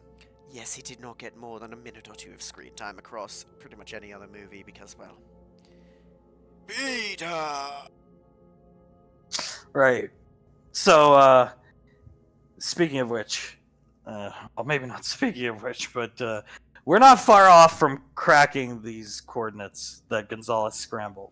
I actually don't think the problem is we're thinking too much about them. If they're out in deep space, then these coordinates are probably right. I don't think she intentionally scrambled them. I think embedding the video, embedding the codes into the video might have misplaced a number or two in the coordinates. I don't think they're intentionally scrambled. So we're going after them. Lorelei said it's at your squad's discretion. We'll hold a vote with the rest of the squad, but as far as I'm concerned, I want to go, and I'm guessing you do as well. Yeah. Okay. Well, when we get it cracked, we'll let you know. Besides that, in terms of intel, I got zip. Good. Well, could be I worse. think your captain's pretty close to coming up with something to stop, at the very least, the big green fucker from getting away. So, I suggest we don't do anything against them unless they really force our hand. We wait until a countermeasure is developed, and if she's close, she's smart, she'll get it done. Yes, that's my plan as well. To be fair, I'd rather go in with any advantage we can, because let's be fair, we have, one card in our deck against them? Yeah. We know that they can't teleport far distances. That's our one advantage. And we know they're going to try to ambush us, but I wouldn't call that an advantage. And I don't think Globnock will allow himself to be taken alive, so... No, but if you try something with a sub again, we can just, scan the planet and nuke it from orbit if he wants to be a coward. Seems like a coward. He ran away multiple times, and he specifically targeted me and Towns, two people who, and that's not an insult to Towns, we just were the least equipped to handle him. From everything from my guess, least equipped to handle him, and he seems to have a real problem with you, Ash. Towns was in the way, I suppose. I'm glad he was, but he seems to have it out for you, Ash. I would expect this moron to do the same in the future. Of course. I don't know what he has against you, but yeah. People hate those who they want to be like. He's not the brightest. He's not. Judging by the combat footage, he's in charge of that ambush. It was the sloppiest ambush I've ever seen. I've seen kindergartners playing war games, Scov war games that pull off better ambushes. Board games, I should say. If you gave me the same equipment and people, we most likely wouldn't have walked out of there without at least a few severe injuries. Agent O types on his computer. Actually, I do have some more intel. I forgot, but it's not big. That's kind of why I forgot it. But last time you went up against these guys, the wolf thing was there. And you asked what intel we had on the other ones. And I said not much, because we don't have much. But what we do have, Raging Raven, I've taken to calling it voided up, like Void Rage. Yes. If she's Void Raged, from everything we can tell, she has an advanced tech suit that allows her to fly. And she favors heavy weapons. So grenade launchers, rocket launchers, and she usually has what they call UAVs, drones that follow her and fight alongside of her. I wouldn't underestimate anybody, but she doesn't seem all that special, considering some of the things like Julius can do, fly around, the spells your captain can cast. Laughing Octopus, on the other hand, is a different story. Apparently, she's a master of disguise, and I mean that not with a cloak. Whatever suit she wears can turn her into almost anything, or blend into almost anything, or change herself to look like anybody perfectly. And that suit also, if you scan her, it's gonna, let's say she copies me and you scan her, it's gonna come back as me. That suit can replicate somehow on a molecular level our DNA signatures. Apparently, she has to make contact with the person, but still, that's dangerous. It is, although if she's voided out, that may throw a wrench into that. I'll have to ask what people think about that idea. I don't know. We have no footage of her as of the past 25 months. But So we, and then the last one, I got nothing on. Nothing. I mean, fair enough. So what we got is a near-perfect changeling, who is probably an incredible assassin, and a human vertibird. yeah. I mean, I wouldn't underestimate the vertibird either. But I'm kind of surprised that these people are willing to take orders from somebody like Globnock. I think that's an advantage we have too, given the fact he has no skills whatsoever when it comes to leadership. I would agree. And his lack of leadership, plus, I don't think they are happy about it, and malcontent soldiers make for easier targets. Yeah. But I'll try to keep digging up info on we don't even have a name, Mantis, Screaming Mantis, but if that's what you want to call her, Voided Mantis, whatever. They got nothing on her. She's the founder of the BB Corps, and I mean, she founded it. That means she doesn't have to go out and fight. That's why she has all of her underlings and lieutenant. Which, if she's that powerful, then very feared. Yeah, I would not underestimate any, but most especially her. That being said, you have your captain. She can deal with her, I'd say. I would hope so. I also think, based off what you've said and the way I see void energy working with people, you're right that Raging Raven isn't to be underestimated. The way I see it, that void energy really changes people, and whatever it does to her suit, and more importantly those weapons, a flying, difficult-to-hit heavy weapons specialist with the versatility of that void magic, she may be one of the more dangerous ones, a dark horse for it.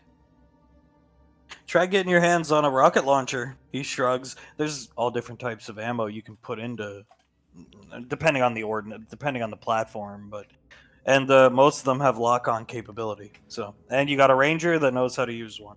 I plan to. I'm going to trade one of the pulse rifles as well as some other odds and ends to the rangers, hopefully to get that. You should hook up with the new Spartan squad. He points at you, and then I have Fire Team Crimson. I believe Commander Jiren is in charge of them. Ah, yes, I heard about that. You should get to know them. I mean, they have a heavy weapons specialist, to my understanding, though he has a shoulder-mounted rocket launcher. But, I mean, that shoulder-mounted rocket launcher is made from a Spanker rocket launcher. So I'm sure they have spare ones lying around. They're based somewhere out of Gateway, one of the rings. Probably whatever ring Jiren's based out of. I'm not sure. Well, I can always ask the commander to hook us up and maybe try to talk about that. Yeah, one of the members of the squad is Carter's nephew. So Oh, incredible. From what little I remember talking to him about, isn't his nephew very young? 23, I think, 24, something like that. Yeah, I met them very briefly down in JSOC, and I was busy. Already a Spartan. Rico put him through, I think. Good family lineage. Carter was one of the best. So Well, I can't wait to meet him. Carter's I understand he's dead, but a very lucky man. The privilege of killing Malcolm. If only I could have. I think everyone in this room wishes they could have. I'll tell you what, the Ghost Ship of the Frontier is almost done. It's in pre-production right now, and when that documentary comes out, it's going to be something. I imagine. I also heard a question back to Scar Freetooth. Yeah. I found out recently that Malcolm just kidnapped him. Yeah. What was High Command's reaction to somebody being kidnapped off Sword Base? Honestly, we thought he was a Max Tech spy. I mean, first glance, people think UIR. But UIR, they're not a big enough player to try and infiltrate Sword Base, steal secrets, whatever. We thought he was a Max Tech spy for a long time. But, however, when I boarded your ship it wasn't the first time, it was like the second or third time, I saw him there and briefly spoke to him. And so, the concerns were nullified then and there. He told me Malcolm, essentially shanghaied him. And I offered him, I said, well, you want to come back with me? And he said no, he wanted to stay with Gonzalez. Apparently they were a thing. He was trying to impress her. I hope he did. Good man. I just was curious because well, like you said, they thought he was a spy, but I can't imagine there are many other options. Either he's a spy or somebody decided to become a very big player in the galactic game by kidnapping somebody off of Sword Base. Neither one really soothes the mind.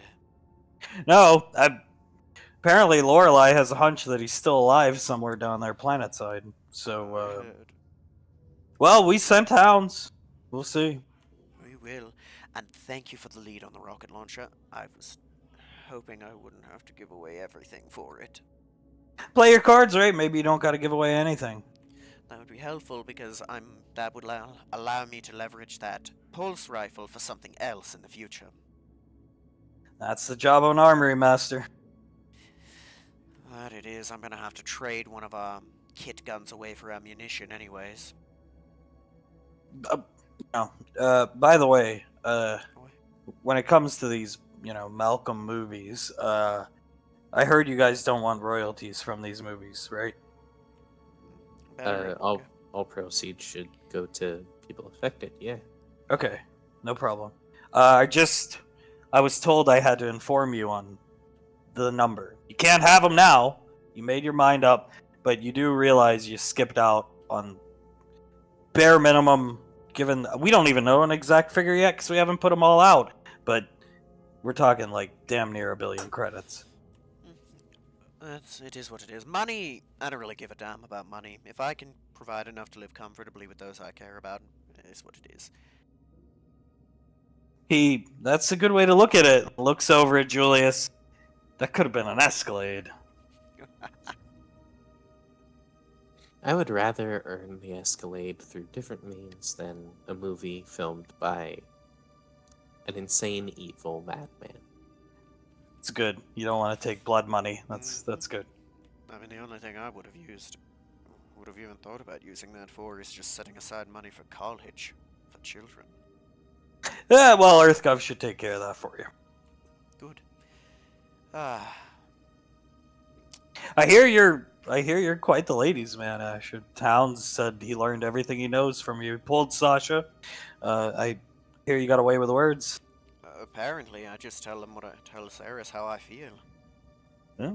Take notes, Julius. He clears his throat and chuckles at Julius. He gives him a little salute. All right, beat your feet. Go have fun. Do whatever you got to do. I hear you're going to watch Spider Chance. You should see about getting Lorelei to come. Get her off the station. Go have some fun. Do not go watch these movies Earthside. Yes, yes. You understand why? Yes, and if you get any word about that, tell me right away. I don't care what I'm doing. Call me right away because I'll send towns. You'll be the first to know. Thank you. I appreciate it. It's just well, you get it. I do. I get it and I understand. You'll be the first to know. Someone wants to hurt her. They're gonna have to go past me. And I don't think people really understand how hard to kill I really am. Lanaya chuckles. Yeah, I did say you were a cockroach. I'm not the strongest, or the fastest, or the smartest, but I don't know, I just keep persisting. Like a bad cough. Oh, it's a good thing you do. It's a good thing you do. This one needs you. He points at Julius. Whatever would he do without his big brother telling him what he needs to do, only to be ignored? They both start laughing. Yeah, and what would you ever do without me ignoring you? Oh, I'd waste away. Oh. Oh, the old man has some sarcasm in him? Never could have guessed. Yes, yes. Alright. Lanaya, a pleasure as always. Have a good one. Thank you. All right. You want to go get food while I go and obtain some other things? Sure, go for it. Thank you. Walks up. As you're going down to the store, you see the old lady dragging out a box. Hi. He picks up the box for her. Oh! Look at you! I haven't seen you in a while. I thought you were dead. Nope, alive and kicking. Well, your wife called down here. Here you go! She steps out of the way. Oh. She ordered all this and paid with her own money. I love that woman. He picks up the boxes. Ingredients Alright. to make crepes, luncheon meat, rye bread. She ordered a lot, but you look strong enough. You can handle it. Yeah, I can. I got this. Well, I'm going to watch Chanceman tonight. Me and my son are going off Station Earthside to watch Chanceman. Have you seen it? I have not seen it, but I am in it. Oh, who do you play? He looks at her for a second and sighs. Professor J. Professor J. I'll look out for you, young man. She points her finger at you. He nods. I Yes. bet you're even more handsome in that movie than you are right now. He shakes his head. I don't know about that, ma'am. Well, when you stop down here next, I'll tell you my thoughts on your fabulous film. Alright. Yes, ma'am. She goes back in, and you hear an ad of the MWF playing. You see her sit down and start watching a repeat of the MWF, and you're free to go wherever you want. Pequod took care of it. Hello, sir. Yeah, what's up? Do you know one might acquire a shop here where someone may acquire incense? Holy shit! He looks right at you. You're fucking Magneto! Yes, I am. You... He looks around. Would you give me your autograph? Of course. He pulls out a comic book, X-Men #1 or whatever. It's just right on the cover. Okay. Signs it. You want incense? Yes, yes. General Lorelai's a big fan of incense. Hmm. On this ring, I don't know if there's anywhere you can actually buy it, but I know Lorelai has some. I can ask her to borrow some then. Yeah, I mean, apparently she's a fan, or maybe somebody bought her some as a gift. I really don't know. She used to burn it all the time, and it smells like crap. Oh, you just gotta get the right scent. Yeah, are you the Green Gunslinger? Yes, I am. Would you mind signing this? And he pulls out a Spider-Man comic. Of course. He signs it. Damn. What are you still doing in the military? You're a movie star. Love what I do. Work with my fiance every day. Lucky I man. saw you on the TV. The Academy Award was recognized your performance in these movies. Or the Academy, the Acting Academy. Oh.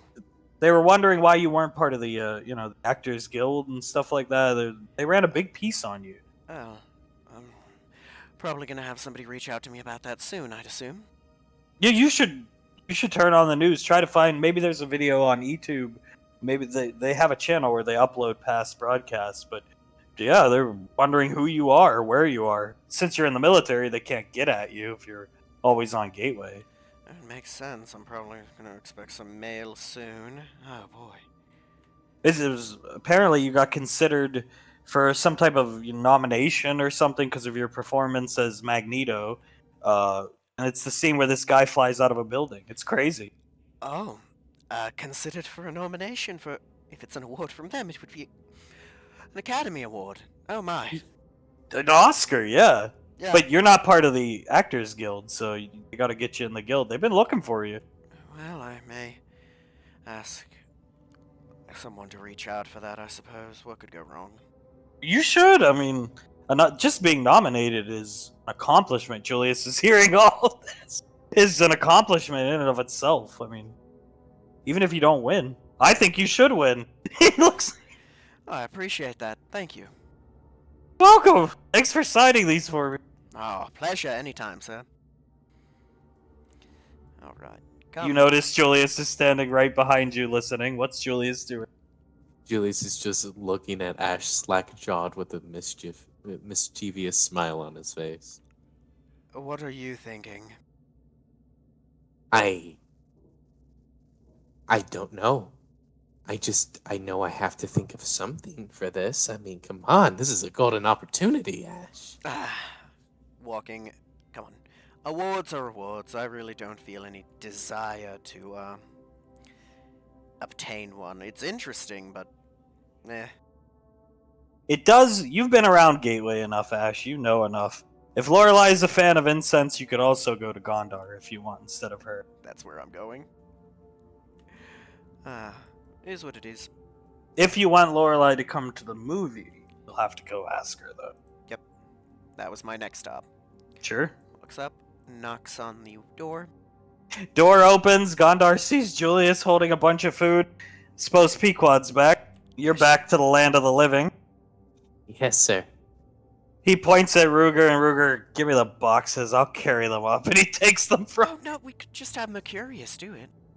No, I want to go up. I want to take a look at some of your Malcolm memorabilia. I have never been up there. I want to make some offers to Pequod now that she's back on potentially buying some of them. If you don't mind. No, go ahead. Try. Oh, hell yeah. He grabs the boxes and walks. Well, I'm coming here for advice, info, and a favor. Don't tell me you ruined your relationship now. No. Good. At least I'd hope not. But, I'm looking for incense, actually. You want incense? I got incense. The wife is, well, she used to be a big fan of it. And then when they moved her main office down to JSOC, she, stopped burning it. Because some people aren't fond of the smell. But out of consideration, I don't think anybody made a huff about it, but... Of course. Well, that's the favor. What is her favorite scent? Oh, she doesn't really have one. She just likes all of them. I buy this. He turns around in his chair, and he has like a big variety pack, a big box, akin to the eyeliner kind of box you bought Saris all those years ago. Smart man. I just need a couple pieces. I would give her some eventually, but I just need a few for a personal matter. Go ahead, take it. Take the whole damn box for all I care. Thank you. Get it out of here. I was saving it for a rainy day in case, I pissed her off or something like that, but I got other ways. Of course you do. I'd imagine you. Resourceful and intelligent man. What else do you need? Well, those were the two big things. Finding out her favorite scent if I ever, like you said, a rainy day, right? Yeah. And seeing if you even had any. It's not like it's easy to come across on Gateway. No, I don't think there's any shops that sell it up here. I mean, this stuff comes from Earth. So. Right. It's hard to make. It's good incense. You can get garbage, cheap stuff easily, but I've never made it. Don't know how to, but I've seen it made. So there was in the small town I was in when I was doing the bounty hunter work. There was little shops, and the alchemist would make that from time to time. It looks very intensive to make quality. He could probably make good stuff if he, learned how. He points at Julie. Not a bad idea. Probably, if you saw alchemists doing it, I could learn. Yeah.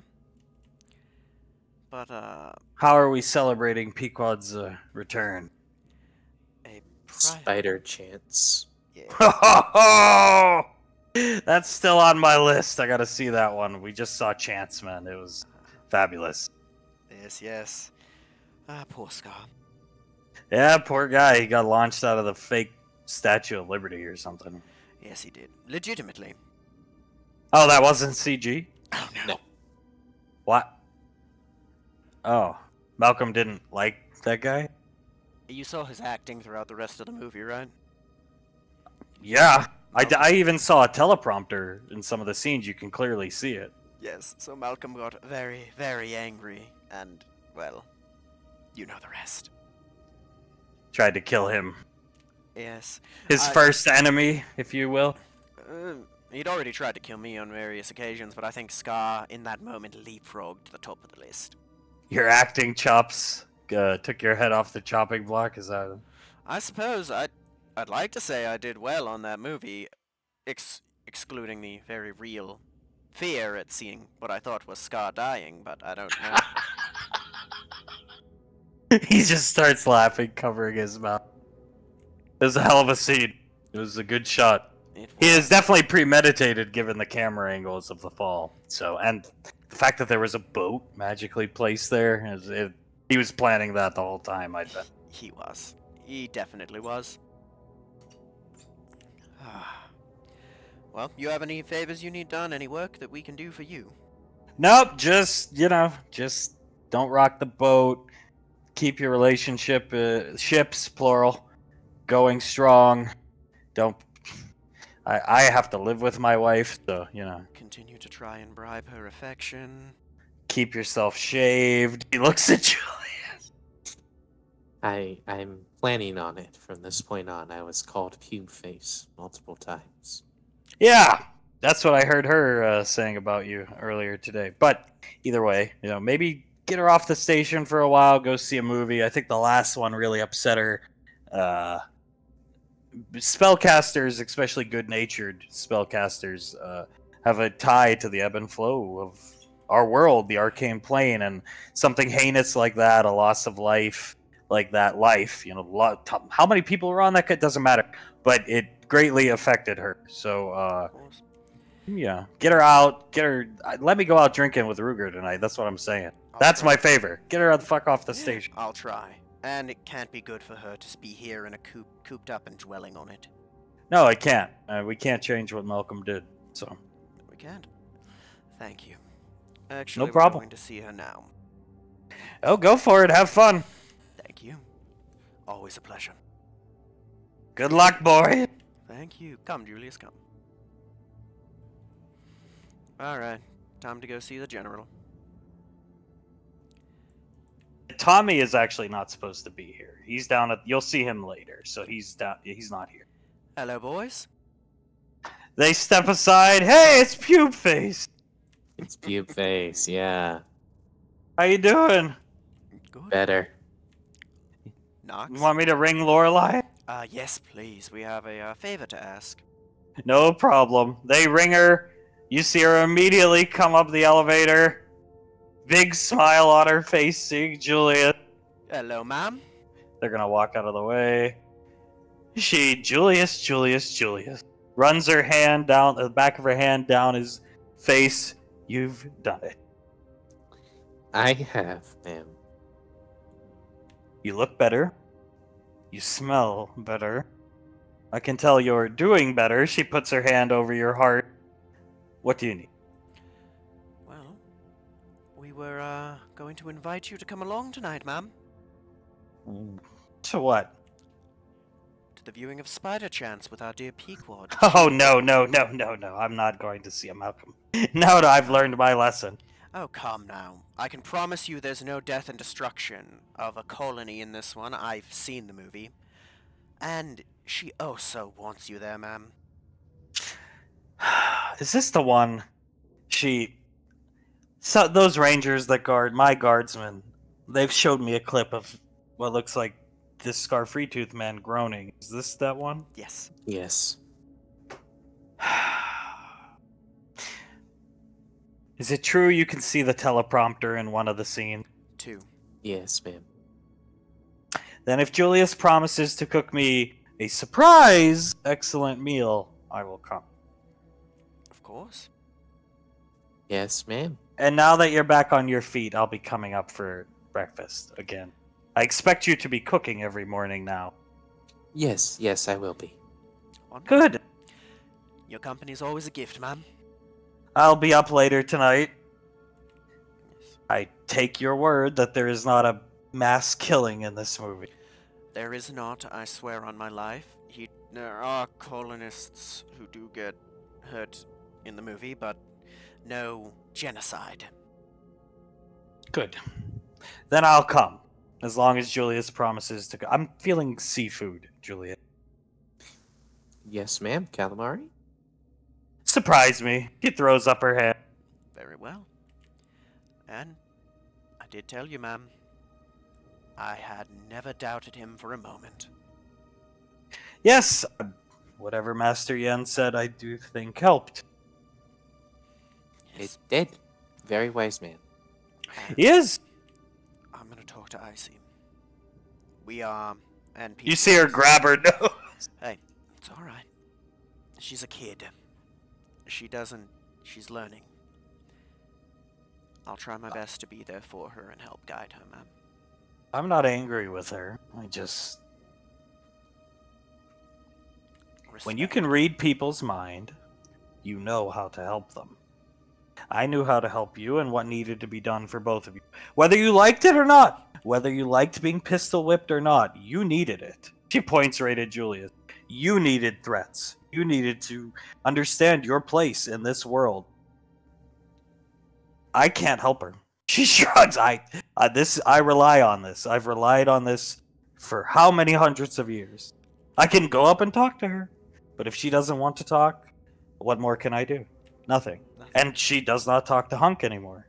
So she hasn't really, from what Hunk told me, she stopped talking to Hunk after Hunk retired. I mean, they spent time together and stuff, but in terms of opening up, she stopped. I feel like, my guess is she felt as if Hunk abandoned her. So, I can get that. it's out of my hand. I just don't, Of course. nobody has ever made me bleed in the past 300 years. It's fair, and I'm not gonna say it's fear. It's a healthy respect, right?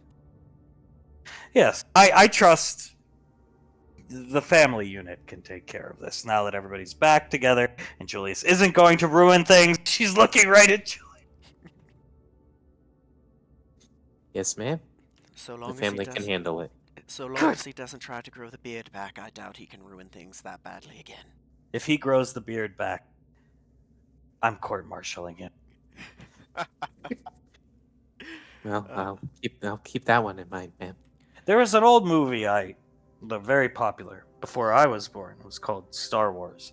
And there was a saying called, "The Force is strong with this one." One of these characters, I can't remember his name, would say it. The pubes were strong with this one. And she points over at Julian. They were very. Keep yourself clean shaven for not just Pequod's sake, but everybody's sake.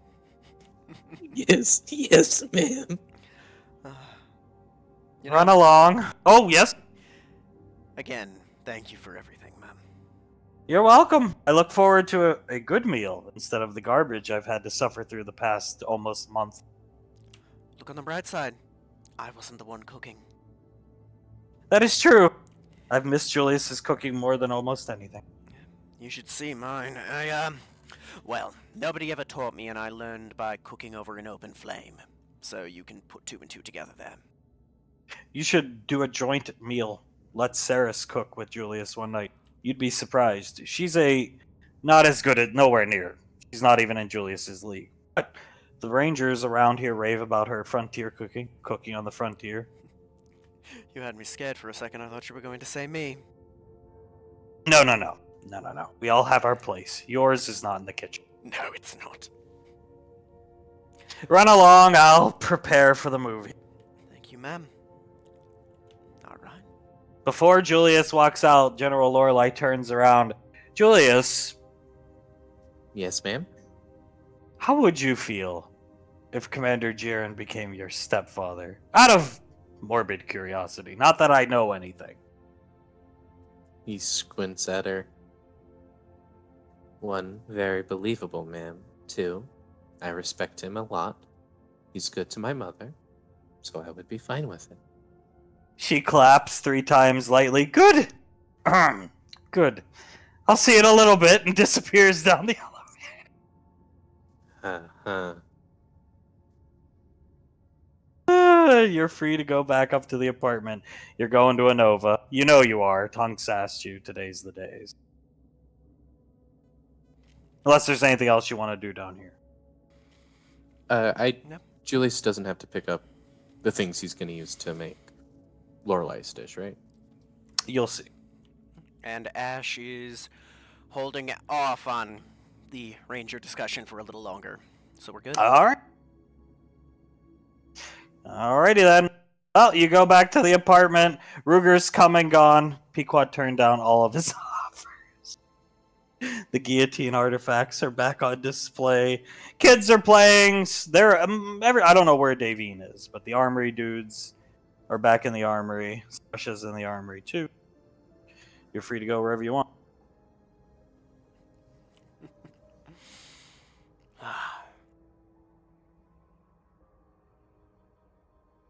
Pequod turns to Julius. Can you believe that Reuben guy tried to buy my guillotine or my Malcolm collection? Excuse me. Yeah, I didn't want to crush his hopes and dreams before he even got the chance. He offered 7 million credits for the picture of Malk Engel. Oh boy. You know there's probably leotards still out there in existence, right? And if we can find them, I want them. I can't really spend my dad's money on them, though. Try explaining to Dad that you're collecting... My dad hates Malcolm. And she looks him in the... Why do you think he never comes to the apartment? That's fair. I don't hate him. He's evil, but at the end of the day, he's a riot. Just look at him. Fair. Pardon me, brother. Can I sit next to my wife? Yeah, of course. Is this actually the face he made when he saw you standing outside of your room, Ash? Yes. She just starts laughing. Yes. Oh, surprise, Pequod. Guess who's coming to the movie? Who? General Lorelei. Oh, how'd you pull that off? I said you wanted her to be there. I do. I would like her to be there. She Haven't likes seen Icy yet, but... No. No word on her, I'd assume? No, probably working on the Void crap. I'm gonna go look. Give me a second. He's gonna, take a quick look. Peek in. No, I see. Sasha turns around. Negative. She took the plasma rifle and went down to JSOC. I could call down if you want. I'll head down on my own. You're good. Okay. I'll be back in a bit, and he's gonna head off in that direction. I'll save you the trouble. She's not there. So you go down and she's not there. I'm guessing he asks around. Nobody there knows. Nope. I mean, they tell you, oh, she was here, but she took off for lunch. That's what they do. Goes and sits down. Not Hunk there. looks at Saris and then at you. Didn't find her? No. Okay. I mean, she's on the station somewhere, but, Saris, do you want to come to Anova with, us? If we're gonna take all the precautions, he looks at Julius, like, we're gonna scan in a 50-kilometer radius. If there are any super predators, we ain't going down there. I'll go down myself if it comes to it. That's how I ended up getting Zanzibar's egg.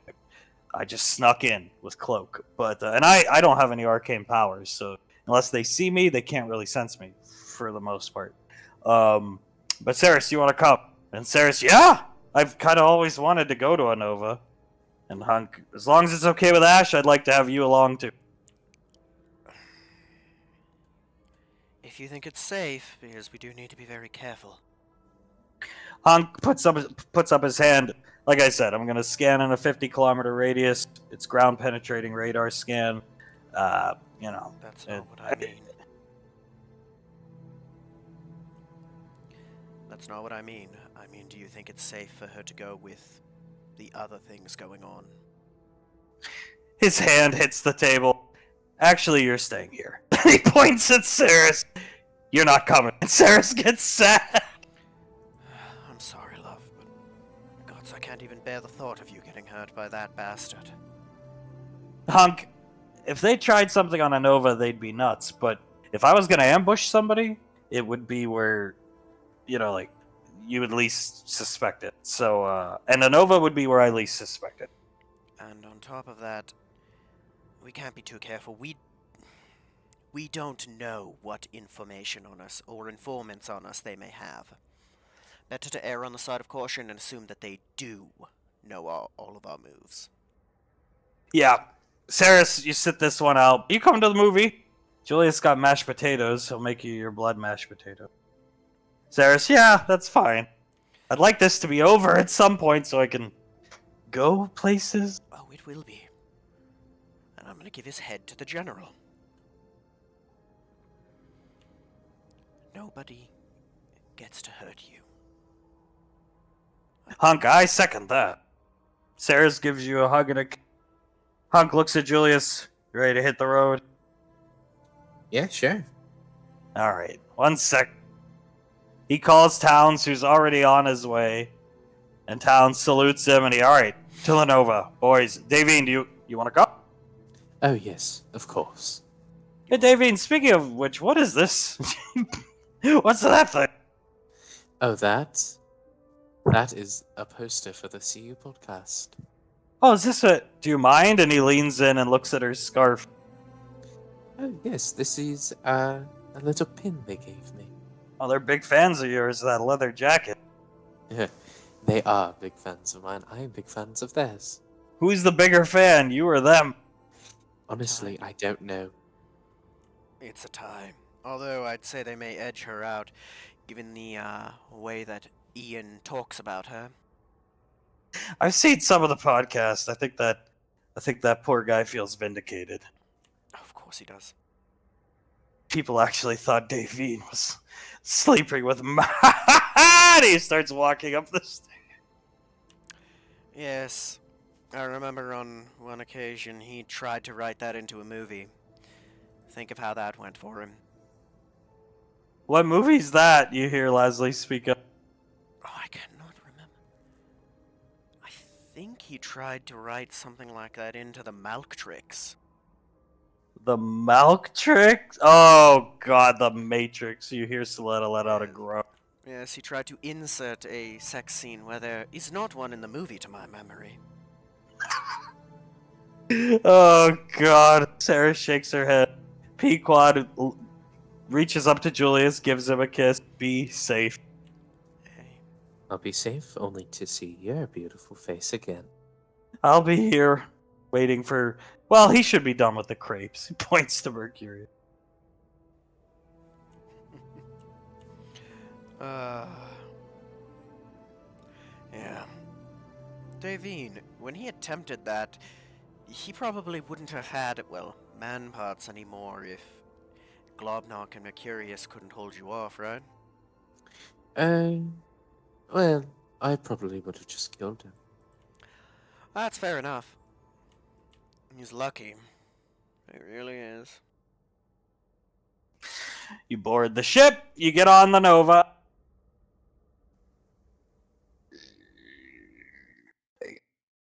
You're on the Nova on the way to Unova. Mercurius is not here. Excuse me. Ship is on autopilot. Hey, Hunk. Yeah. 1 second. Davine. And he points at the captain's chair. Sit there. Oh. She sits down. He comes up here, pulls up his wrist computer. Angle your back out of the chair so the back of that leather jacket shows. She does it. He snaps a picture. I'm sure they'll appreciate that. Oh, yes. Good idea. All right, what do you need as Towns sits here? This chair. You mind if I talk to you for a bit? Sure. He sits down. Come on. Private. Ugh. It's nothing big, just talk. Yeah. He stands up. I mean, how private of whatever. Come on. He's gonna walk down here. I know you don't want to hear it, but I just want to talk. I'm all ears. Icy's going through a lot right now. Yeah. Oh boy, I know I get an inkling of how strong she is. I think you have a better idea. You see him kind of shrug. Yeah. She's a kid with a lot of power, a lot of emotions, and those things are very volatile together. What are you implying? You ever have a day where you just lose it and blow up and lose yourself for a little bit? Yeah, you were there when I retired. That was mental break. Yeah, absolutely. She hasn't had that. Not really. Well, she doesn't have the luxury. That's, she's. When you're a leader, even if you're not feeling well, you have to project that you're feeling well. So she doesn't get that luxury. Right, so she's stringing herself farther and farther and farther. But there's only so long she can do that. Right? That's what you- Pequod's back. Pequod's back, but the threat of the cult, her friends, the Xenomorphs, and just the general issues of growing up. Because we cannot forget she's a child. You're not wrong. All of those together, it's gonna crack eventually. And you're not gonna want to hear this, but we need to let her make her mistakes. Whether they be mistakes or the right choice. Like what? Drinking in moderation. I didn't stop her. I mean, I tried, but once the armory door locked, I let it go. Tobacco in moderation. That, on the other hand, needs to stop, but I'm not going to put my foot down on her. And you know the big one I'm going to bring up. No. Hunk. No. Come on. Julius would agree with me. No. Oh, I'm sure he would. Let's see, how did that go for him, maturity-wise, and making decisions on relationships recently? He groans at you. I'm telling you. Well, if she finds somebody, then maybe. Depends on who she finds. I'm not gonna give her off to some fuckwad who's gonna. No. So said that. we'll see. But if she does find somebody, one, give him We a kill fair him. No. You give him a fair shake. It'll be the one time I call for Omega Tristan. Oh, I guess Lorelei still has them. Give the kid, whoever it is, the lucky man, give him a fair shake. Because, I mean, you know what really helps me center myself? Sarah's. I think her having someone like that would go a long way for her. Well, I'll tell you what. If she finds someone, we're gonna talk to him. First, he should have the balls to introduce himself to the family. I know it's awkward. I didn't have to meet Lasley's parents because they've been dead for a long time. But I had to meet Suletta. That was awkward. I got through it. I had to introduce myself. So, he's got to do the same for us. And Julius will back Dad up on this. I agree. I had to introduce myself and introduce what I was doing to my commanding officer when I was dating and about to shack up with her daughter. You think Yeah, that but wasn't awkward? the difference is, Julius has had his problems with Pequod. Don't get me wrong, but you two have always been good men. Maybe you didn't think it back then, but Commander Integra never would have let you go. Run off with Ceres, do what you want if she didn't know that. And Pequod and Leslie never would have let Julius. Once Leslie knew whose daughter she was, she never would have let Julius touch her if she didn't know Julius really cared about it. I agree. Most guys aren't like you, Ash. I think more of them are than you give credit for. The horrible ones that stick out to you, they're a minority. The same way that the vast majority of drivers are very good at what they do. You only remember the bad drivers. That is true. When I think of bad drivers, all I can think of is Julius almost running over Guillotine. Yes. That was a good day, but Julius almost committed a murder. Yes, he did. Just saying. Well, we'll give the kid a chance, but we're going to talk to him. I know just where we're going to talk. Honestly, I think there's something going on right now. She's never painted her nails before. They're No. painted, and nobody can find her. She goes on lunch breaks from JSOC. Yes. She never does that. She eats lunch down there. Lorelei informed me of that. And I may or may not have caught... I'm not sure if it was, but I swear I caught the scent of perfume. Yeah, I'm pretty sure. Something's going on. Everyone needs somebody, Hunk. And if it helps her, we should do it. She's gonna I agree. break. It's going to happen. The way I see it, it is part of the human experience. You always have at least one time where you shatter. We need to be there to help it pick up the pieces. Yeah, and we need to be there to interrogate the hell out of whoever tries to two-time with her. I agree! He shrugged. I agree with everything you're saying. And to be honest, she's a closed book to me at this point. When you guys are out on the frontier, think about it. You gotta raise somebody else's kid. Your best friend is a walking wreck. Pequod, right? Pequod didn't do well when Julius was gone. At all. And pregnant. You gotta raise somebody else's kid. And I retired, and that's when she kind of closed the book on me. We went out, we did things, but she never let me inside of her head after that. I try. I'm not gonna get anywhere. And yeah, I agree,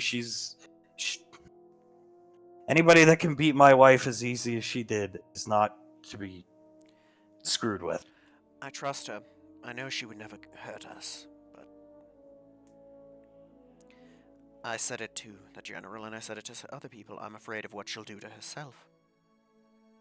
Well, maybe it's this. If she's got a guy, maybe it's him being a bad influence.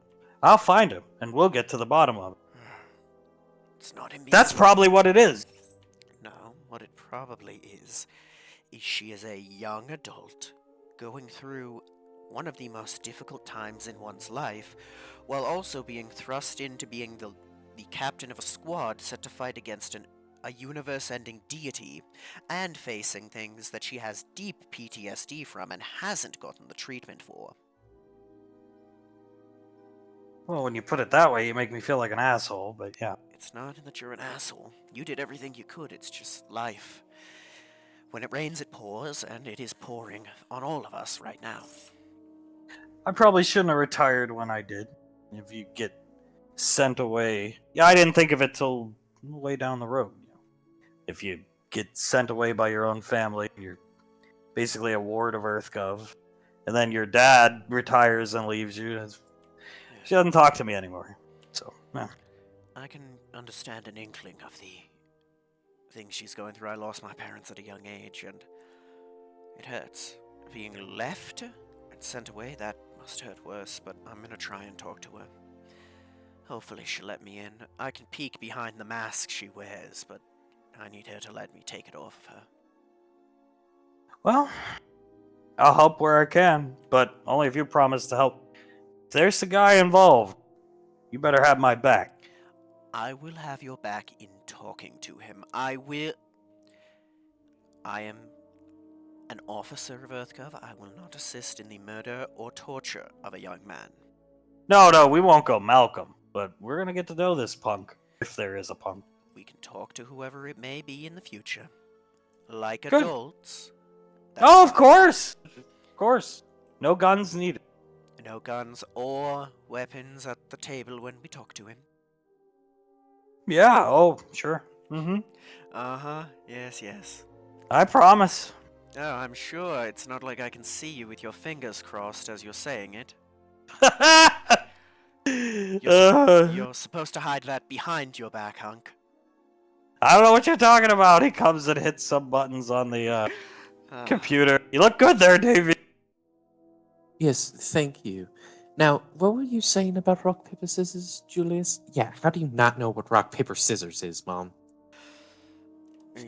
She probably knows it is stone parchment shears. What's that? You've never heard of that either. Towns, have you heard of stone parchment shears or rock, paper, scissors? He looks at you. I'm still trying to figure out what a movie theater is. Fair enough. Well, you're coming to one tonight. Oh, great. More Evil Dale movie. On the bright side, this one, well, is more of a comedy than the last one. Fine by me. I'm just glad Dale's dead. Agreed. And, I'd like, probably in hell where he deserves, or whatever underworld actually exists. Hopefully the deepest pits of the nine hells. Hunk's gonna come up. Rock, paper, scissors is easy. He makes the scissors symbol, scissors. He makes the rock symbol, rock. Paper. Rock breaks scissors. Scissors cuts paper. Paper covers rock. Let's play, Davey. Okay. Rock, paper, scissors, shoot. Hunk's trying to let her win. Paper. She'll she'll do rock. Hunk. Ugh. I win. And he covers her hand with his hand. See, paper covers rock, dear. I don't understand. He starts laughing. Hey, let's try again. Rock, paper, scissors, and he does paper. So she does paper. Is that right? Davine. This is paper. Scissors cuts paper. Let's do it again. Rock, paper, scissors, boom. I put paper out. What do you do? He puts out scissors. You know, Davine, you're a beautiful woman. You're up there with my wife, maybe even more beautiful, but I'll tell you this. You're not blonde, so I know you're not a dumb blonde. Come on now. Rock, Rock, paper, paper. scissors, and he puts out paper. She puts out scissors again. I put out paper, you put out scissors, you win, dear. Well, yes. So the object is to. It's such a simple. Why did you and Ash play this on the Vertibird when going to missions, Julius? It's so simple. There was nothing else to do. That was Yeah, back there- when Pequod wouldn't talk to us. Yeah. Right. She thought they were freaks. She looks at Hunk. They weren't the best with people, were they? Hunk, no, but, then again, I can't really criticize them, because nor was I. Right, she looks over at Towns. Am I the only normal person on this ship right now? Town's looking at his wrist computer. Yeah, sorry to inform you. Oh, God damn it, and I'm a time traveler. She stands up and walks over here. 4 time travelers and a hunk. And he starts typing on the computer. He's gonna send some probes down. They scan the planet, all precautions taken. He's reading the scan back. So, simple. Water turtle is what we're coming to get here. Okay. We gotta get an egg. Okay, and just one. We don't want to disturb a nest and take 20 or 30 eggs or damage the eggs. We're not eco-terrorists, just one egg. When I went and got Zanzibar's egg, there was like 40 eggs. I only took one, and I took, the healthiest looking one, granted, but that's all we're here to do. The mature versions of these creatures can be very dangerous. If there is one around the nest or guarding the nest, just follow my lead. I have a plan. Mm-hmm. It's a good plan. A great plan, actually. And if it comes to it, one of you grab the egg. Ash, your egg grab duty. Okay. Okay. He has the Magnum out and is cleaning it. Yeah, no, definitely bring the firearms along, just in case. But scans coming back that there's no big super predators. But this is for Nicole, so I'm gonna get it done, with or without your help. And he leaves the ship. Alright, everyone, let's go. What could go wrong? You land on a Nova. You've been here before. Davine is here. Town starts walking up. Hunk's scanning around with his wrist computer, just making sure he has his bearings right. And you see Towns looking up here at something. He's just staring, looking at this rock up here. What you staring at? Familiar. Glowy crab. You see that glowy crab? What is... Yeah. He pulls up his wrist computer. Look! And he points down, and you see all these crabs in the water, and they all glow. Different color. Well. Hunk, neon crabs. They're apparently a delicacy in like sushi rolls and stuff like that. Well, Julius, I know what Yeah. we're having for dinner. Yeah. Alright. He looks up at Ash. You have to help me catch him. Yeah, I will. Hunk's gonna come up. Yeah, I should have brought a net. Lorelai would probably like these. Yes, there might be a net in the ship, right? There should be. Towns lifts his wrist, shoots a net like a predator net launch.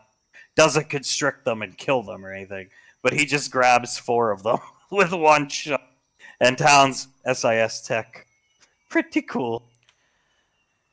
That it is. Hmm. He looks at the net, dripping with water. The crab's in it. Here you go, chef, and hands it to Julian. Thank you very much, Agent. He looks at his wrist. I only got 1 net, so I don't know how we're gonna get the rest. Hmm.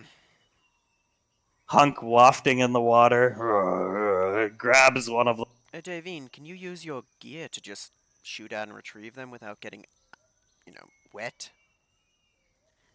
I've never tried something like that before.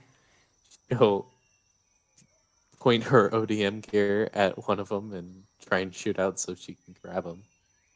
It hits this one, killing him, and pulls it back to Dave. Well, that, I don't know if that worked or not. Here, she hands it to Julius. Thanks.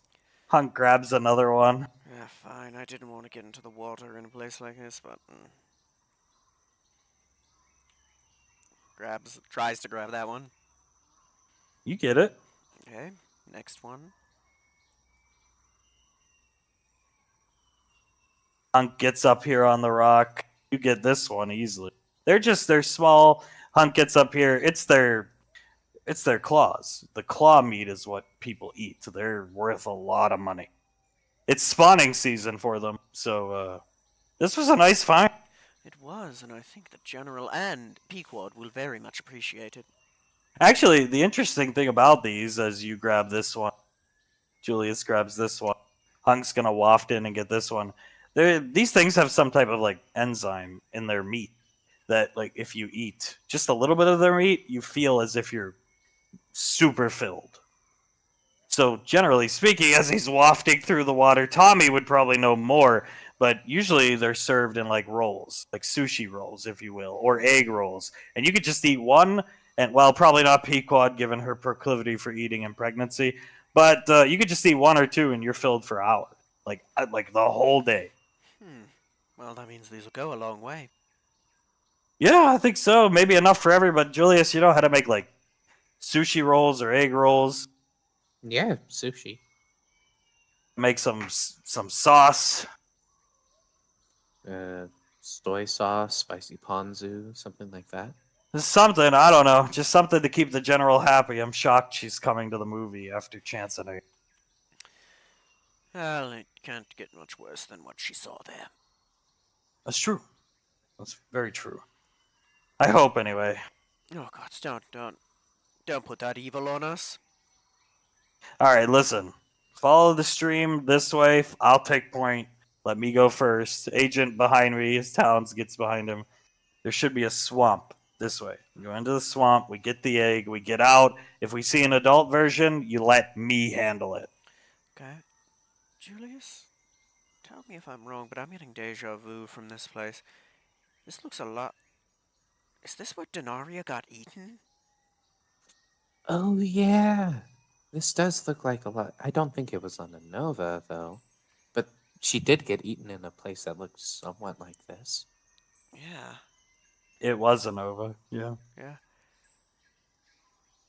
You Towns turns around. Eaten?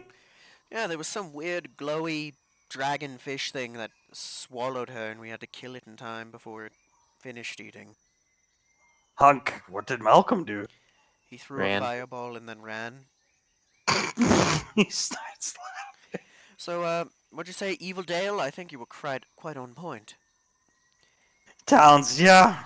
That's why I don't like his movies. Come on, Davine. He looks back at Dave. In fact, I think this is where we went through when we fought the... Right. Hunk turns to you. There's no Drooks. The scan came back negative. We're going into the swamps anyway. Drooks don't like the water, unless they're drinking. Fair enough, I just, Oh boy, Drooks, my favorite.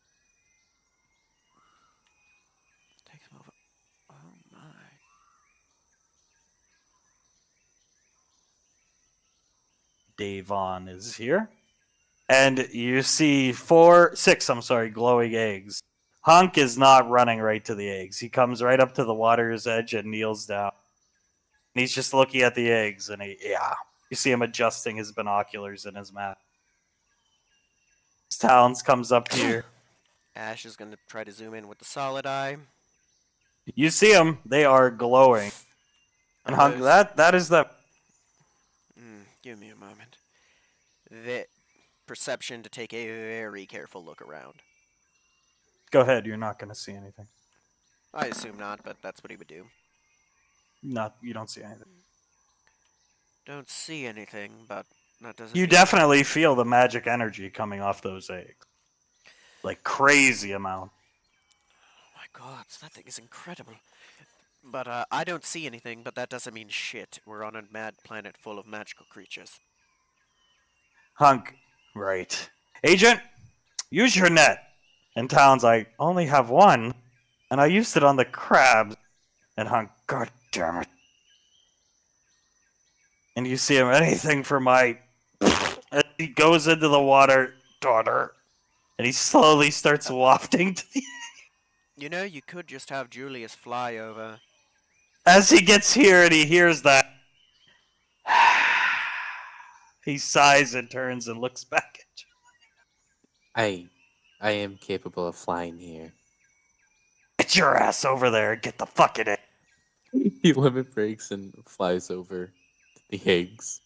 He wafts his way backwards, muttering to himself. And you see, sleeping under the water is that thing. You can see it. It's deep underwater, Julius, but only you can see. He just mouths, "Oh my god," as he very gently and quietly picks up one of the eggs. And now everybody else can see it because it gets up out of the water and lets out a roar and a yawn. And it's scratching its tortoise-like shell where its belly is. But it's not looking at you guys. It's looking this direction. Book it, book it, book it, book it. Yeah, Julius has the egg and he's gonna fly back over. Gotcha. Towns, is that what they grow up to be? And Hunk, yeah. Every wizard needs their beast companions, and that thing's perfect. I mean, just look at it! And it turns, and looks, Oh, it starts looking around, pushes everyone down into the grass. comes over here. Let's quietly back away. Towns, it has cannons on its back. And Hunk, arcane magic, some type of cannon. That thing would be perfect to keep guys away from Nicole. Yes, yes, wonderful. Can we get the fuck away from it? Was back under the water. They're not the brightest. Good. Jesus Christ. Now let's try not to wake it up again. Well, that went well. Hunk speaks in a loud tone of voice. Right. He's gonna grab Hunk's shoulder. Let's go. I'd like Here. to get home to my wife. All right, he takes the egg from Julius, but you take the egg. You're the more responsible of the two. Very well. Holds it. Let's go. You make your way back to the Nova safely. Nothing happens. And you Boy. take off without... Nothing happens. You're fine. I'll get the egg. Dear God, that thing. Fun. With an egg. Towns looks at the egg. So about how long do they take to grow into that thing's size? And Hunk, it actually depends. If they're with a powerful arcane user, they'll grow faster. Zanzibar reached full growth in under a month. Oh. Okay. Towns, that thing's gonna live at the apartment? And Hunk, well, we could get a pool it can live in. Yeah, just put it in the fountain. Imagine having that thing come down to help carry groceries. I can imagine the panic now. Towns, yeah, SIS isn't fond of the Drake. It comes down and scares everybody. He's chill, but I don't think everyone knows that. No, he's definitely a strong Drake. As Hunk, come on, Davey. Rock, Roll. paper, Paper. scissors. He does Scissors. scissors. He does scissors to try and get her. She does rock. Good girl. Good girl. I'm proud of you. Thank you. Thank you, Hunk. You should play it on the podcast. I'm sure those guys would get a kick out of it. Maybe, yes. I'm sure they would be thrilled to play rock, paper, scissors with me. Maybe. Davey, we'll drop you off at the apartment, and then I want to go get some snacks for the movie tonight. Of course. We'll drop Davine off, and then we'll go down to the other. We could leave the Nova docked anywhere, and they'll send it back to the apartment. Get some snacks for the old wife, you understand, Julius. Not your wife. Yeah, of course. And we got all these crabs. This should make Lorelai happy. Yeah, just gotta make the sushi now. You'll have time for that, don't you worry. Now you take you land at the apartment. Davine gets off, so she can go back and do her thing. You go down. You leave the Nova there, but you all go to get snacks. Hunk wants to get snacks that Lasley likes, the soda, stuff like that. The same stuff Pequod won her over with years ago. You get the snacks. You're all together. Towns is with you guys because he's coming back to see Sasha, and you come up the elevator that leads to the hallway down the ways to the apartment. You still have the egg. Everything's golden with the egg, and you definitely see Icy talking to this guy here. Here. And Hunk, I knew it. I knew it. Agent! And Towns, what? And Hunk, what? Here, hold this. He's gonna hand him the egg and start walking over there. No, stay here. And he grabs your back. Come on. Let's be pleasant. We don't even know if she's with him. She could just be talking to somebody for work. We don't know. Julius, look at that guy. Yeah? He's looking at him. Come on, He's a- Agent. Come on. Hunk's leaning over the wall here. Towns is going to position here because Hunk told him to go there. Could you hold this, Julius? Sure. Alright. Go ahead. Hunk is looking down the hall. Again, start walking down.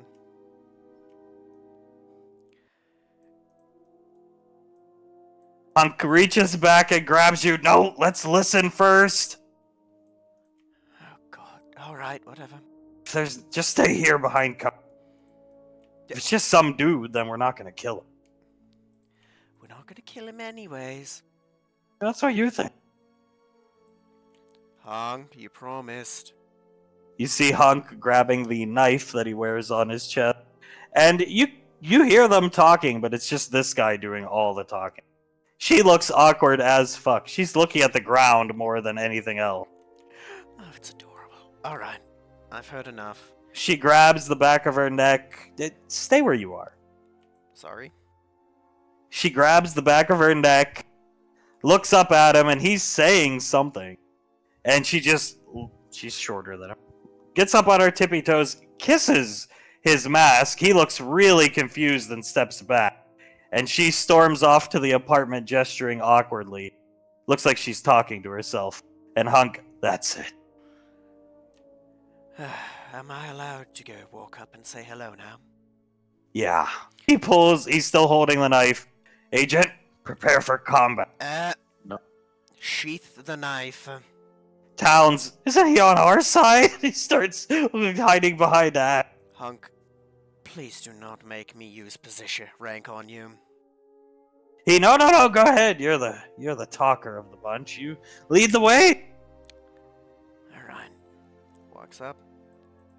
Hello. Julius with the egg. Towns is just looking around confused. You see him come out. He awkwardly waves at you, holding the chin of his mask. Hey! What's your name, sir?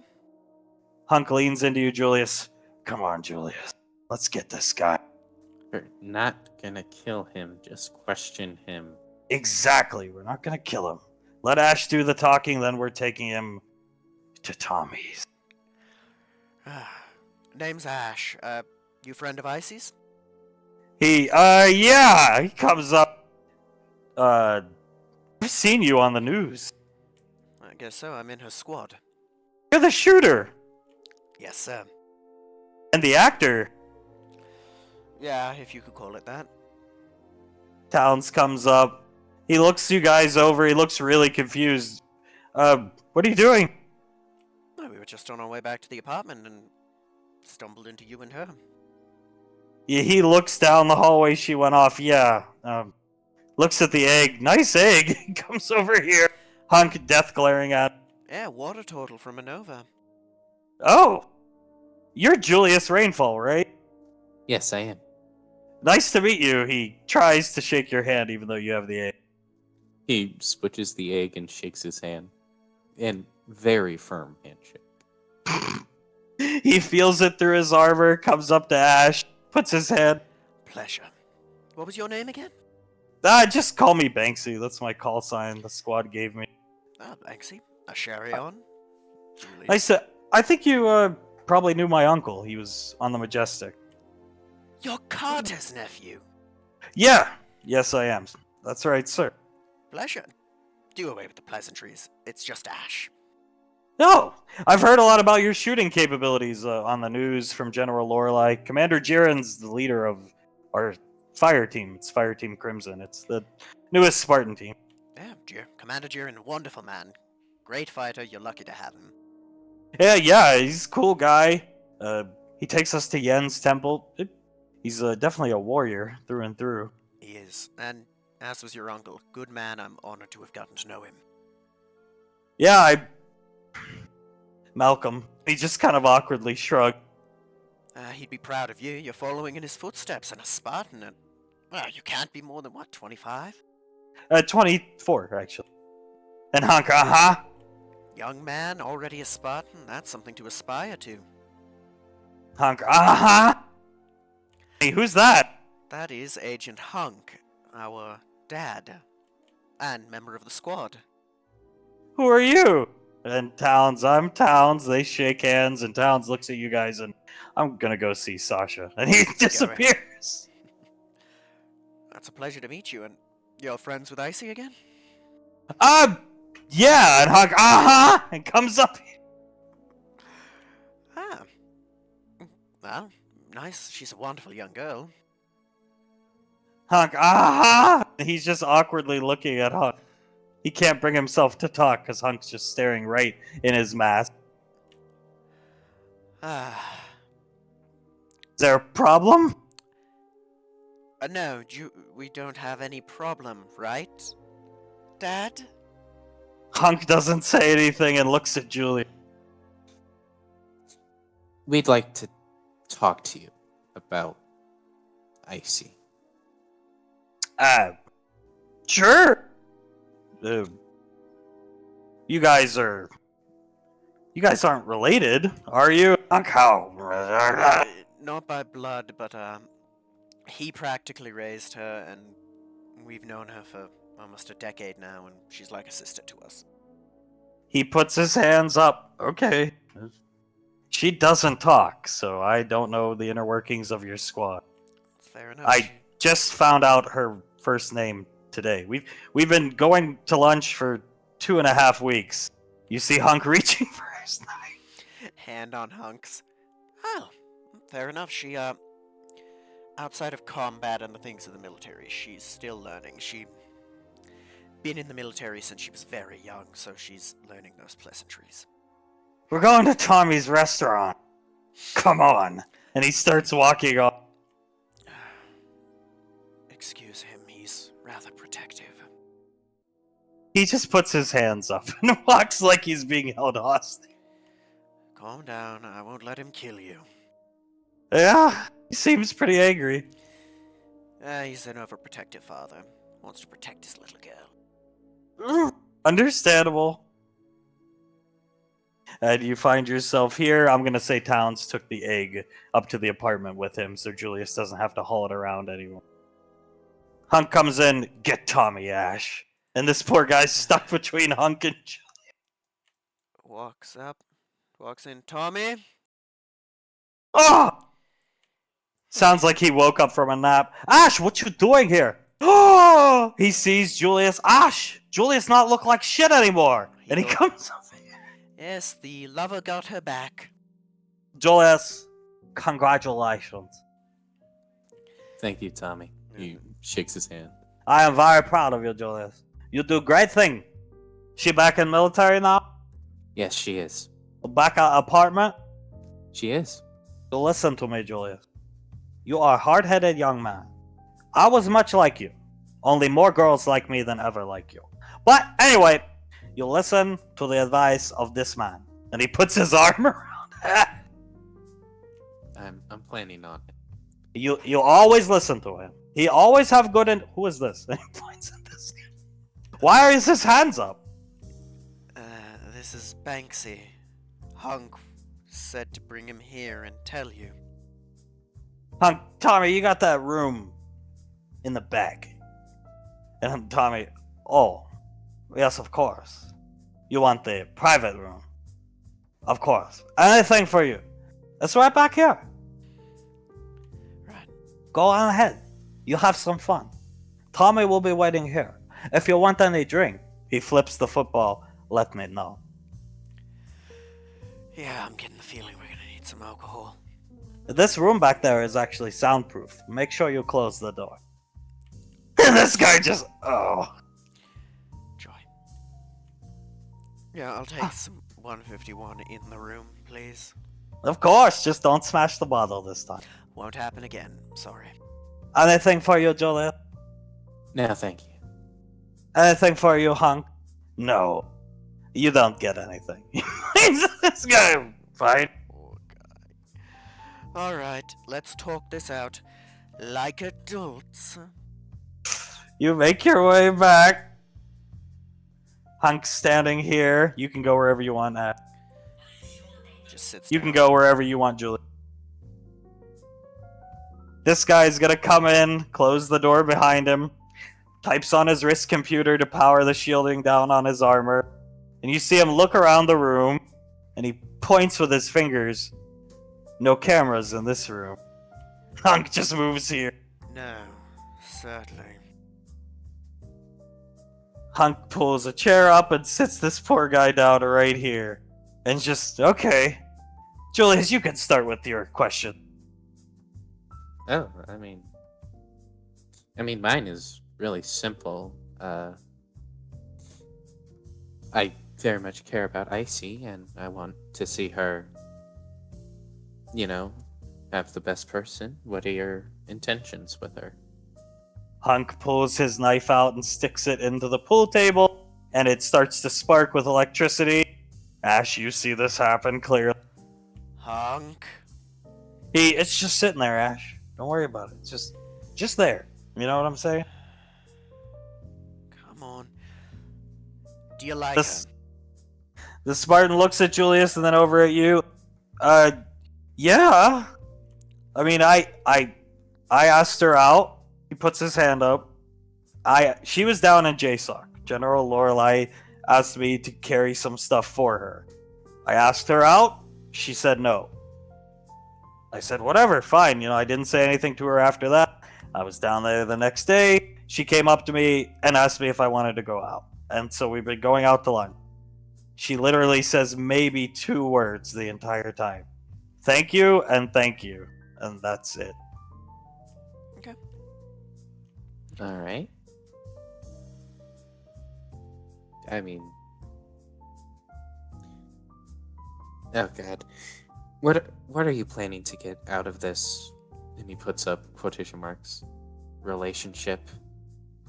To get to know her first. Considering the fact I just learned her real name after 2 weeks. And Hunk starts scoffing at it. Oh, that's good. I knew your uncle. He was a good man. I have no doubt that you are too. I didn't press. When she said no, she asked me out at the second time. Hunk reaches for the knife. Julius walks over and puts a hand on Hunk's. All right. That's So fair. you're the one that got her the alcohol. And this guy, what? Alcohol? Then he doesn't say anything, and Hunk's just glaring at him. You don't know about that? He looks at you, Julius. I mean, she smells like she drinks, but why would I ask when I can't even figure out her last name? She isn't gonna tell me. That's fair.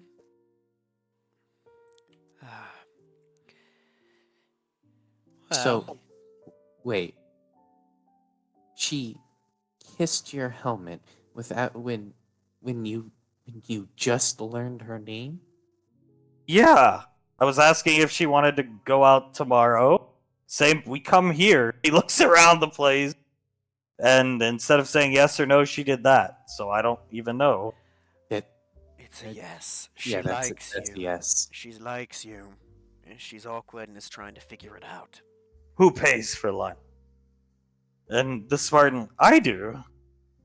And a likely story. Hunk. He's looking at the knife. Hunk, what reason does he have to lie? You can ask Tommy. I pay Tommy. We come here every day for the past 2 weeks. I mean, clearly, she's socially awkward. You've said it. She hardly speaks. It's me talking about growing up on an orange farm my father owned over and over. I don't even know why she comes, honestly. And Tommy, how dare you say that? And he comes storming into the room. And he smacks him in the back of the head. Tommy, it's How dare you say that about a little girl? She is like daughter to me. And Hunk, hey now. it's Tommy. It's okay. He's not being mean. Gets up and walks over. He's not trying to be rude or mean. He's just talking. Tommy, I bet you make her pay for every meal. You just use her. And he comes over here and hits him in the back of the mask again. Tommy, I literally paid you today and every day the past 2 weeks. And Tommy, a likely story. And comes and stands next to him. I will be keeping my eye on you. It's fine. He's obviously a good man. Rico wouldn't have pushed him through so young if he wasn't. I mean, Commander Jiren likes me. And Hunk just does that noise at him. I think Davine may take offense to that if you're implying that he doesn't have good taste. Hunk, looks can be deceiving. And you're saying one as Jiren, so wise and powerful, would be so easily deceived by a 24-year-old. No offense. Tommy, Ash, why you take his side? We don't know anything about him. He could be mass murderer for all we know. Jeffrey Dahmer. He's a kid who made it through the Spartan program, so that in and of itself earns him a bit of trust from me. No asshole is just walking through that. It's hell. And two, I trust his uncle.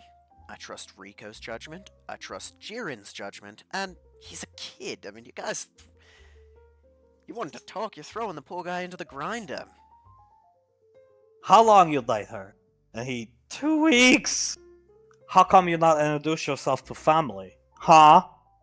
In the Spartan, I asked if I could meet the squad. I didn't know that it was a family unit. She said no. And Hunk, a likely story. Hunk, you know for a fact that that's exactly what she would have said. In fact, that was the one date we went on where she said more than thank you twice. Thank you, no, and thank you. Okay. Oh. Tommy scoffs at him. I don't trust him. And Hunk, neither do I. Oh. All right. Julius, what do you think? He looks at him for a second. And he walks over. Alright, kid, I'm gonna level with you. I'm gonna give you a chance here. A chance. But, if for whatever reason, you hurt her, or she gets hurt by you, and he leans in, she may not always look at me like a brother. She may hate my guts sometimes. She may want to kill me sometimes. But I'm always gonna see her as a little sister, and even though she's way more powerful than I'll ever be, I'm still gonna protect her no matter what. So, if you don't hurt her, don't. Making someone cry in a relationship, that's basically inevitable, but don't make her cry. Treat her well.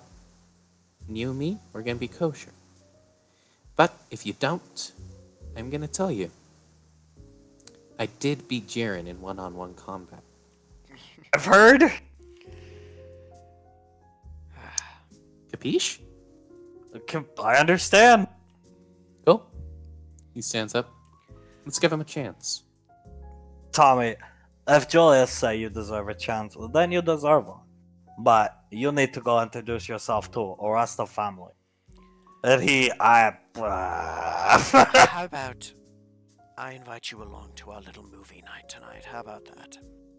he turns. If it's okay with her, then gladly. But why is that knife still electrified? And Hunk rips it out of the pool table. You seem Tommy, how dare you try to date Sandra? How dare you? I see.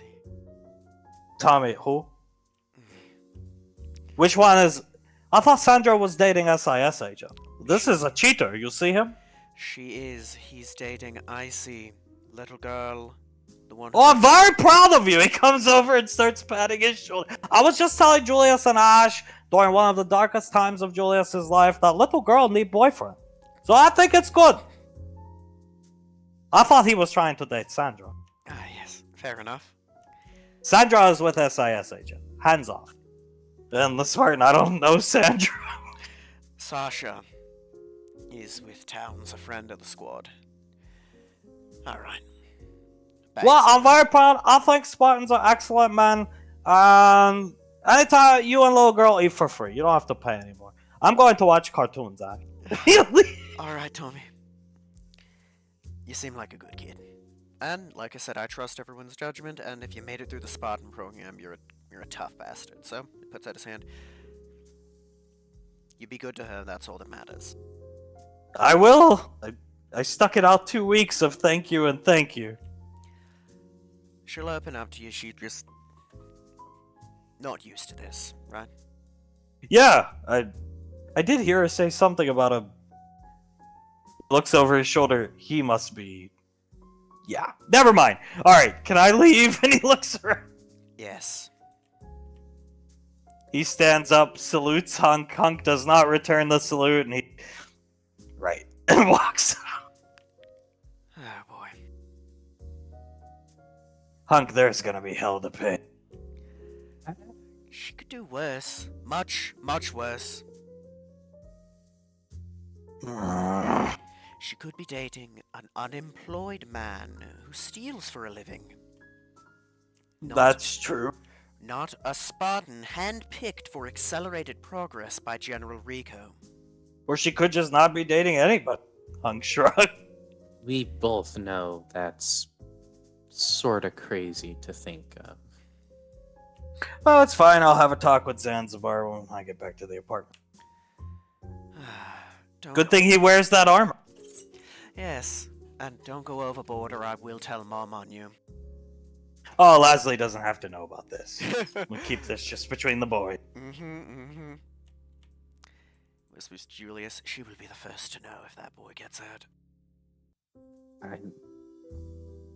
I Unnecessarily.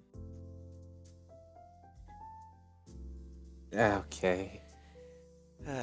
Alright, let's get to the apartment.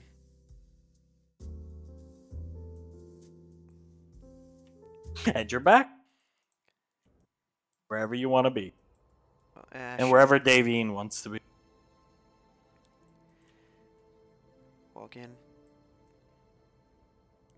Everybody's in the kitchen. Mercurius is out here, though. He's resting. Icy gotten back yet?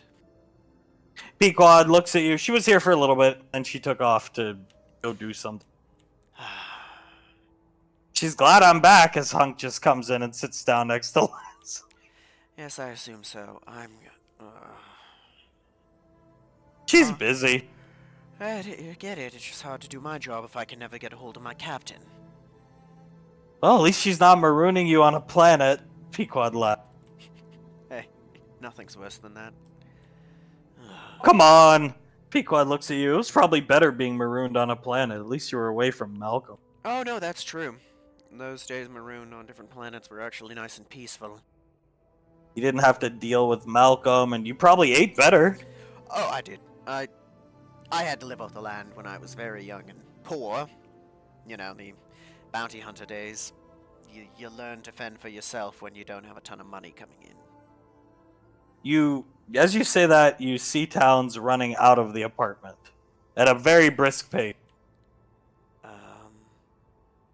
Hunk, what the hell? And Leslie,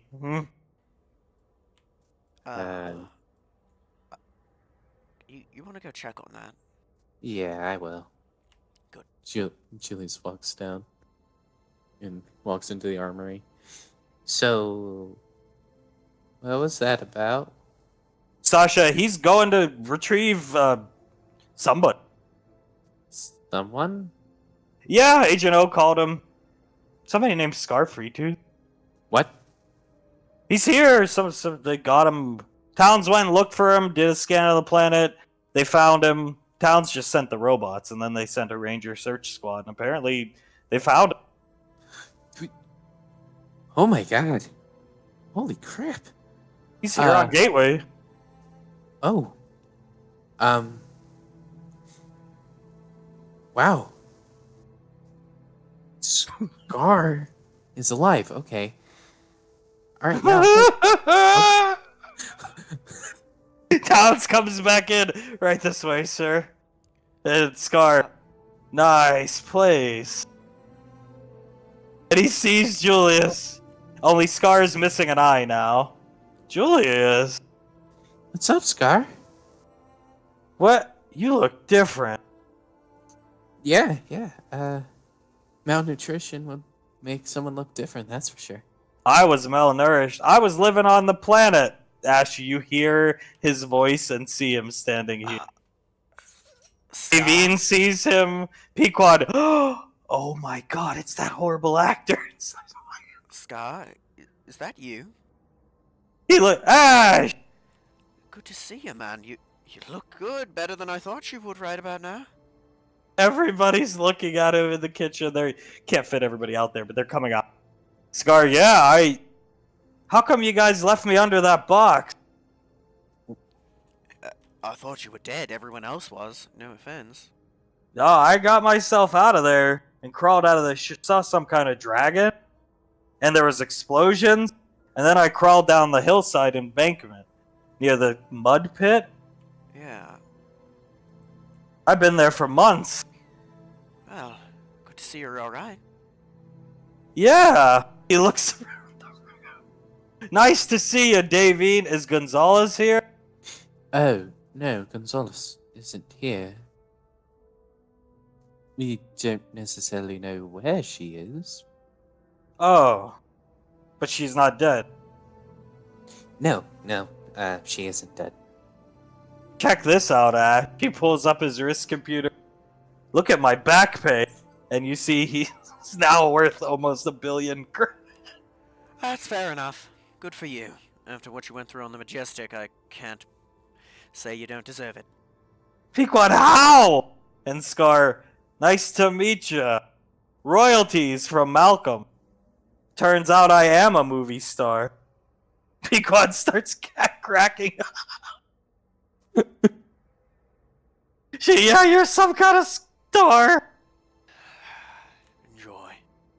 Who are you? Pequod, I'm Julius's wife. This is Sasha Towns. And she introduces her to everybody else. My wife, Saris. You have a wife, Ash? Well, fiancée, but may as well be wife, right, hon? She comes out. Nice to meet you. Scar shakes her hand. This is your new squad? Yes, Alpha 9. What did you guys... Have you guys seen any of these Malcolm movies? Yes. Yeah, we have. What did you think of my performance? And Pequod has to go into the gym and close the door. You did well. I think so. Clearly I did if I'm getting paid this much money. Yeah, that's a good way to look at it. General Rico said I'm up for some award. Oh, wonderful. Apparently so am I. Well, we're in the same company. I'm up for something called Razzies. Oh. You hear Pequod cackling even louder from the gym. Yeah, apparently I'm up for a nomination from the Academy. Another loud cackle from Pequod. Whose kids are those out there? One of them is Suleta's kids. Another is Major Lasley's. The two Walrens are one of our engineers, Zaps, and then he looks in the kitchen and points at little Lasley. That's my daughter, Lasley. You can call her Las. Nice going, Julius. Thank you, bud. Pequod comes back out. What did my dad tell you? And Scar, what do you mean? And she would, are you still a part of Sword Base? Are you still, and Scar, I'm still contracted, yeah, but I can leave if I want. Don't know what I'll do with myself. He just looks around at everybody. And Pequod, well, I takes his paw. Have an excellent idea, Uncle Scar. And you hear Hunk, Uncle Scar?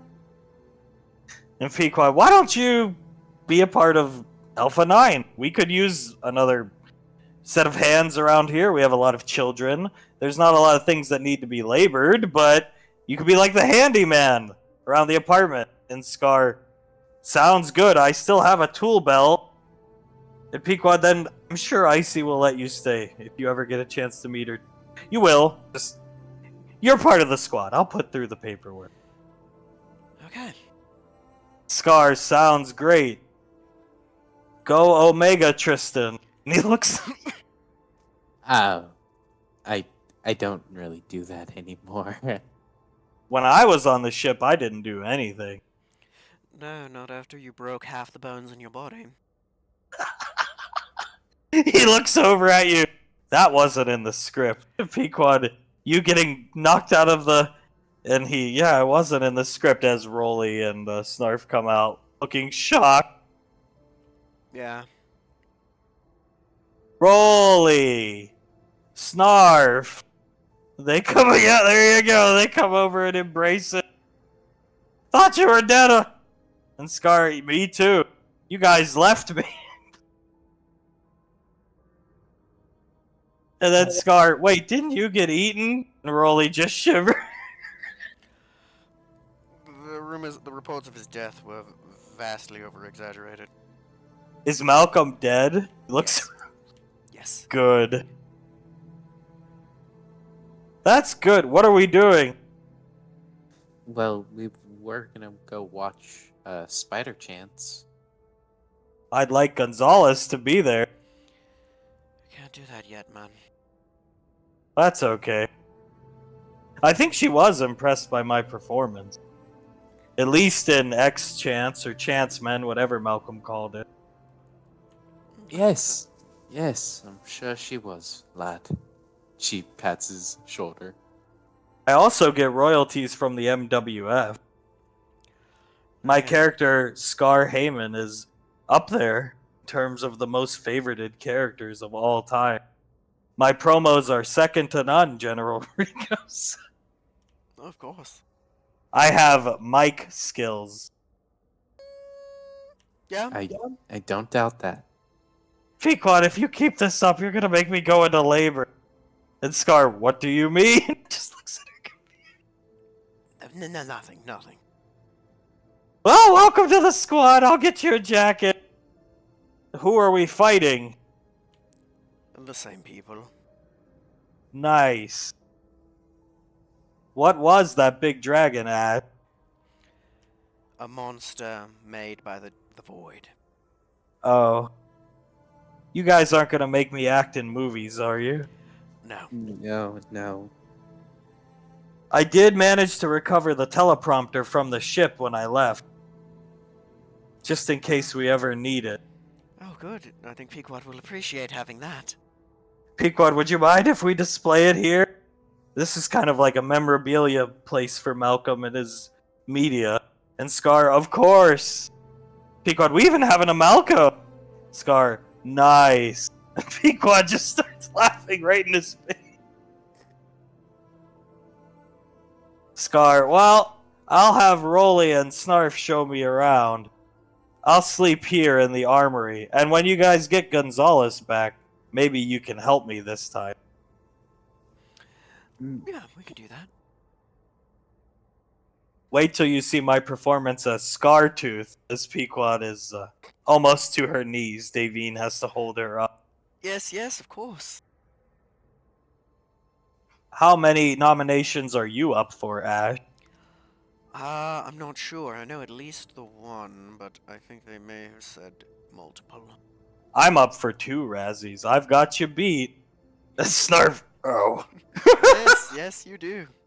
Come on, Scar, I'll show you around the armory. Ash turned this armory into a sight to behold. Come on. Sounds good. As they walk in, you see Jennifer. Oh my god, you're the guy that got blown. Yeah. Close the door. Sasha closes the door. Oh, Pequod falls onto Davine, laughing. oh God. Oh, please, God, let Icy. I hope Icy lets us keep it. Oh God. I'm sure she will. Scar Heyman. Okay, yeah. After a chance, man, Malcolm realized that he couldn't feasibly beat Scar in a fight in the MWF, so he just resorted to putting him in a managerial position. Pequod and Ceres. Well, Ceres looks around. So, it's not just his acting that's wooden. He's literally just like 0 charisma. Yes. She starts laughing. Oh boy. Towns, oh, chalk up another weirdo for the squad. Watching Scar go around the armory. Nice piece. Pointing at Ashes. So when are we deconstructing this stuff? Never. Sounds good.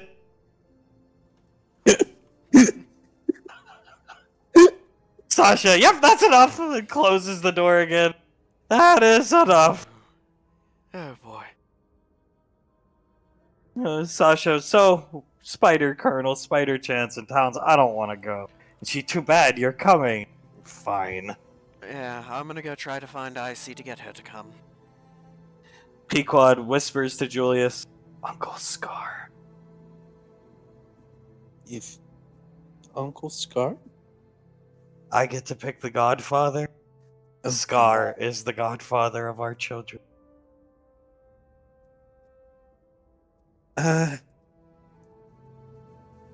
Well, I don't know if Hunk.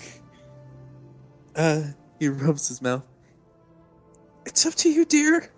We're gonna have more. He can be the next one's Godfather. At least 2 more. He'll get his chance. Okay. Okay. You get to tell him, though. Oh, I will, when the day comes. We'll keep it from him from now. Okay. He puts an arm around her. I love you so much. She tells you she loves you too and gives you a kiss. You all can see Jennifer furiously going through things, having scars, Oh my. like random stuff, notebooks, stuff like that. Scar, turns out Malcolm was right. I am a big star. Oh no. And Snarf is just gritting his teeth, trying not to laugh. And you hear you hear Hunk. She has a fucking boyfriend. Can you fucking believe that? He comes out here. Yes, she does, and it's good for her. Leslie, who? Well, it's out of the bag, but Icy. Pequod, everybody move. Go, go, go. This guy's gonna put me in labor if I can hear him talk. Yes, he will. Siletta is kneeling down with Memory and Icy has a boyfriend. they've been seeing each other for 2 weeks.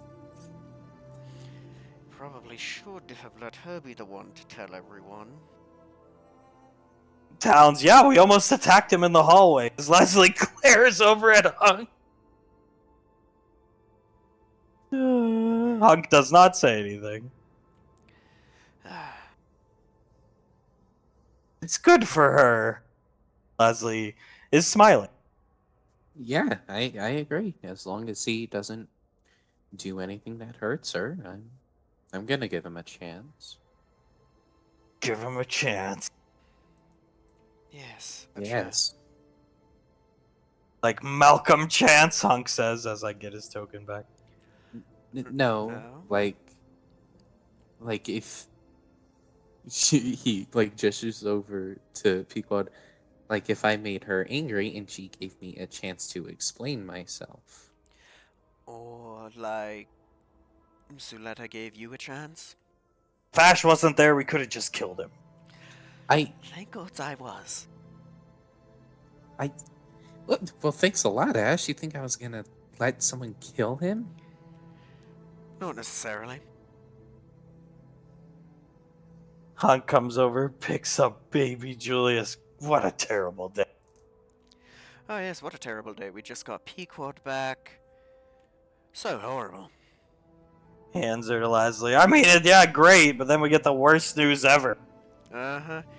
Oh yes, it's so much worse. She could have told you she's pregnant. That'd be much worse, wouldn't it? Oh, I would have killed it. I would have just gutted him right then and there. That would have been it. See? There's worse news. If you say so, Ash, as Leslie takes baby Julius. Could have gotten news that she was dead. Who we talking about? Scar. Oh. Nothing at all, Scar. It's fine. Gonzalez better not be dead. As far as we know, she isn't. What's the problem here? Nothing really. I might be able to help. I'm smarter than I look, as Pequod. Oh my god. Yes, I know you are. Fill me in, squad mate. It's just personal stuff. Boyfriend stuff. It's fine. I thought Ash cheated on his wife. No. No, I did not.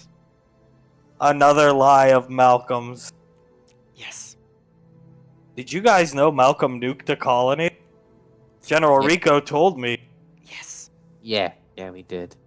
He was jealous of my acting skills. That's why he moved me down to minor characters. Speak what, Julius? He's gonna kill me.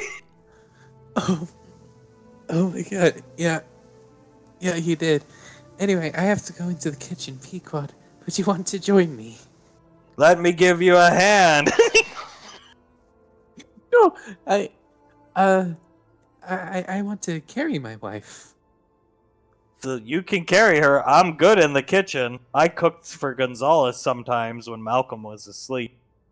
Oh, what kind of things can you cook? Macaroni and cheese, if we have a microwave. Well,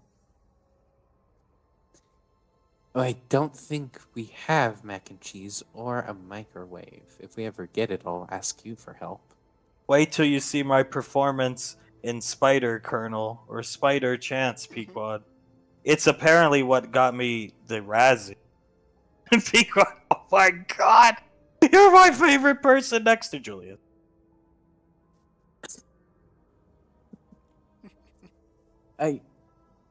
Scar here. Play the clip. He's gonna play the clip. Gather around. Let me show you.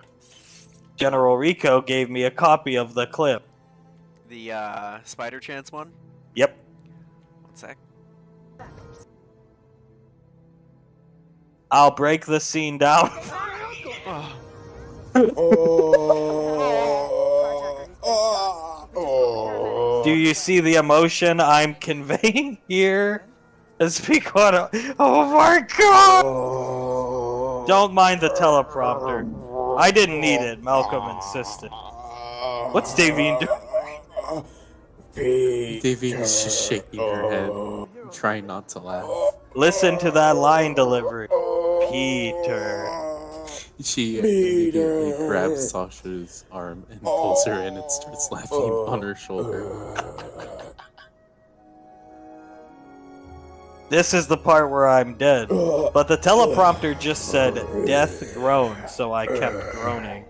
Mm-hmm.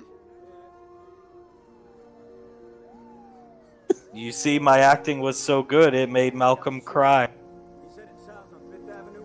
Yeah, that's why he cried. Folks, come on, help us out. Come back. Watch this. This is the coup de grace. Yes.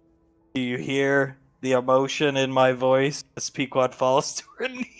Yes, I do. Yes, I do. Everybody said Ash gave the best performance, but I think I gave a good one. Yeah, yes, you did. You'll get to see more of my performance in the rest of the movie soon, Pequod. Is Pequod laughing at him?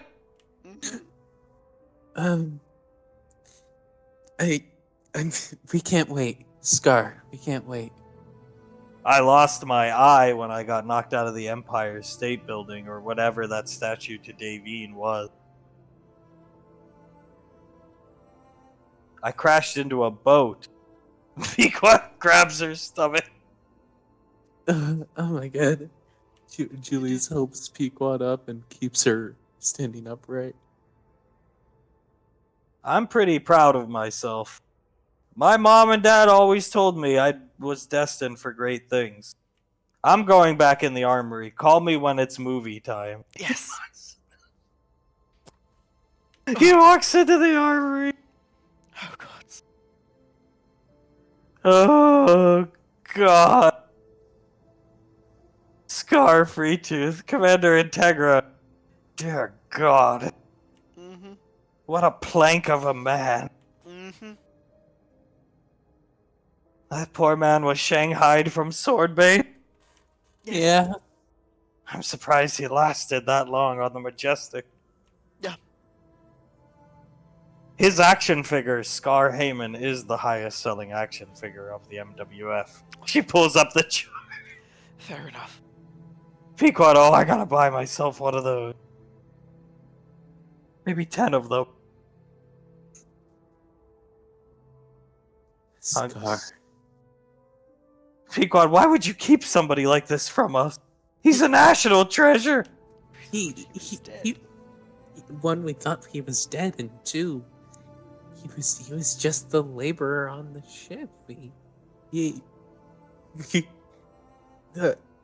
didn't really get to talk to him much either, and when we did get to talk to him, he gestures to the armory. That's what we talked to.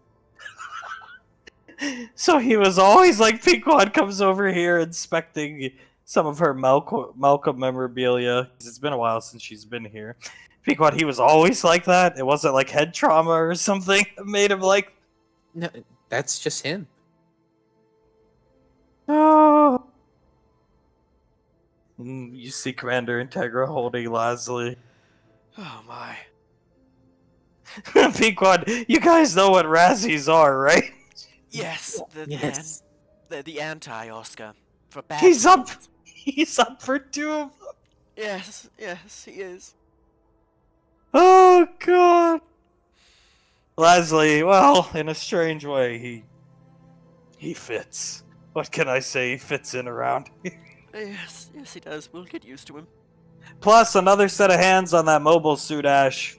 That's not a bad idea. No, it's not. You hear Scar introducing himself. Oh, God. And down the hall is Icy, and I'm your new manual laborer. Yes. Hey, Icy. She's just staring blankly at him. May I introduce you to Scar Freetooth? Oh. She looks up at him. I thought he was dead. We did too. And where'd you find him? The General found him on the planet where the ship was. Apparently he crawled out of the wreckage after we left. I did. we're going to see Spider Chance tonight. And that's enough. And he just stops talking. And I can stay, right? My friends are here. And you see her gritting her teeth at him and making a fist. And yeah, you can fix things around the apartment. Yeah, we're already started on that. Jennifer, could you please sign this? Scar, I am a movie star. You're lucky to have me. Yes, yes. You see her eyes start to glow blue, staring up at Scar. All right, come on, Icy, come in. And Scar, I'll sign autographs for you later, Captain. He's going to pull her in here, away from him. Ah, fucking Scar free tooth. I'm so glad he gets to run around the apartment. Boy. Gotta catch myself. Alright, she's in the You alright? She looks at you fine. You're lying to me. How would you know? She looks at you. Because I've been where you are. Not exactly, but I have. Really? Yeah. Pequod's back. She gestures at Julius out here. Everything's good. Not everything. We all got our demons, and you just came face to face with yours. Yeah. When the time comes, we'll figure out the xenomorph. We will. And, looks like you came face to face with another that you didn't realize. That be? Just that hunk dragged us out of the apartment on a goose chase and happened to walk back right as you were walking with your friend. Is Julius in the room or out of the room? I'll say he's in like the Okay. entrance way. She looks at you guys. Don't tell me you killed him or beat him up. No. In fact, we managed to get Hunk calm enough that he's going to give him a chance, even though I think he's a good kid and doesn't need a chance. I don't think he'd hurt you. She's gonna light her a cigarette. I'll believe that when I see. Hunk a chance, or don't think he'd hurt you? Hunk a chat. If he doesn't, I'll just tell Mom, or just order him not to attack the kid. He's part of Jiren's new fire team. Yeah, I heard he's a good kid. He's Carter's nephew. Yeah. I got nothing, but I already like him. Seems like a nice kid from what little I've talked to him, and if Jiren likes him and Rico likes him, then he's a good kid, and he's good for you. Maybe. She looks down at her cigarette, puts it back in her mouth. Is there anything else you need? You know I'm here for you. Always. I don't need anybody. Yes, you do. I've never needed you, and I've never needed him. And she looks over at Julius. What do you need? From questions about the armory, what do you need?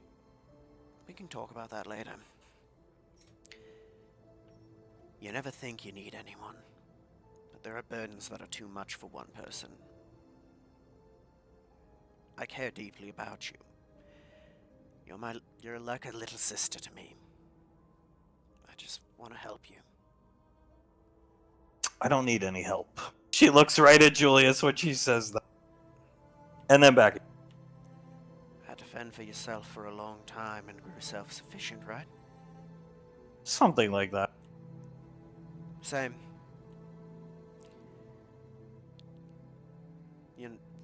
We as what we are, human, half-elf, elf, whatever the fuck. We as people. We're pack animals. We ain't meant to do it all alone. Just, you don't have to. You don't have to trust me like that, but I'm here for you. And I know you're going through it right now, because it's not just Pequod, there's more to it. She shrugs, not drinking. She's back. I was just drinking because I was annoyed. And she's my only friend. And this idiot almost screwed everything up. She looks at Julius. True. Yeah, your only friend. Yeah. Right. Well, be that as it may, I'm just trying to help, because I do know an inkling of where you're coming from. I can't Maybe. talk out. And he's gonna go up to Davine. Go into the gym. I can't understand. Oops, sorry. Why exactly? Just go ahead. Icy's in there. Go talk to her. Okay. And she's gonna go into the gym. I haven't been through everything you have. I get that. Not the same exactly, but I know what it's like to lose parents. I know what it's like to have to fend for yourself, and I know what it's like to close yourself off and try and keep it all on your own shoulders. And it doesn't matter how strong you are, mentally, physically, spiritually, whatever. It's too much for one person to bear. She sees Davide and Julius walk back in. What is this, a group therapy session? Not No? necessarily. I'll leave if you say the word. I respect you enough to I respect and care about you enough to respect that wish. That's why I'm talking to you. I do care about you, and I'd like to say you're more than a friend. You're like I said, you're a little sister. She looks at you blankly. Maybe. Maybe. What do you want? She turns to Davy. I just wanted to talk to you, I suppose. About what? She looks right at Davy. Do you need something? Weapons? Your gear's working? What do you want? She raises her eyebrow. Let's talk about you, Nicole. She looks at Davy. I don't have time for this. I think we all do. We do have time for this, Nicole. She's gonna raise an eyebrow at Davy.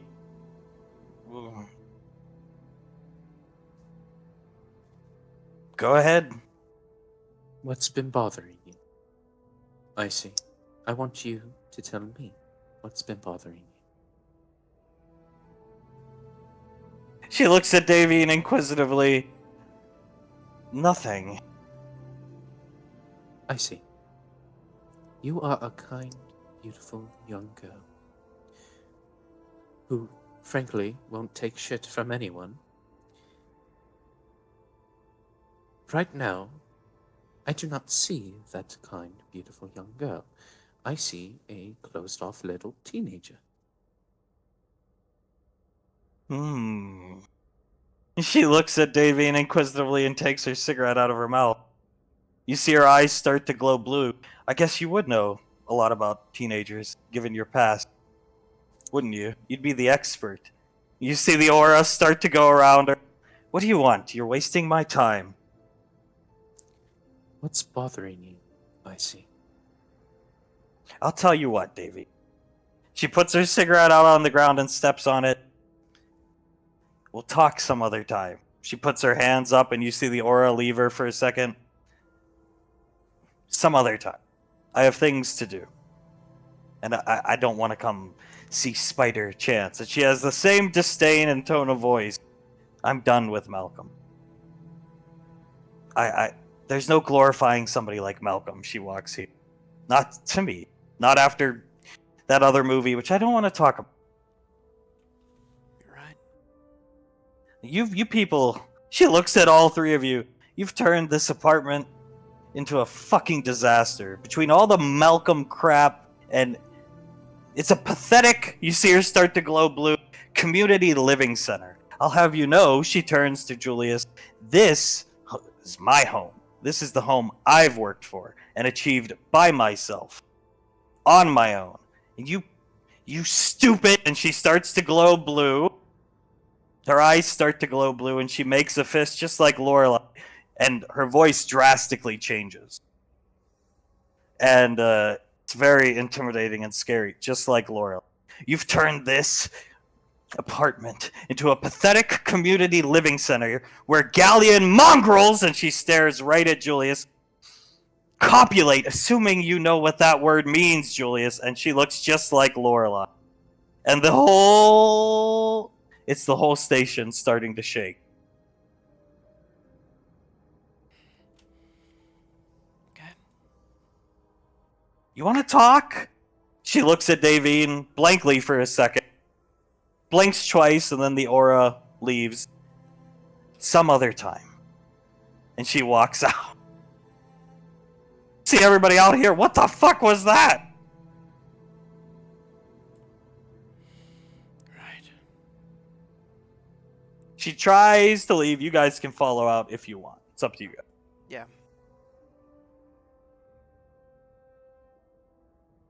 She tries to leave, and Hunk, where do you think you're going? Pequod comes over here, and Icy turns up, and I have to do work down in JSOC. I have to figure out the void stuff. So useless people cannot be useless and kill Globnock next time. Or whatever his name is. And Hunk, alright, well, we met your boyfriend. And she looks blankly at him. And Hunk, listen, I'm going to tell you something right now. You see her start to glow blue and make a fist again. Pequod, what the? Comes right here. And you see Icy's hand shaking, and the whole place starts to shake again. And she, why do you even care? And Hunk, and looks at her confused. I'll tell you why. Insect, just like Lorelei. And Hunk, insect? And she, you care because it makes you look better in front of these worm. And Pequod, Icy? And she blinks at Pequod twice, and looks up at Hunk. And Pequod, you should bring your boyfriend to the movie. And Icy, not now. Gives Pequod a thumbs up and leave. And Hunk just, god damn. Looks down at the ground. Yeah.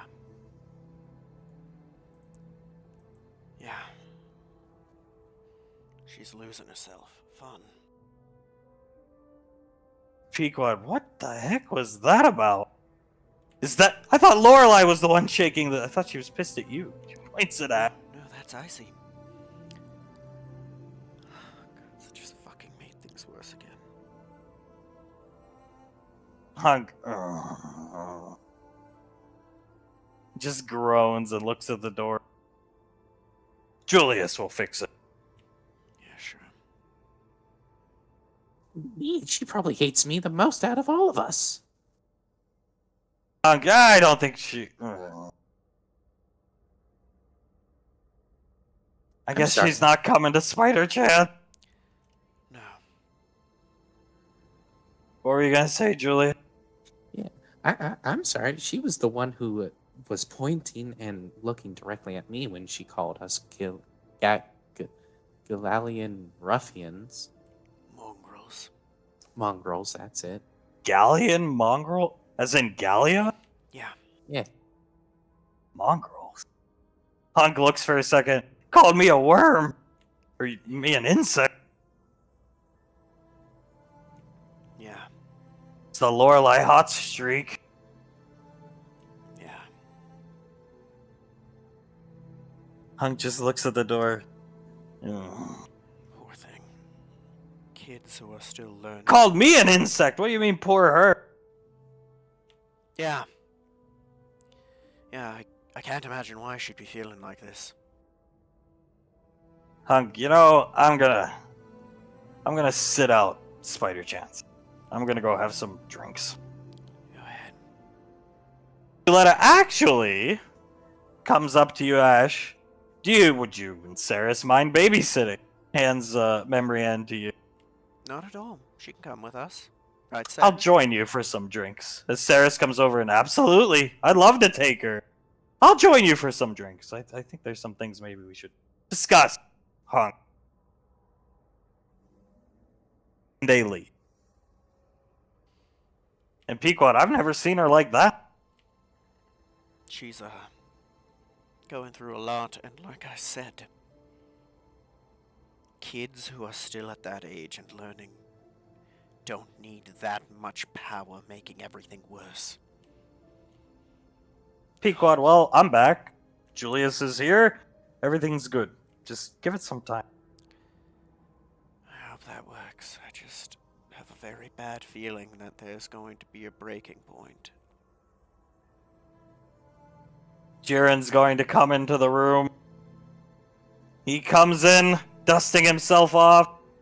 Got What happened there? pushed into a wall, thank you very much. I see.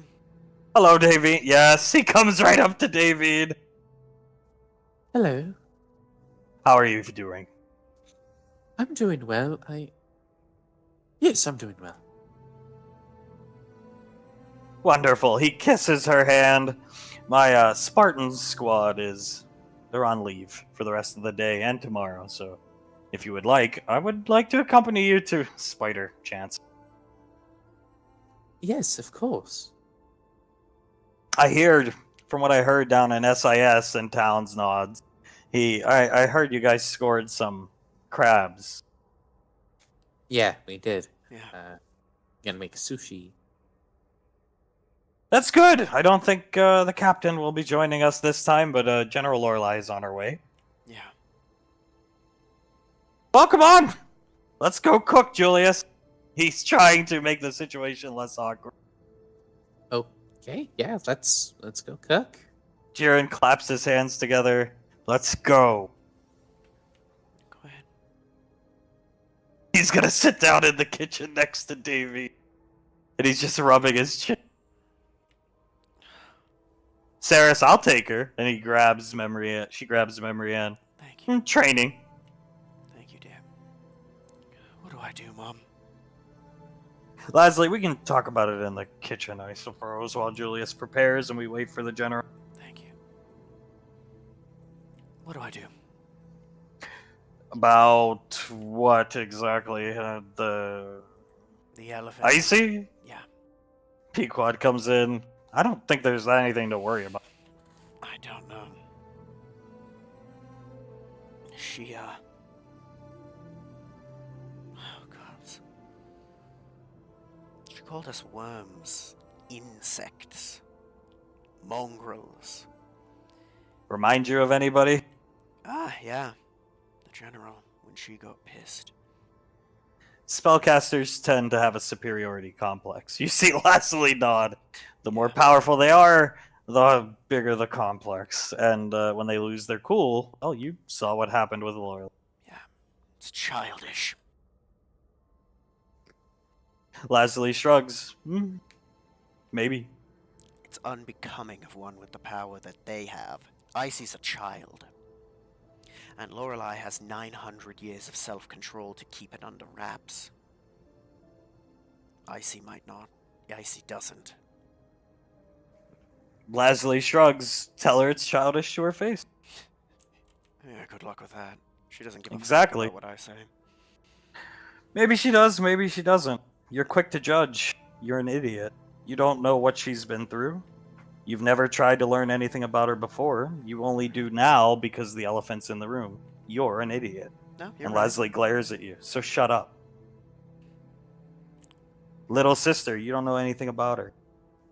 Get fucked. Yeah. Family man. Again, Ash, you're presumptuous. Jump to conclusions. What do you know? You don't know what she's been through. I hardly know what she's been through. It's childish. You lost your parents. Try getting given away. Yeah. Yeah. Not saying the way she's feeling is childish. She's got every right to.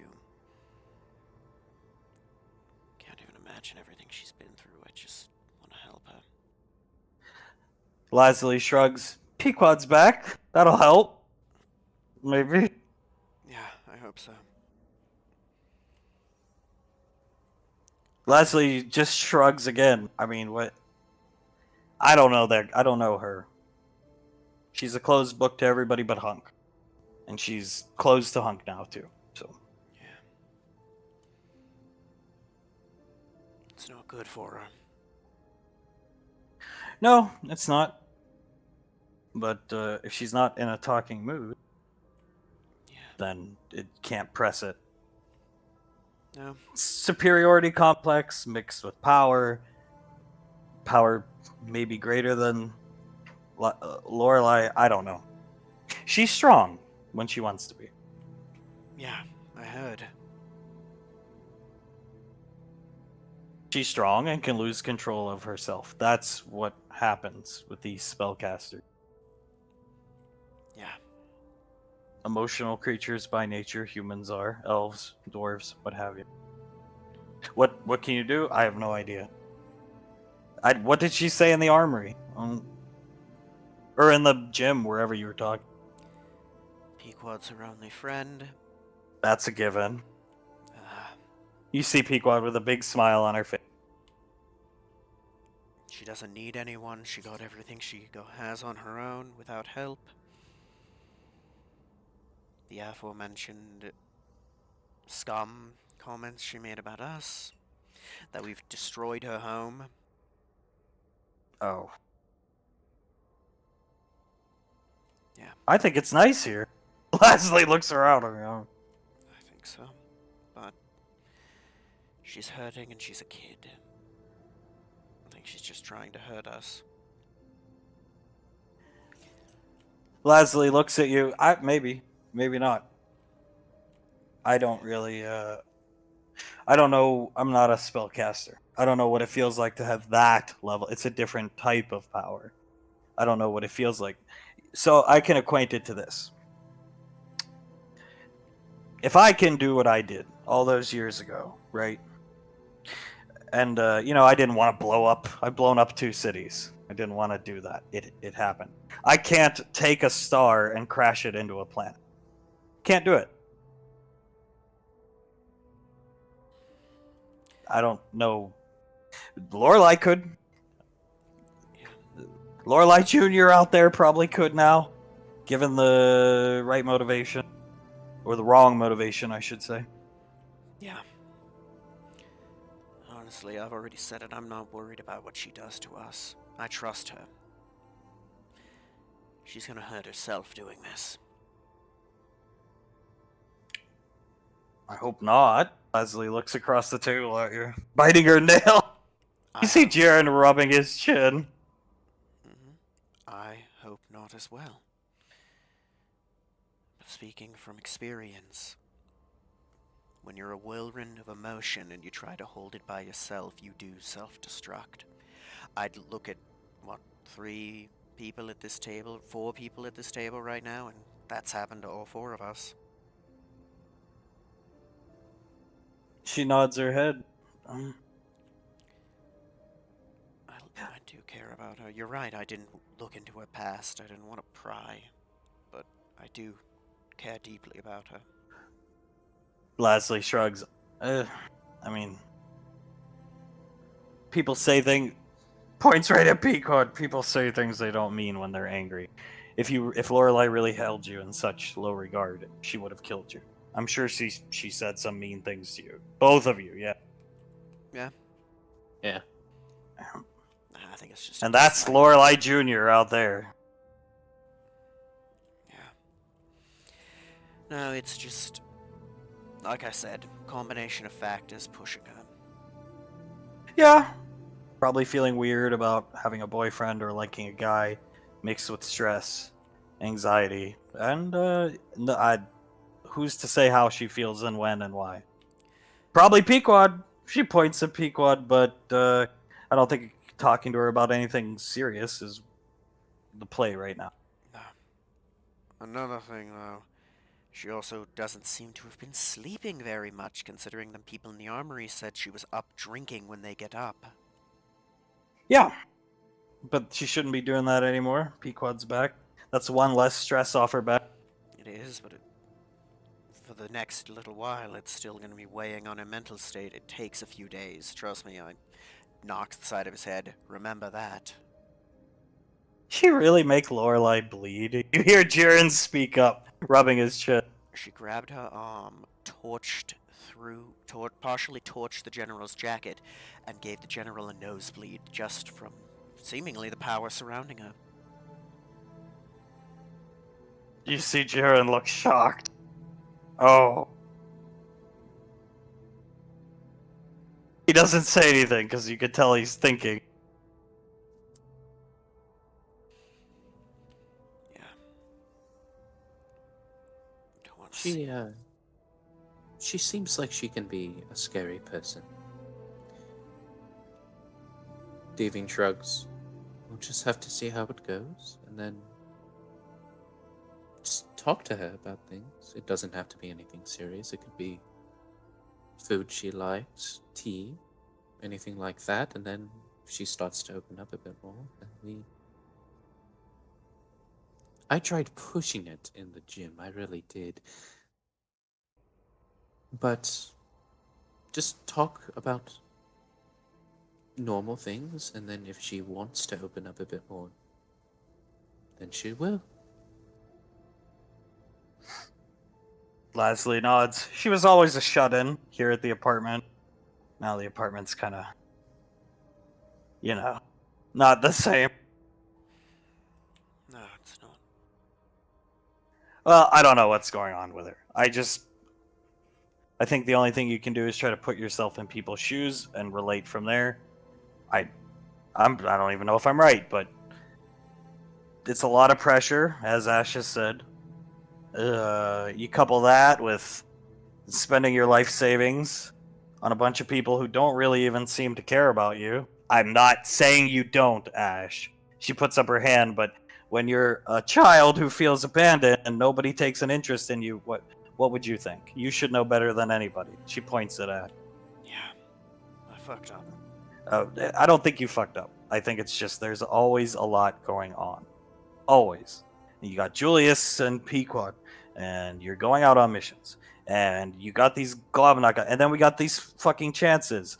Trying to put a hit. There's always a lot going on, and it's perpetual stress. And at some point, you get stressed, and you lash out at the people around you. So you couple that with you got to work on Void stuff all the time. You got Hunk, probably trying to hide this guy from Hunk for as long as possible. That's stressful. So Yeah. you got all these people in your house. They always ask you for things. It would wear on a full-grown adult, let alone a child who doesn't have a family. That's my guess. Yeah. She's reaching her limits, and it is what it is. I just hope we can help her when she reaches her absolute one. Jaren's gonna nod. That is why the council put her with Hunk. Hunk is an excellent fighter, and taught her to be as such. But Hunk is an affectionate man. Granted, it took him a long time, Major. As he looks over at Leslie, and Leslie shakes her head and rolls her eyes. But it was to make her feel as if she had a father? Jared making weird hand gestures. And she does. But then he retired, and I don't know. Maybe Lorelai could read her mind. She can't. Jiren drops the cup of tea he was drinking. She can't read her mind. No, that's not possible. Said she hasn't been able to since Icy turned 18. You see Jiren's eyes widen. Looks at Davine. Did you hear the general say this? They were outside the kitchen when she said it. Oh. He starts cleaning up the tea. Well then. That's intimidating. He fixes himself in his... Yeah. Well, when the bridge comes, you see Jiren stuttering. We'll cross it. I hope it doesn't come to that, but yes. As Leslie said, spellcasters tend to have a superiority complex. They'll say things that maybe they don't mean at the time. They'll insult one's intelligence. Did she do that? Uh-huh. Yeah, that's what they do when they get angry, especially powerful ones. And unfortunately, they can do a lot of horrible things. Worse things than Julius and I can do with our fists, or Davine can do with her swords, or you can do with your guns. But yeah. Yeah. Either way, the time will come. I don't know. Like Davine said, get to know her or talk to her. I never got to know her. Jiren shrugs. You try, people rebuke. You can't do much beyond that. Yeah. Ah. Everything's so complicated. You guys It are is. all- Everyone else in this room is something unique and special. I'm just a dude thrust into a world of gods, monsters, and magic, and I'm just trying to figure it out. Pequod Galleon mongrels. That's a creative. I have never heard that one before. That's creative. Yeah. She never got that mean. Never been mean like that with me. Pequod with a big grin on her face. She wouldn't be. Pequod, well, she won't have to raise the other kids alone this time. No, she won't. We'll talk to her when next we see her. Pequod puts up her finger. If you two don't want to, I will. I want to, I hope she's willing to talk. Like Davine said, talk about normal things and then lead into it. Yeah. Julius is good with her. Pequod smiles at Julius. Tries to crack a smile. She likes Julius. Oh yeah, she really loves me. Everybody loves Julius. Yeah, about as much as General Lorelei when I first came back to Gateway Station loved me. But she loves you now. As long as you stay shaved. True. So, we'll fix it. Yeah, we will. Not only that, Pequod shrugs, but I never got as close to the old Alpha 9 as she was because I was not doing well myself, but losing a whole squad that got dumped on you because somebody retired and Lasley. Eh, I get that. Now that is something I completely know. Losing everyone and everything. Yeah. You do have a lot in common, Ash. Leslie looks over. You have a lot in common. Just choose your words carefully. I will. Very carefully, as you did with Lorelei. If she can make Lorelei bleed, that's something else. Even if I'm not surprised, Leslie shrugs. Believe me, I'm not. And you see her lift up her shirt, and you see not her shirt, where her stomach is, and you see a huge scar across her stomach. Yeah. I fought her at full strength, mind you, and she puts the shirt down, full strength, and she went through me, physically. Went through me physically without moving. That's a stalactite that went through me. At full strength, I couldn't dodge it, mind you. That's how fast it was. My God. If she could do that with a stalactite, imagine what she can do when she really wants to. Yeah. Anybody who could shake this whole station is not to be trifled with. No. Like As said, I said, or go ahead. I trust she won't kill me. I trust her. I'll try. Yeah. She's probably going to go hang out with her boyfriend. Away from us and away from Hunk. And that's what she needs to do. She does. It's good for her. He just needs to let her grow up. He does, and I will make sure he does. Imagine a guy showing interest in you when hardly anybody else has ever shown interest in you. It's different with Hunk. Hunk's her dad, whether she sees it that way or not anymore. And a guy makes you feel all different types of strange emotions. You couple that with everything else I said, nobody fucked up. It's just, there's not enough time in the day. There isn't. Yeah. What are you gonna do? Just drag her into a room and say, sit down and tell me your life story and everything that's bothering you. That worked real well. Clearly, the whole station shook twice, and then we all got called worms. So, there was probably a right time and place, and you didn't take the opportunity. Yeah. There'll be Yeah. another. Yeah. I do agree with Pequod. Everybody likes Julius. Yeah, definitely. Everyone likes me. Well, she let you guys on the squad, so that's a win. Leslie awkwardly gives a thumbs up. Yeah. Yeah. We'll fix it. You will. Don't worry about it. At least right now. Let's just try to prepare for Spider Chance as General Lorelei comes in the room. Is that crab meat I smell?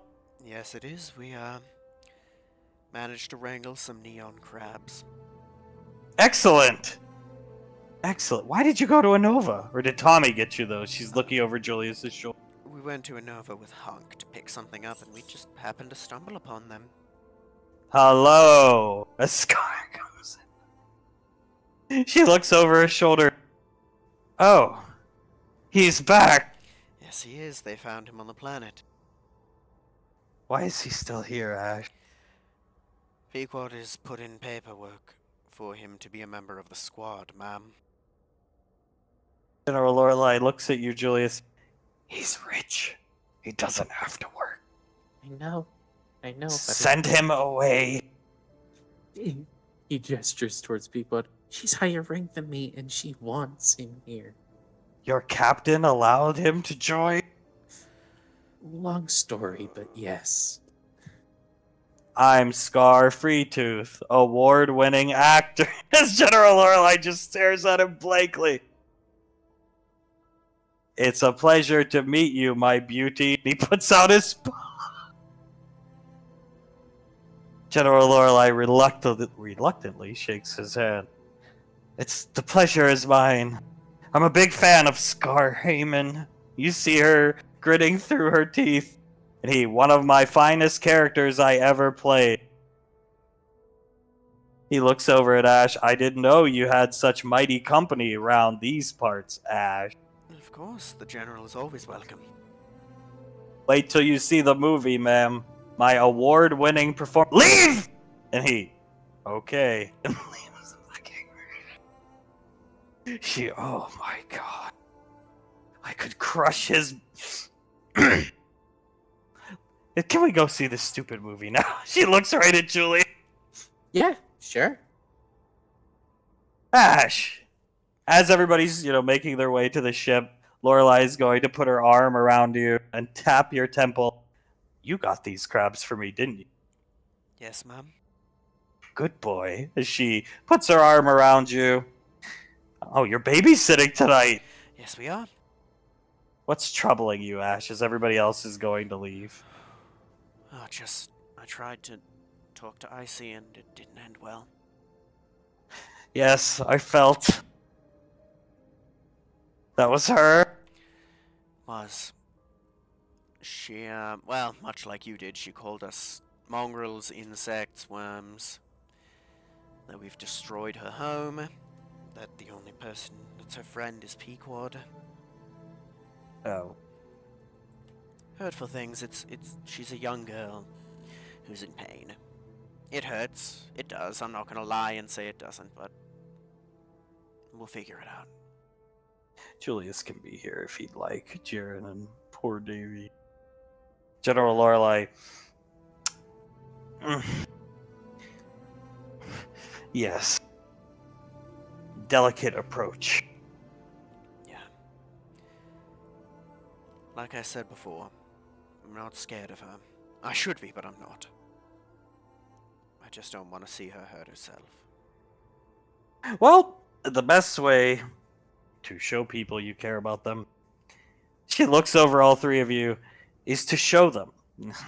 Right? So maybe we think of something like that. Galleon mongrel? She looks right at Julius, reading his mind. Yeah. It's creative. Never heard it before. She's good. She's good at insult. Copulate? Yeah, copulate. Oof. You see Lorelei shiver for a second. She's angry. She is. Mhm.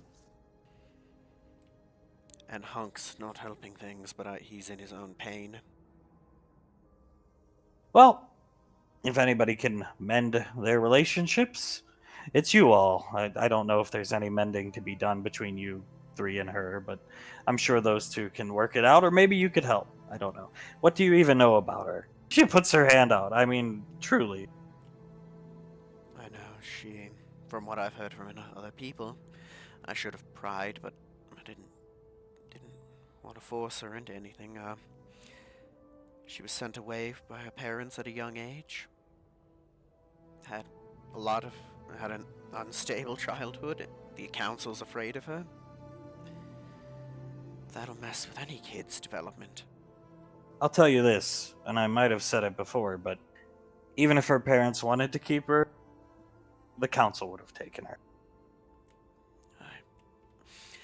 But she doesn't know that. No, I'm sure she's been told. I'm sure.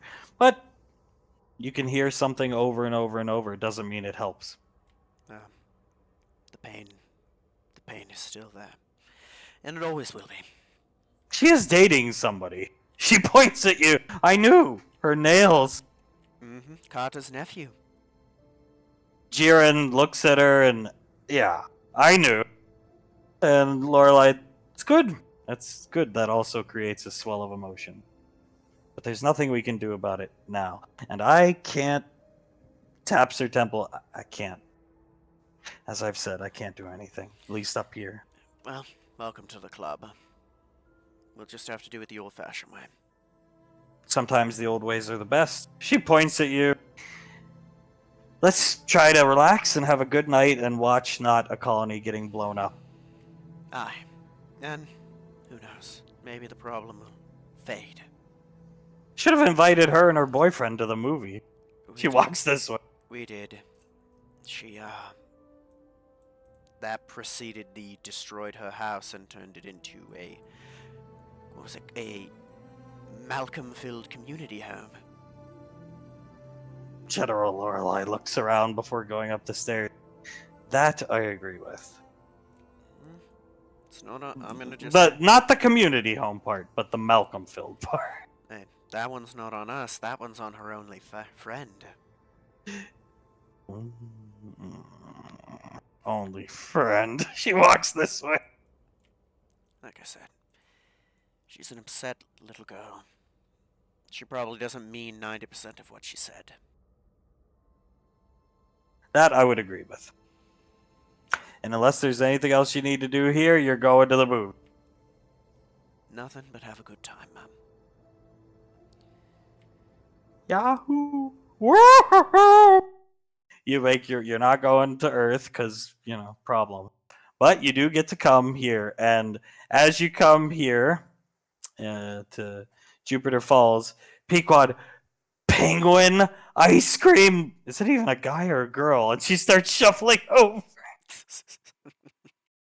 Sarah's bloody mashed potatoes are fine by me and takes them from Julius. Sits down right next to Sunny. Pequod, come on, Julius, look! Have fun. I'm gonna go sit with my darling. And you got Memory Ann, because you babysitting. You got Leslie. Pequod walks up. What's all this? And the penguin lady. Oh, this is Jupiter Falls cotton candy. It's made from the rarest sugar crystals actually found in the atmosphere of Jupiter. And Pequod, where's the ice cream? And the penguin, we don't. You ruined my business! And Pequod, what? And the penguin lady, it takes months to make that ice cream. Months! You bought us out! We won't have any more ice cream for a month, so we have cotton candy. No ice cream till the next movie, I'm sorry. And you see Pequod almost about to cry. Julius holds her hand. Do you want some cotton candy, darling? The penguin, this is the best cotton candy in the galaxy. And Pequod wipes some tears away. What flavors do you have? And the penguin, everything, any kind you want. Pequod, strawberry. Gestures back here.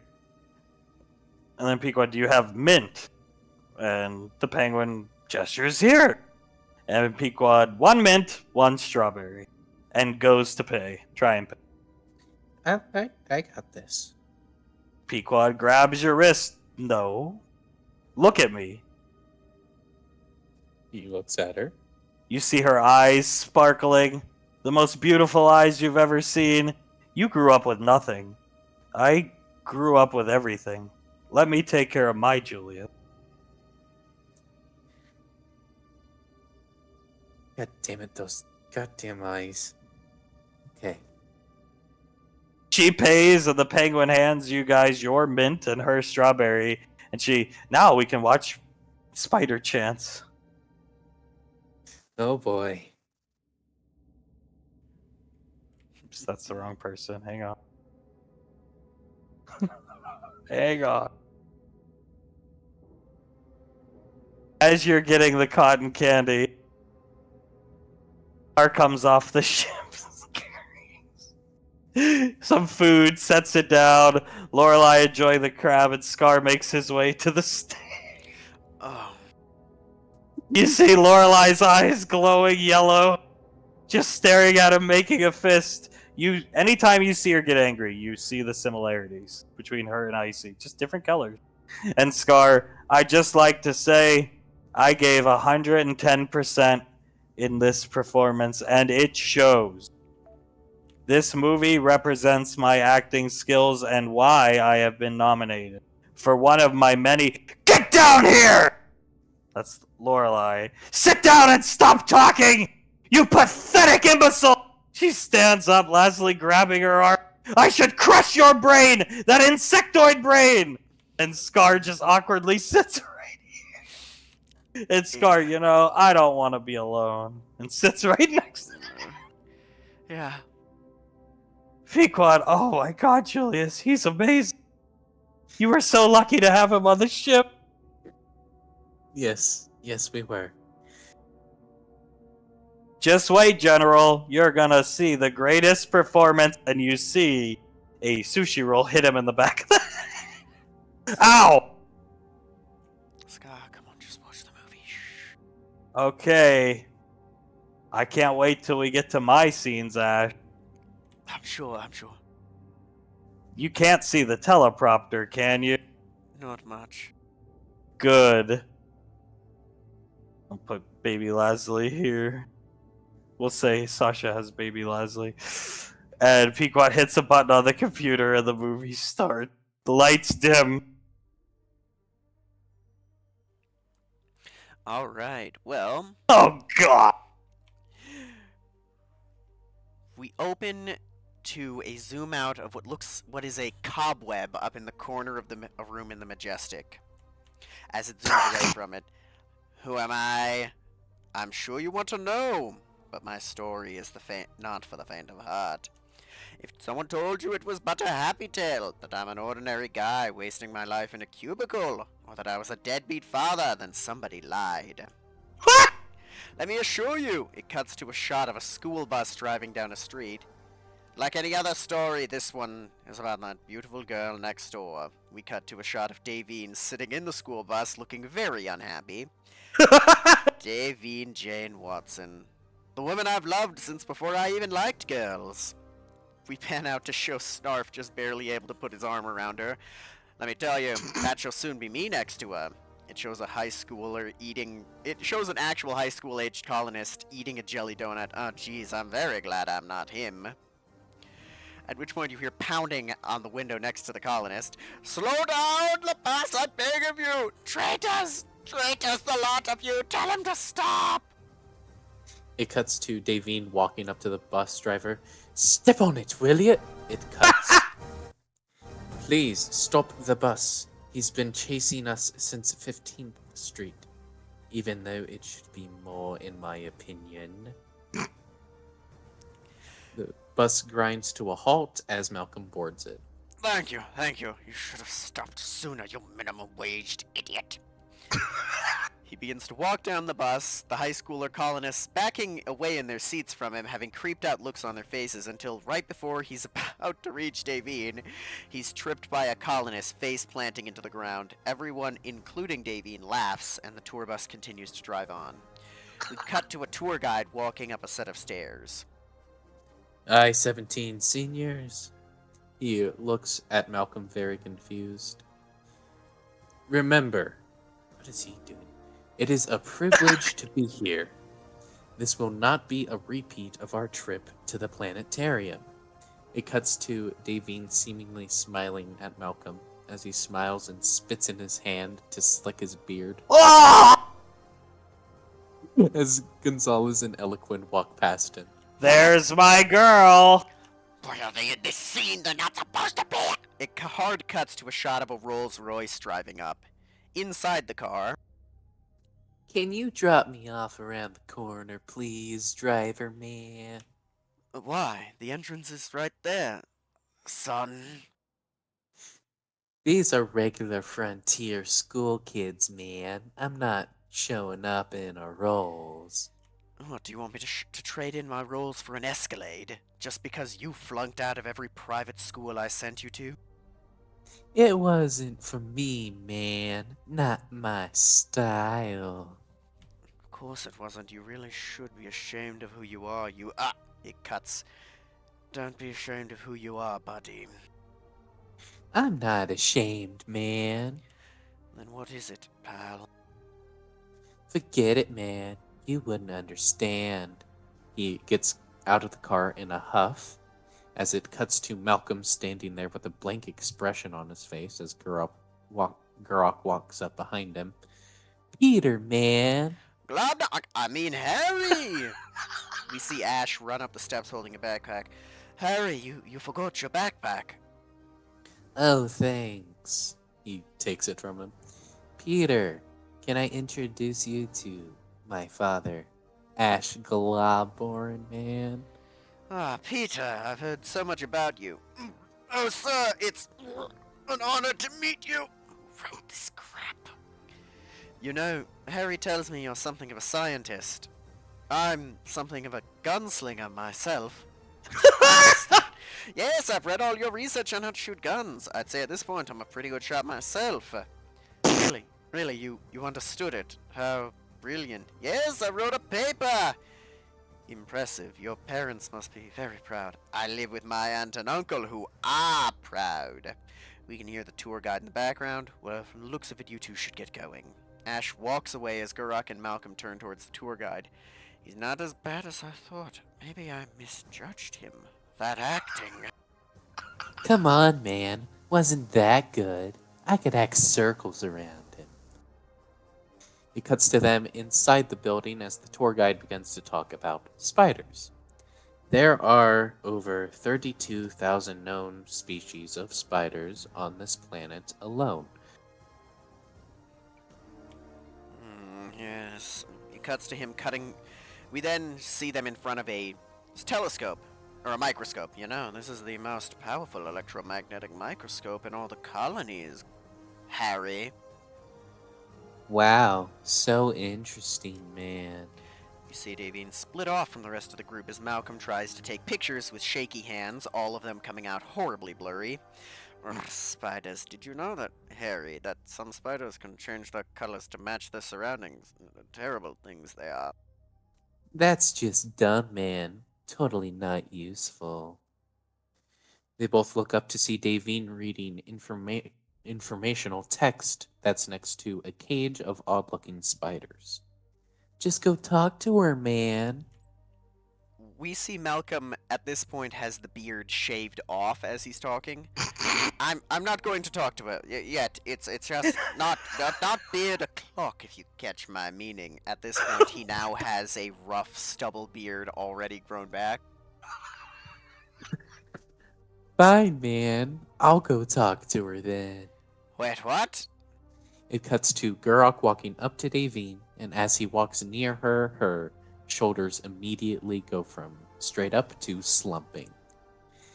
You know, man, some spiders can change their colors to match the environment they're in. Davine looks over at the informational text, which says that exact line. Thank you. I can read. Pretty cool fact, huh, man? Oh, it was until you said it. Yeah, man. He looks over at his shoulder and winks at Malcolm. Using synthesized DNA, we created an entirely new species of arachnid, a super spider, if you will. These 15 here are the only ones in existence. Sir, there's only 14 in the cage. Oh god, one of them is missing! Kill the demon spawn, I'll kill it with fire! Fire, bah! He's cut off. Sir, it's okay. It's probably just being worked on or tested on right now. Are you sure there's no spider loose? Yes, of course. Now you can calm down, sir. Everything is alright. Fine, I'll take some more pictures then. It cuts to him walking up to Davine. Hi there, can I take your pictures with these spiders? No. No, I think you do want me to. Besides, those bugs look hungry. Yes? Oh! Fine, yes. I'd love to have my picture taken. Really? Yes, just give it over with. Wonderful! He begins to take multiple pictures. Wonderful! Beautiful! Tremendous! Gorgeous! As you can see the spider slowly come down from the roof. You can hear Gonzalez in the background say, Davine, come over here. You'd love this. Oh, would you look at that? I'll talk to you later, Cancer. She walks quickly away. Wait, thank you, I suppose. As you see the spider land on his hand and bite him. Oh, the pain! Someone help! It bit me! I think I'm gonna die! We quickly cut to the outskirts of a large warehouse building that says Globcorp. We cut to what is obviously inside the cargo bay of the Majestic with a man in a suit aboard a glider. Rolly, in a lab coat. We solved the Horizon Glide. We hammered out all those issues. It works now. Snarf in a general's uniform. I've already seen the glider. What about these enhancers you've been talking about? General Snarfum, good to see you. As Ash walks in, members of the board, we cut to Tennessee, Upworth, and a bunch of colonists standing awkwardly in suits. Good to see you as always. I want to see the progress on these enhancers, Ash. Well, we tried vapor inhalation. It seemed pretty successful. The subject showed an 800% increase in strength and agility. Any side effects? Only in one trial. It was an aberration. All the tests since then have gone flawlessly and without a hitch, and with the exception of Dr. Rowley here, the rest of the team has decided it is good for human testing. And the trial that went wrong, what happened?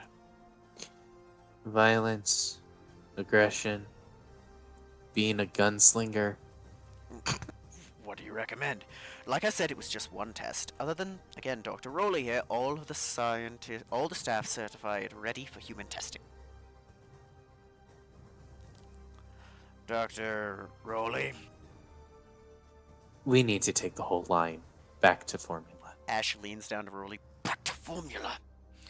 Dr. Globborn, I'm gonna be frank with you. I think this idea is stupid, about as much as you are, if that's possible. I've given the okay to Max Tech to begin work on their exosuit. They start testing in 2 weeks. If your enhancers aren't done by then kiss your job goodbye. We cut to a late afternoon shot of the outside of the house. It then cuts inside the house with it visibly night outside. The Lord said, "Let there be light." And Scar starts clapping. voila, there was light. He starts to climb down the ladder after he's finished screwing in a light bulb. 40 soft amps of it. It cuts to Snarf, now back at the top of the ladder. 40 soft watts of it. Denario walks through an archway. Good boy. Malcolm will be thrilled. Just don't fall on your ass. I am on my ass. Dock worker on this stupid shit. It cuts as you hear, "What was that?" When a plant worker gets laid off like that, dear, I am on my ass. Oh, that's right, dear. Now hand me that green dish. He hands her a blue dish. Corporations downsizing people and upsizing their profits. Such a wonderful thing. As you can see the script written on his arm. Oh, you'll get another job somewhere, sweetie. I'm sure I will, dear. Man, I wonder how Peter is doing. Malcolm suddenly walks into the room with, again, no beard. As you can see in a far shot, it's already visibly growing back. Oh, honey, you're just in time for dinner. Hey, buddy. How are you doing? How was your trip? Malcolm scratching his face, one side of the beard coming in faster than the other. I don't feel good. I'll be in my room. I might die there. Denaria looks down at a packet of paper. You won't have a bite, honey? I've been bitten. I don't need a bite. He runs up the stairs, beard nearly at full length again at this point. Did you get your pictures? Yes, I did. Now I'm going to die. Slams the door. Must be something with that Davine Jane Watson girl. We cut to Malcolm in the room, shirtless, as he stumbles and face plants on the floor next to the bed, crying as he begins to shake. We then see Globcorp. Dr. Ash, the data we have just doesn't justify this test. I'm asking you just one last time, don't do this. Don't be a coward, Rolly. Risks like this are fine and part of laboratory science. Just let me get a volunteer. Give me 2 weeks. The contract will be gone in 2 weeks. Everything we built destroyed. Some things, Rolly, you just gotta do for yourself. Now get me the Davine Profilazine. Whatever. But why? Makes the vapor more effective. He takes the vial.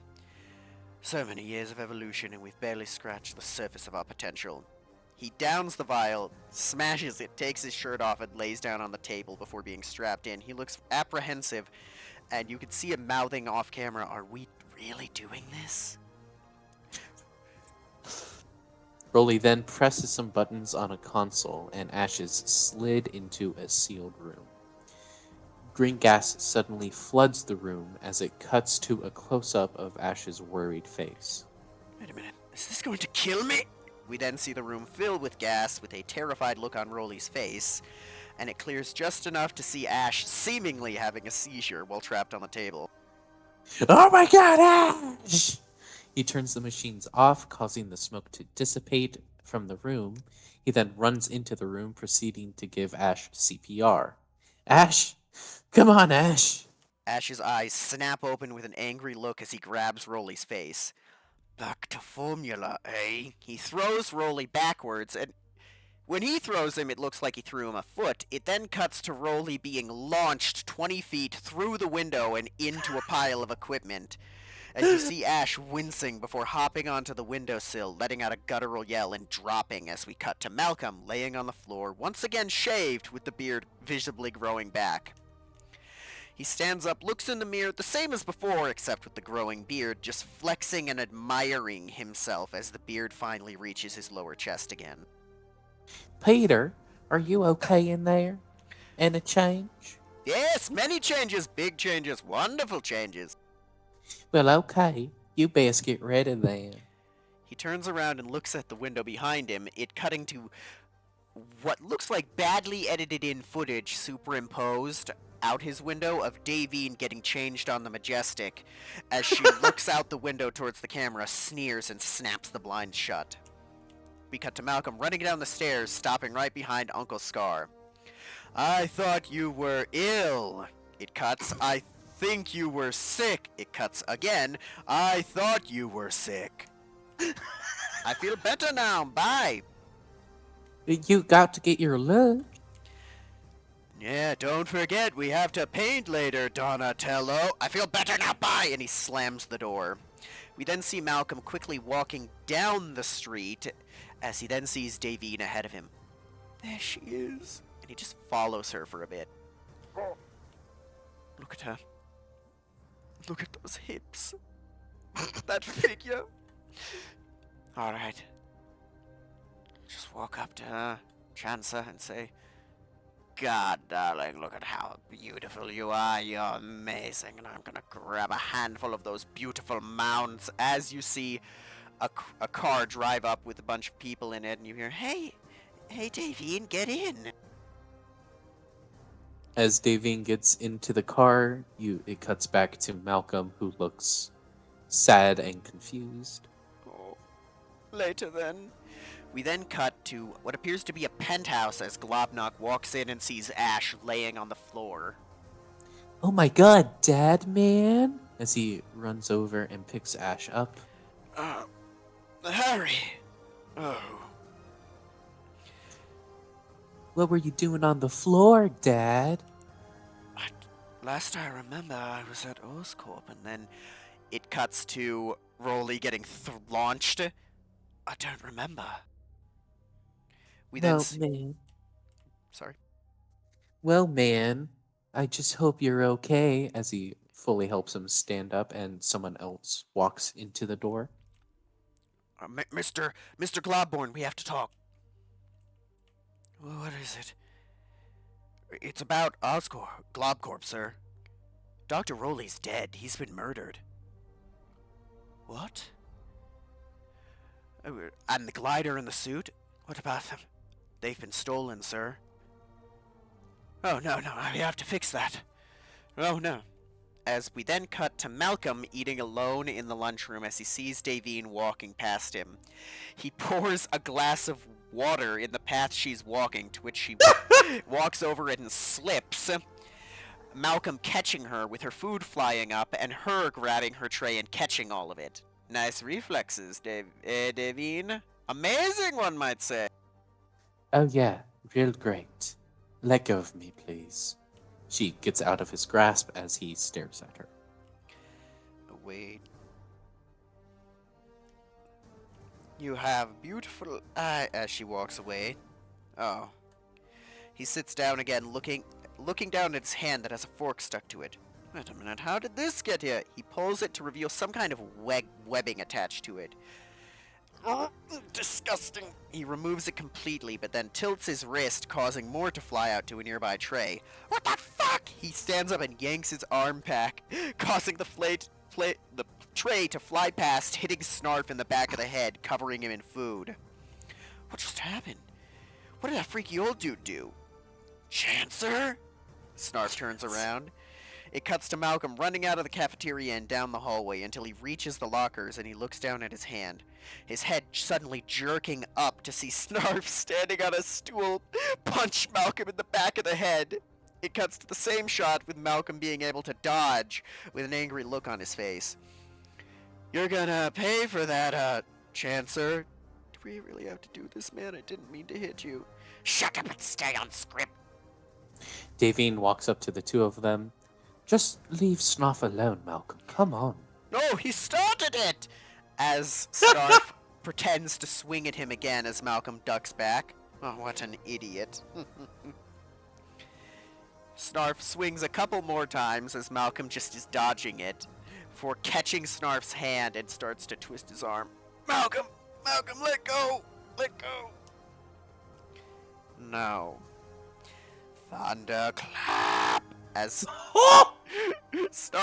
you hear a boom as Snarf gets sent back about 10 feet through the crowd and bumps into somebody, causing them to pour all of their food all over him.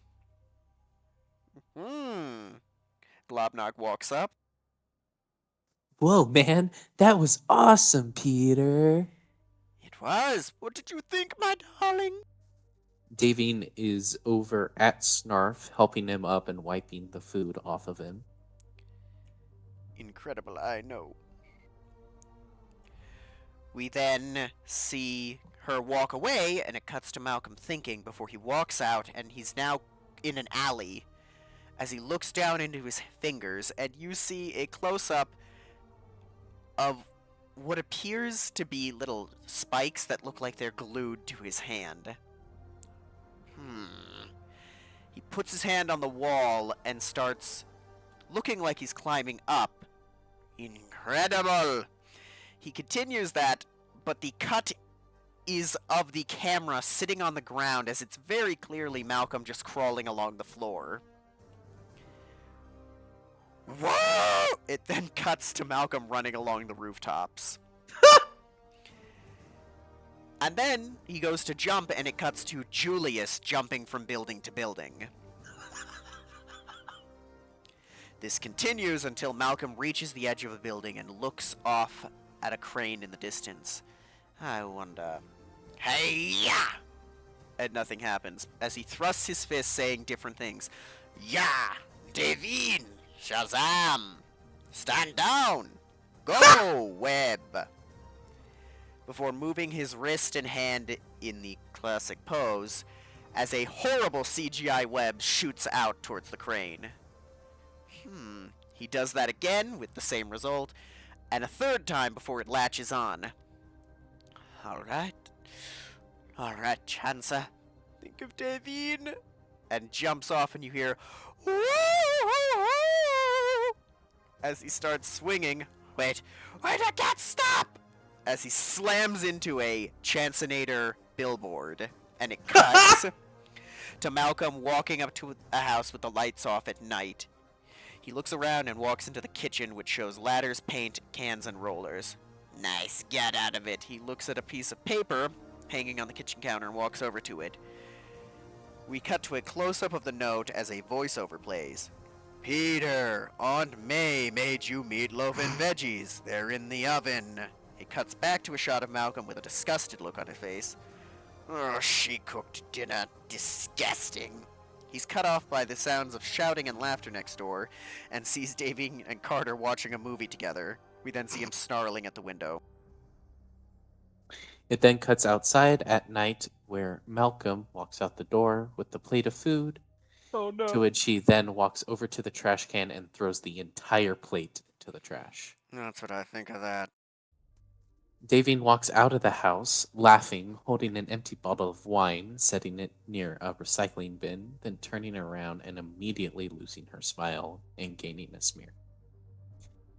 You were watching all of that, weren't you, Chance? No, I mean, I heard some of it, but I was just throwing away some bad food.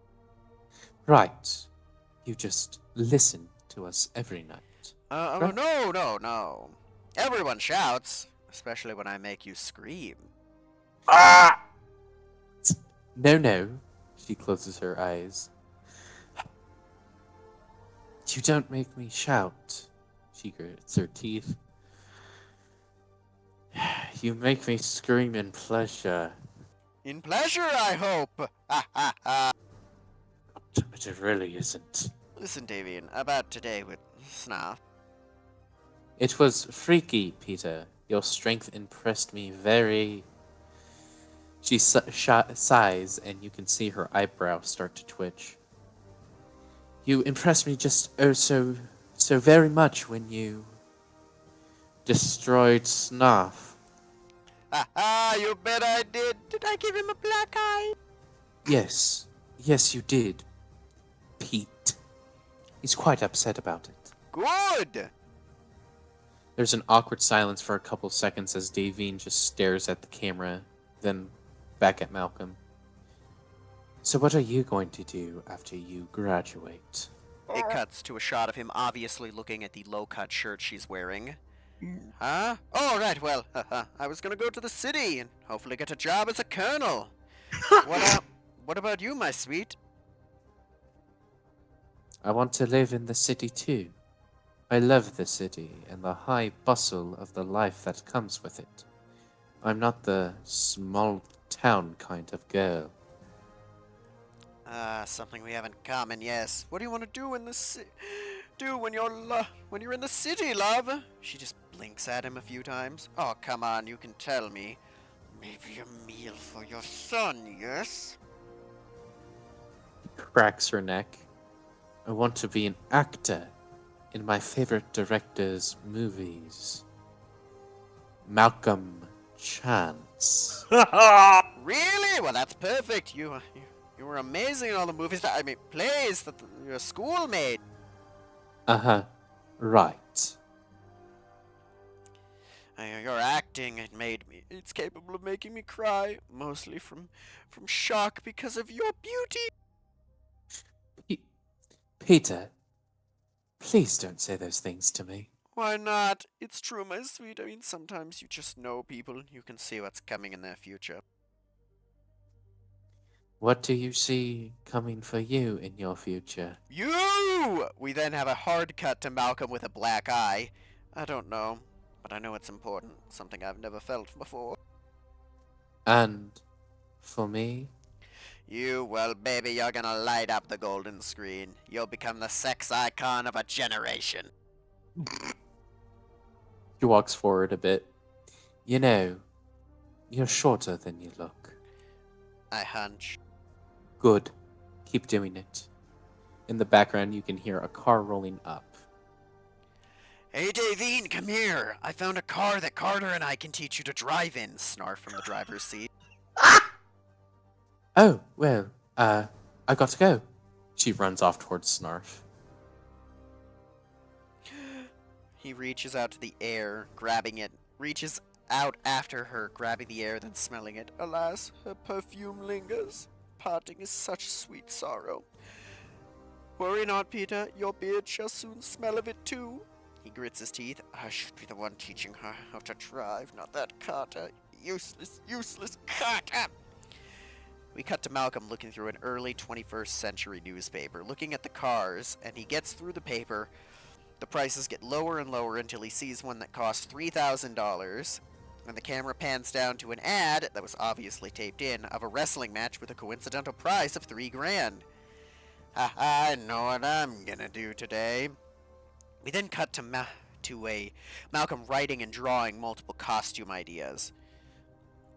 Upward go. One with the chest completely open with the writing "Easy Access for Davine" next to it. It fades to another shot with 8 hands drawn on the back written "Handyman. Davine'll love this one." He suddenly transposed above the papers, looking frustrated and mumbling something along the lines of "Ash, taking my creative thoughts away," as the paper below Malcolm is torn off the page. It cuts to Malcolm still transposed with writing the word "symbol," then scribbling it out and writing below it "Colonel" in all uppercases, underlining it twice.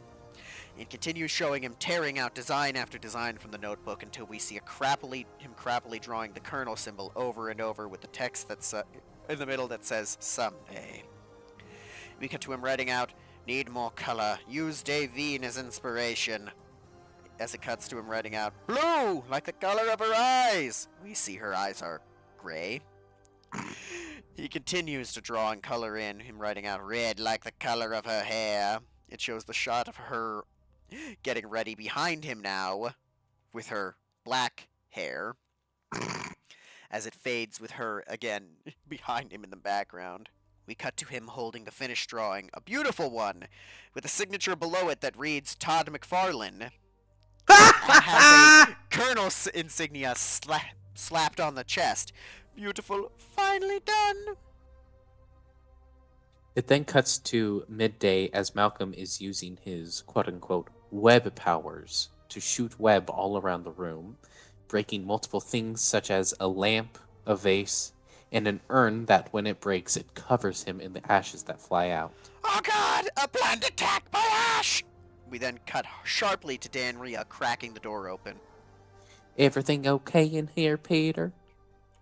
We cut to a different, perfectly clean Malcolm in different clothing. Yes, Aunt May, fine. Now get the fuck out of my room. Well, fine. I was just asking. She closes the door as it pans out to show all the webbing that looks like cheap saran wrap strewn about the room. Yes, very good. All in a day's work. Moment. We then cut to a little bit later. Scar is fiddling with some electrical components on a table. Something is bothering me. Maybe he's too embarrassed to tell me, or I'm too weak to ask him what it is. I don't know. Maybe I don't know anymore. Scar is clapping the whole time. While he's saying his line, he's looking past the camera and not blinking. Malcolm comes down the stairs. I'm going to the library. Don't wait up. Now wait, Pete. I'll drive you there, buddy. No, it's okay, Uncle. I'll take the train. No, Pete. Look at me. I need the exercise. Go, go, go, go, go, go. He puts up an OK sign directly to the camera where it cuts to Dennaria smiling and back to Scar and Malcolm leaving the house. We then cut to a late 1900s Oldsmobile pulling up on the side of the road. Thanks for the ride, Uncle Scar. Now wait a minute, Peter. We need to talk. We can talk later, Uncle Scar. Now let me go, you idiot. We cut to Scar, where you can visibly see a teleprompter reflected in the window behind him. Pequod is screaming, laughing, Juliet. Eyes wide, staring past Malcolm where Malcolm should be. We can talk now if you'd let me. What do we have to talk about, you idiot? What now? Yes, we haven't talked in forever. Your Aunt Danria and I... That's not the line! We cut. Your Aunt May and I don't know who you are anymore. Still not blinking.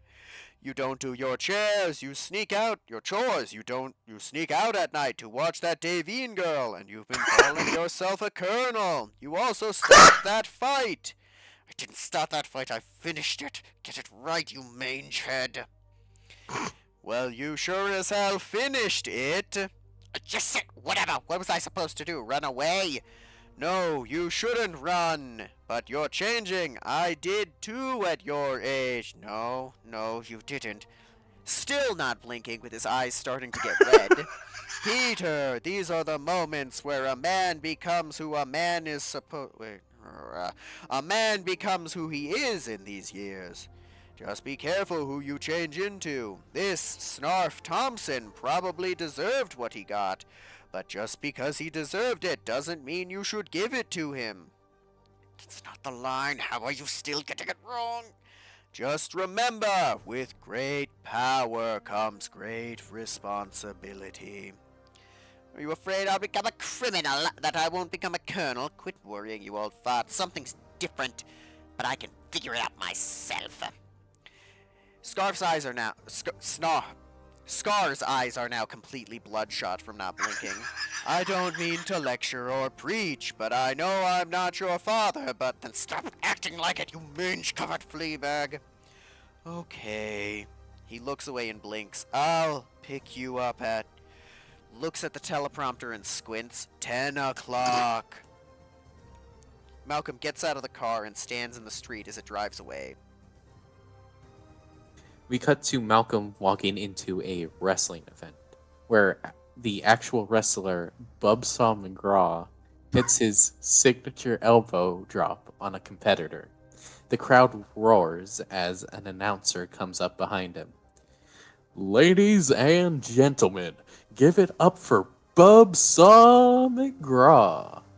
For 3,000 credits, is there no man enough to stay in this ring with Bubsaw for just 3 minutes?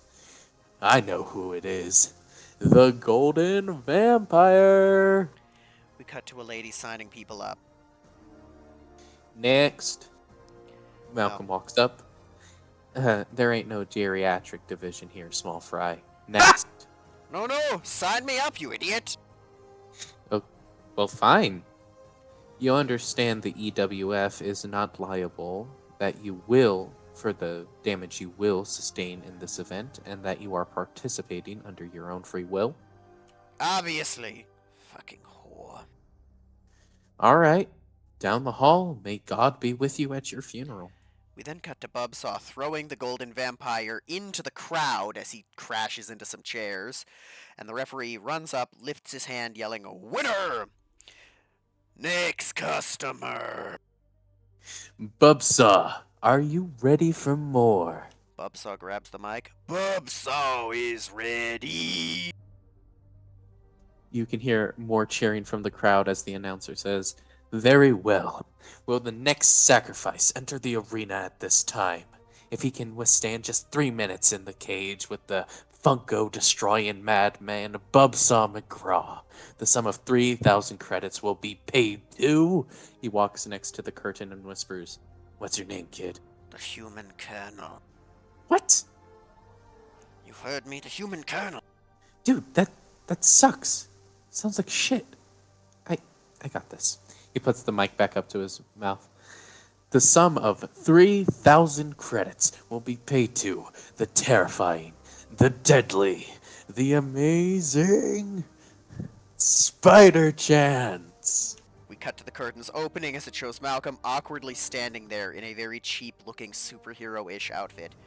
He looks behind himself. My name is the Human Colonel! Colonel! I'm a colonel! Not anymore, you ain't. Now get out there, old man. Fine, fine. Spider Chance sounds pretty good anyway. As he walks out with the audience booing at him, he walks by Bubsaw's 4 female managers. Bubsaw's gonna crush you like a Funko, little man. I hope you brought your mommy with you. We're gonna break your back and send you home in a cast. He's gonna rip all those little badges off your hat and shove them up your ass. Malcolm walks to the slowly as he reaches the ring and hears the crowd chanting, "Kill him, kill him." 4 women to 1 man. I wonder. He gets in the ring as a cage begins to close around him. Wait, what? No, no, no, no! I did not sign up for this! Stand down! Will the guards please lock the cage doors?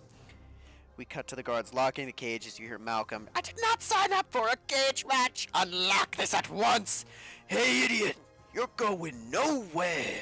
I got you for 3 minutes. 3 minutes of playtime! The bell clangs as Bubsaw rushes at Malcolm and you can vaguely hear, "Fly," as he jumps over Malcolm. What are you doing up there, you cheetah? Staying away from you, you muscle-bound freak. What a nice outfit. Did Ash give it to you? Who? He starts to climb the ropes to get to him, but as he does, Malcolm flies to the other side of the ring and lands. Bubsaw charges him as Malcolm flies directly up and lands, with Bubsaw going to the other side. Ha ha ha, what a lug-headed fool. Almost as stupid as that deadbeat Julius! Ha ha! Oh! Bubsaw gets a chair from one of his managers and bashes Malcolm in the head with it. Oh! He falls down.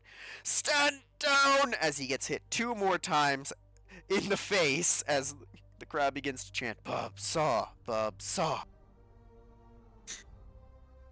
Bubsaw picks him up and throws him against the cage walls multiple times before performing a spinebuster on him, where he then walks over to the edge of the cage and gets a crutch from one of the managers.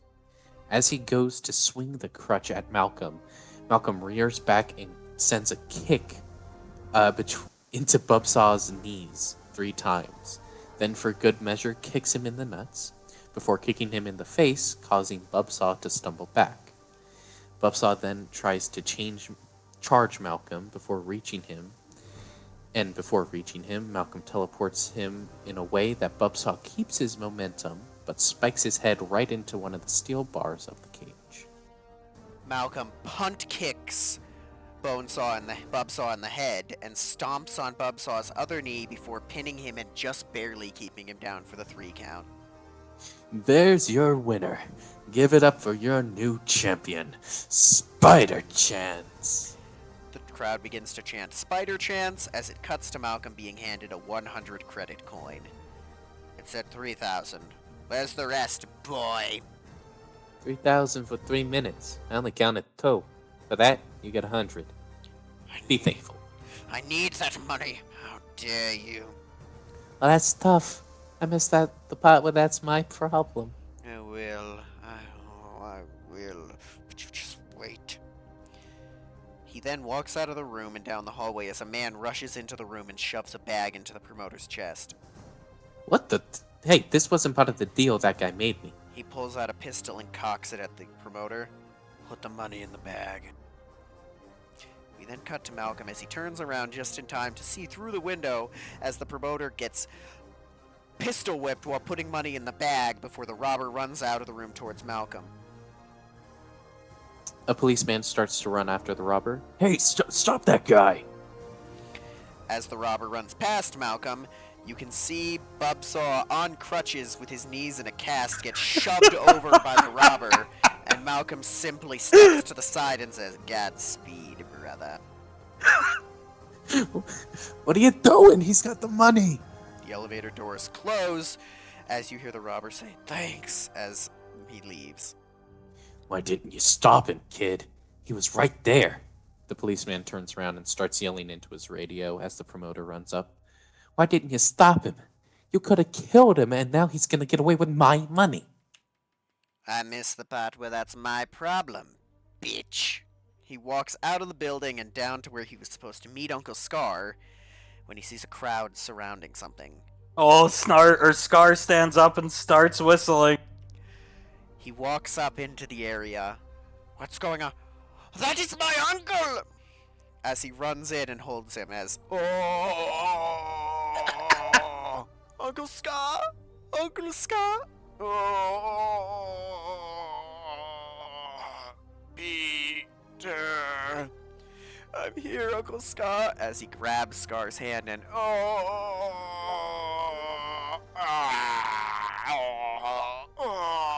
Peter.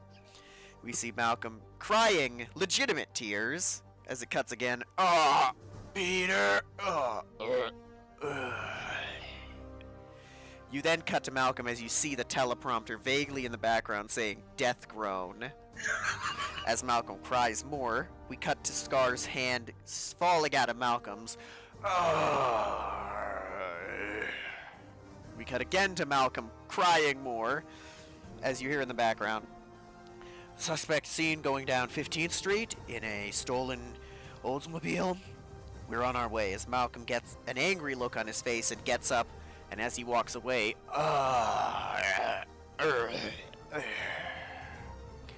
we then cut to Malcolm, actually Julius, angrily climbing up the side of a wall, and once he reaches the roof, jumps to an even higher building. We then see the car driving away. It cuts to Malcolm in the suit as he shoots a web out and jumps off the roof. As he's swinging, you can vaguely hear him in the background yelling and crying, "Oh, David, please, please, oh God, please, my darling, give me strength."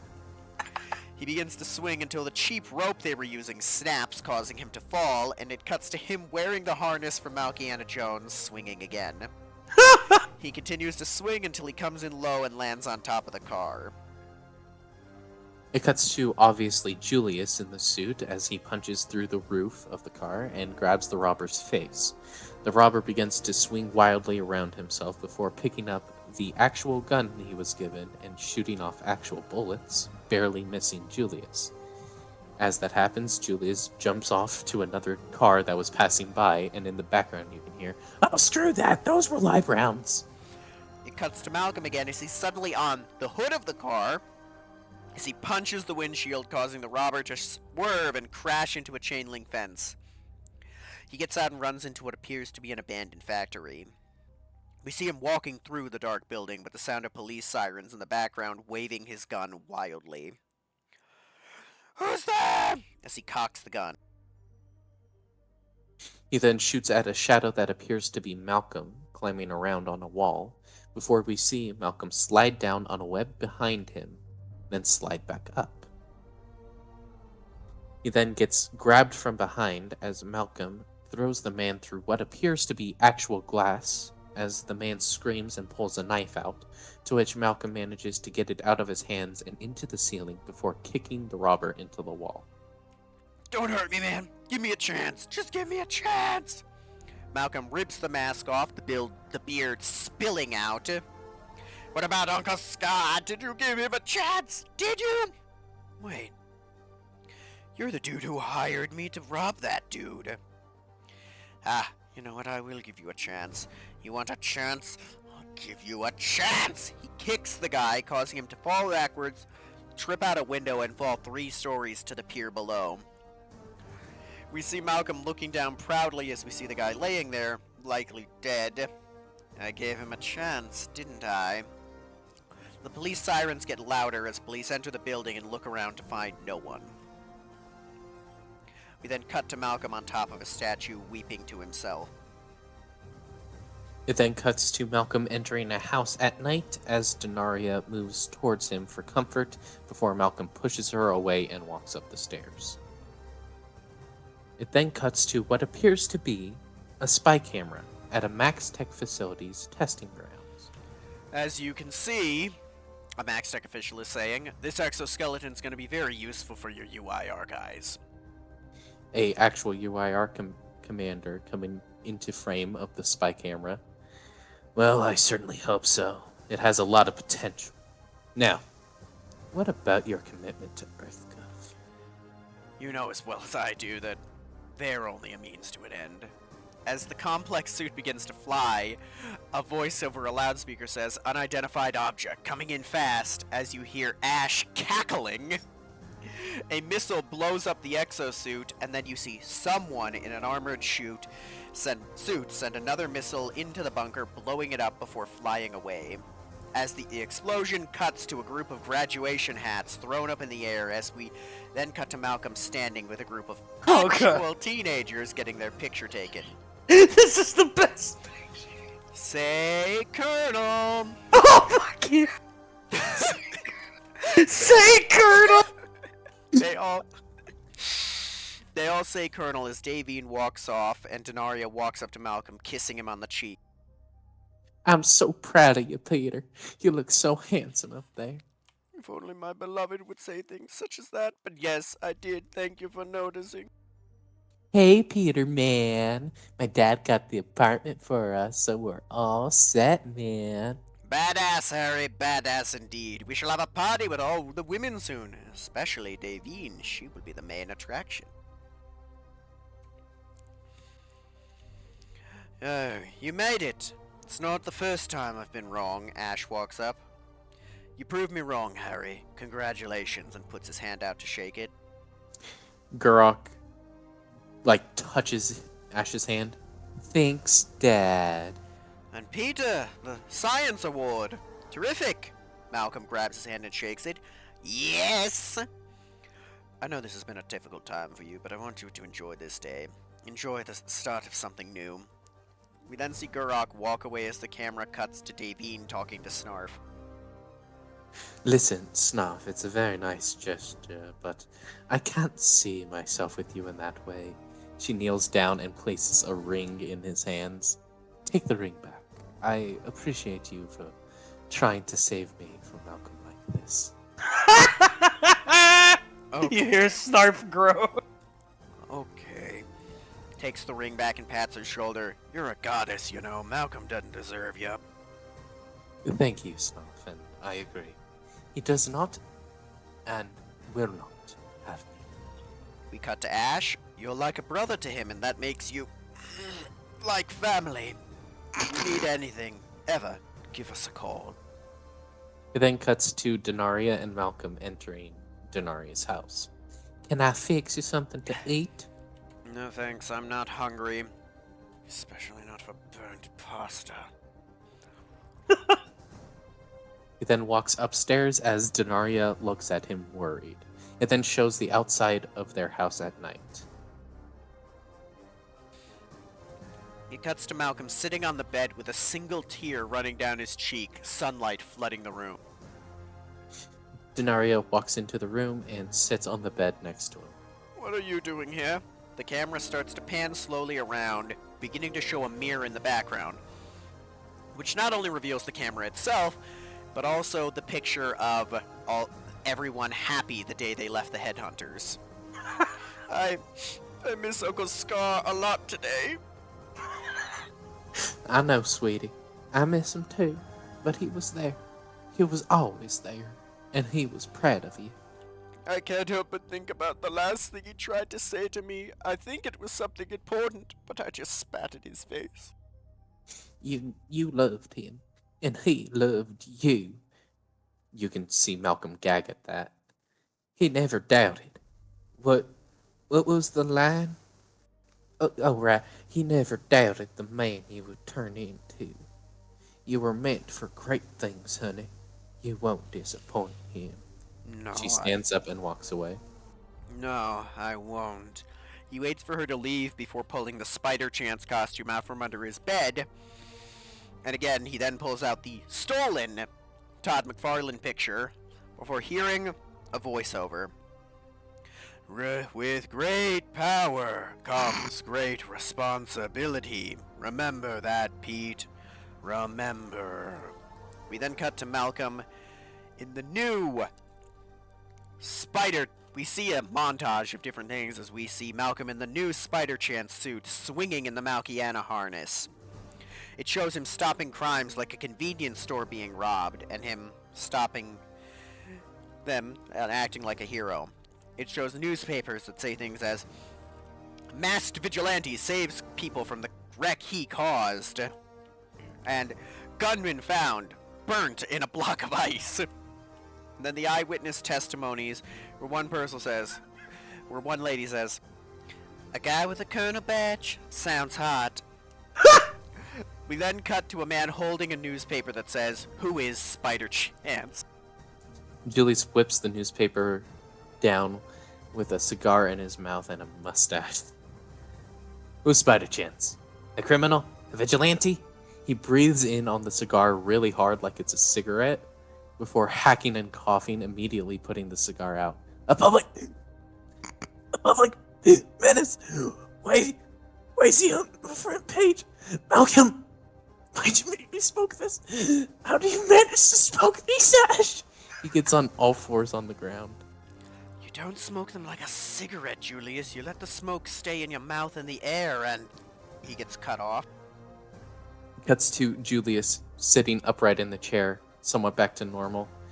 A public menace, now with a fully intact lit cigar between his fingers, as far away from him as he could possibly get it.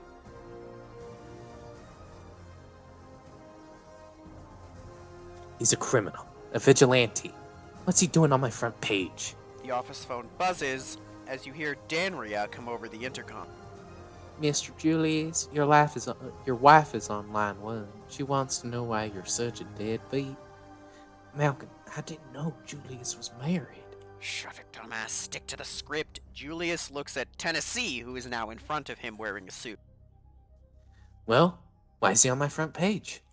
He's news. We sold our first print run in 5 minutes. Sold out?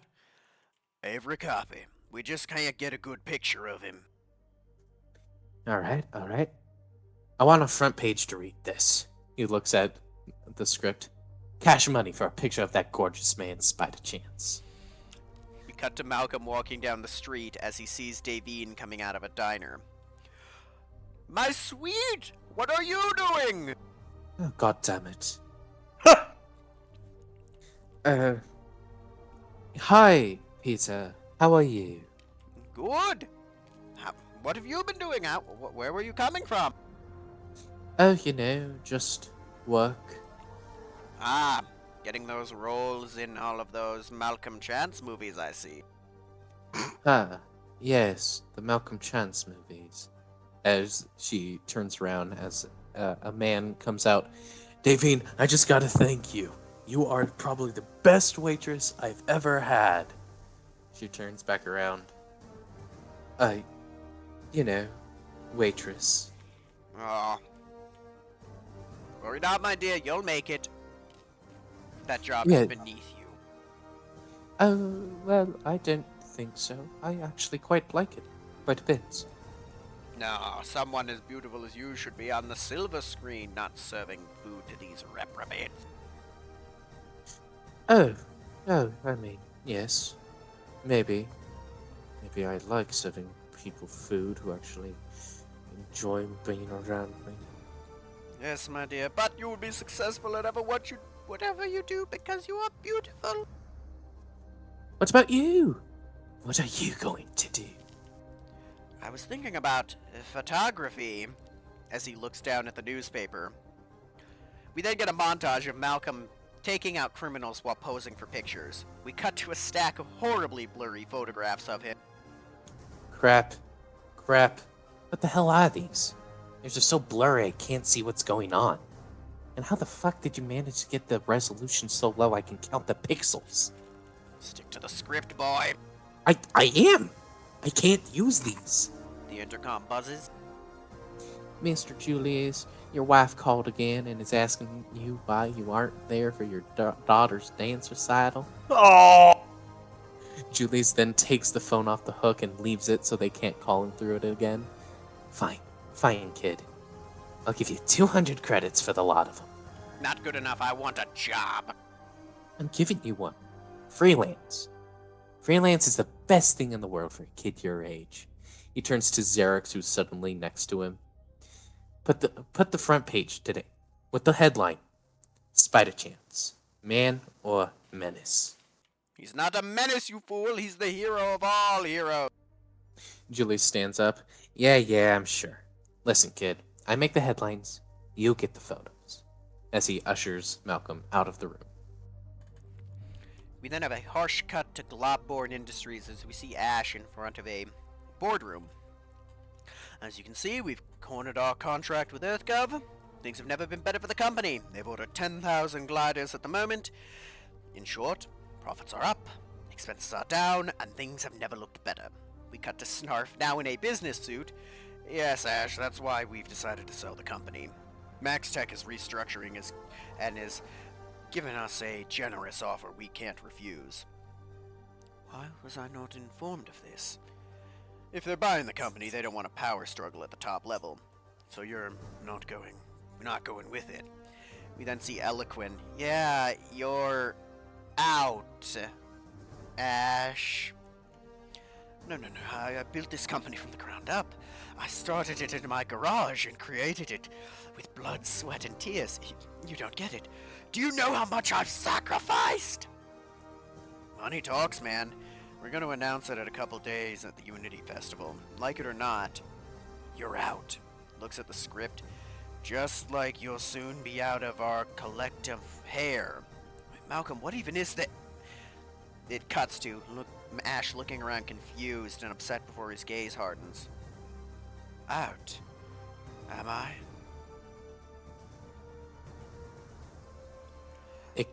It cuts to a massive city square filled with a parading group of people and floats floating about. Welcome to the I-17 Unity Day Festival. Here to sing for you is Denaria. Who's that? The mic gets cut off as we see Denaria in a cowgirl outfit with tassels hanging from her arms, pink sunglasses, and holding a guitar. A 1, a 2, a 1, 2, 3, 4. The music begins to play as she doesn't even strum the guitar. Ash flew down to a burning ring of fire. He went down as the flames grew higher. And he burned. Ash in the ring of fire. This isn't a very nice song. She gets cut off as a tomato's thrown at her face. And it cuts to Malcolm, holding a camera, taking very blurry pictures. It then cuts back to Denaria on stage. This one's bad. There is a house on the Majestic they call the rising sun. And it's been the room of many a poor girl. And God, I know I won. A full and unopened can of soda is thrown at her as it cuts again to Malcolm looking through his camera at a balcony full of people, his focus resting on Globnock and Davine. Davine, man, why didn't you get that black dress that I bought you? Davine looks at him and down at the Asian-inspired dress she's wearing. I just wanted to impress Ash, man. He loves black dresses. Davine just blinks at him. I don't really care what Ash thinks about how I look.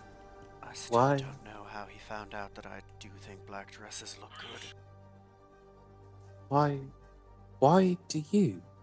She looks down over the balcony and grimaces as she mumbles, "Oh, we're far too high up." Oh well, man. I think you're gorgeous. I just want him to think so too. I mean, I hope he already does. He leans in and whispers, like Malcolm. Then he tries to kiss her, to which you see Davine's knee shoot up into his gut as he groans and backs away. Oh yes, I believe he thinks I'm gorgeous. You dick. Grok then leans over the ledge to catch his breath, staring down at Malcolm, who's smiling up at him. Would you do me a favor, man? I left my drink inside. And that's my problem. How? Just please, man. Fine. Whatever it takes to get me away from listening to whoever's singing. It cuts back down to Denaria. Oh, What have I become? My sweetest friend. Everyone I love went away in the end. Malcolm took 'em all. We then cut to Malcolm looking around suspiciously as an audio stinger plays to signify his kernel sense. We then see random colonists in the outfits of the board executives as Globnock walks up to them. Hey, Mr. He tries to stealthily look down at his wrist computer, but completely shows he's looking at the script. Fargus. Harry, was it? Hey, you seen my dad around, man? I don't think he's coming in today. Not feeling well, I heard. It then cuts back down to Malcolm as another Colonel Sense stinger plays, as he looks up at something slowly flying towards them. What? It cuts back up to Fargus. He turns in his wheelchair. What is that? We cut down to the crowd looking at the smoke streams produced by the object as murmurs are going on, and you can vaguely hear Denaria in the background with no background music, just sadly yodeling. Wait a minute. That's our glider. We hear just Ash cackling as it cuts to his POV as he passes some blimps looking at the cheering crowd. As Davine comes up next to him. What the hell was that, man? It cuts to it flying closer again and back to Davine, suddenly looking uneasy, as it cuts to Ash's POV, as he cackles and throws a bomb at the building, blowing it up. Malcolm, what the fuck? You said that was a prop! It cuts to Davine falling to the ground as part of the balcony she's on collapses partially and she's left stranded. It cuts down to Malcolm, who's speaking into his coat. It's only pyro, you idiot. Whatever. He turns around and murmurs teleport, saving 2 colonists from being crushed, but it makes it look like he's using webs through CGI. We cut back to the balcony where Gurok looks at Davine, looks at the glider, and he sees her frozen in fear, letting out noises that can only be equated to squeaking. He turns to try and run away and gets hit with in the head with a large piece of rubble, knocking him unconscious. Davine. Howard! We then see Malcolm running and pulling his shirt open to reveal the Colonel insignia. It cuts back up to Davine on the collapsing balcony as she holds on tightly to the railing. Looking down, you can see her eyes widen as a piece of rubble falls off and crushes a car below her. Oh my god! Oh my god! Oh my god! Someone, please help! As she looks back down at the ground and tightens her grip on the railing. We see Ash fly up to the board members.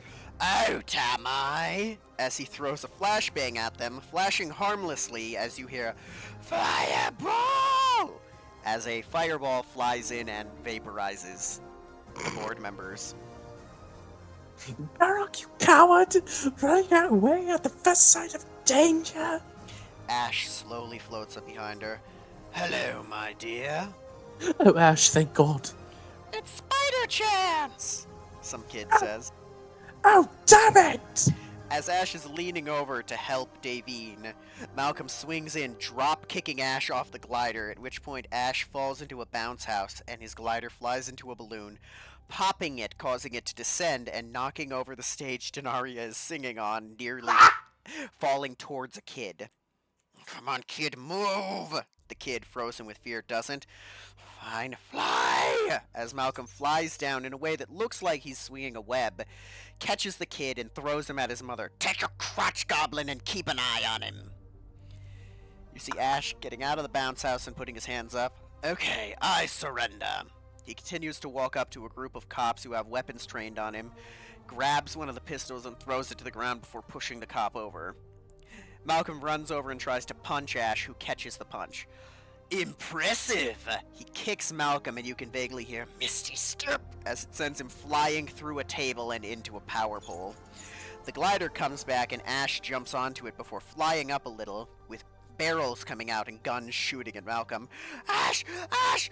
That's loaded with pistol bullets! I forgot to unload it! Stop! Stand down! You then see a missile fired as Malcolm flies up and away from Ash, landing on a float. You can hear Davine let out an actual scream as Malcolm turns to her direction. My beauty! The balcony at this point is almost fully crumbled down. I swear, I'll even accept help from you, Chance! I'm coming, my beauty! He starts jumping from float to float using fly, eventually flying down to pick Davine up before being interrupted by Ash slamming him into a window. Ash slams Malcolm's face into the window repeatedly, then elbows Ash in the side once before Ash punches Malcolm in the face multiple times, causing him to fall. He rolls over and looks at Davine. Hang on, my sweet! We see Ash unhook his stuck glider from the window as he starts to glide down towards Malcolm. Davine looks up at Ash. Valorious. After you deal with him, you save me, you understand? Malcolm turns around and throws what looks like goop, but is CGI'd to look like webs, into Ash's face before punching a hole in the bottom of the glider, causing it to fly off rapidly. We'll meet again, Spider-Chance! Oh, God damn it! The balcony finally gives way as she begins to fall, screaming to herself as Malcolm flies down and grabs her around the waist, saving her. Put me down! On the ground! It then cuts to her holding an obvious dummy in front of a terrible green screen, with her hair flying in the incorrect direction. We then cut to Malcolm swinging her onto a rooftop. Haha, sure beats taking the subway, doesn't it? Davine immediately pushes off of him. I don't even know what that is! Maybe I can take you on one sometime. Turns to the people who were on the roof that he interrupted, which what looks like an actual proposal. Don't mind us, she just needs to use the elevator. Remember, that can be us. He then goes to run away, Davine letting him before it cuts to the both of them standing there again with Malcolm whispering, "Don't forget the script. Wouldn't want those boys to go hungry." And then he goes to run again as she half-heartedly puts her hand up. Wait, who are you? You know who I am, my darling. Just your sexy neighborhood Spider-Chance! He jumps off the building and, quote, swings off as you hear, woo-hoo-hoo, Davine! We cut to Garak in an apartment on the phone. What do you mean he's incredible, man? No, I'll be over there soon, man. No, I'm gonna come over. Ugh, fine. I'll call you in the morning. Remember who needs to eat, man. We see Malcolm just, in the background. Alright, don't let the bed bug... She hung up on me. He turns around to face Malcolm. She's alright, man. Just a little rattled. I should have told you.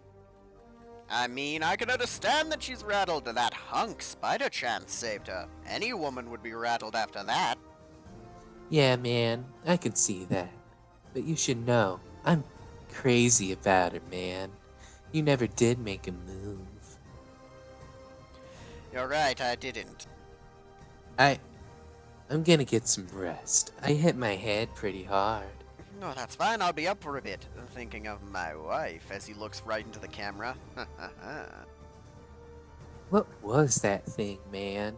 Whatever it is, someone needs to stop it. We then cut to Ash in the expensive-looking penthouse, pouring himself a glass of high-quality vodka, to which he takes a drink of it, as you can vaguely hear, in the background, him cackling. Ash looks around scared. Who's there? Who are you? Somebody. Who said that?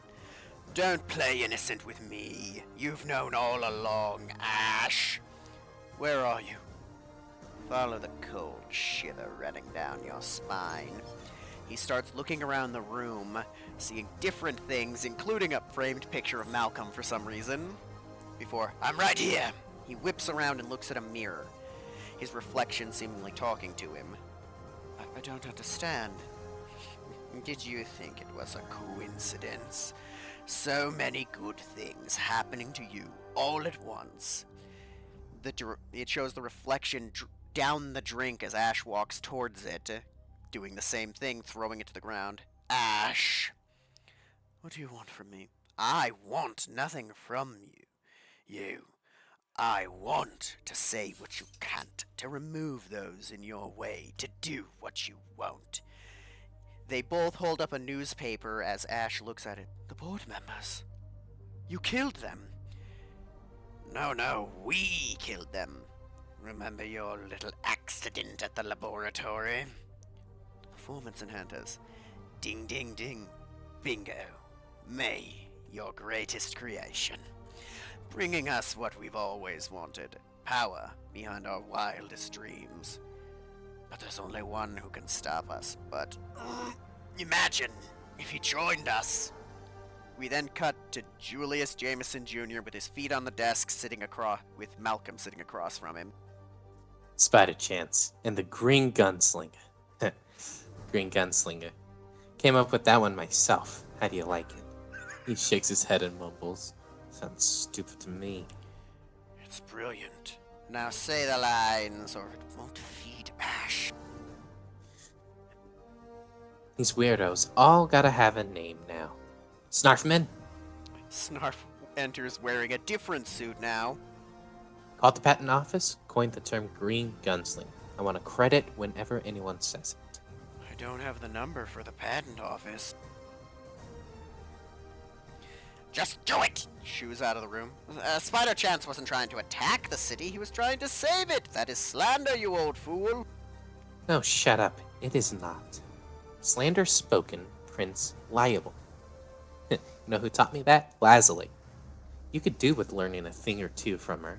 Or at least a difference as simple as that, you idiot. Nobody cares what the washed-up old hag has to say. You know what your problem is? You put too much trust in that bitch and not enough in actually clever people.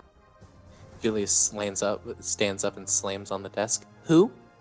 Clever people like you who are never, ever, ever, ever, ever going to live up to an iota, another word that actually clever, smart woman taught me, an iota of what she is capable of, you dumbass! It cuts to Julius sitting there with Malcolm whispering, Remember who doesn't get to eat if you yell and go off script again. I don't think he can go another month without food.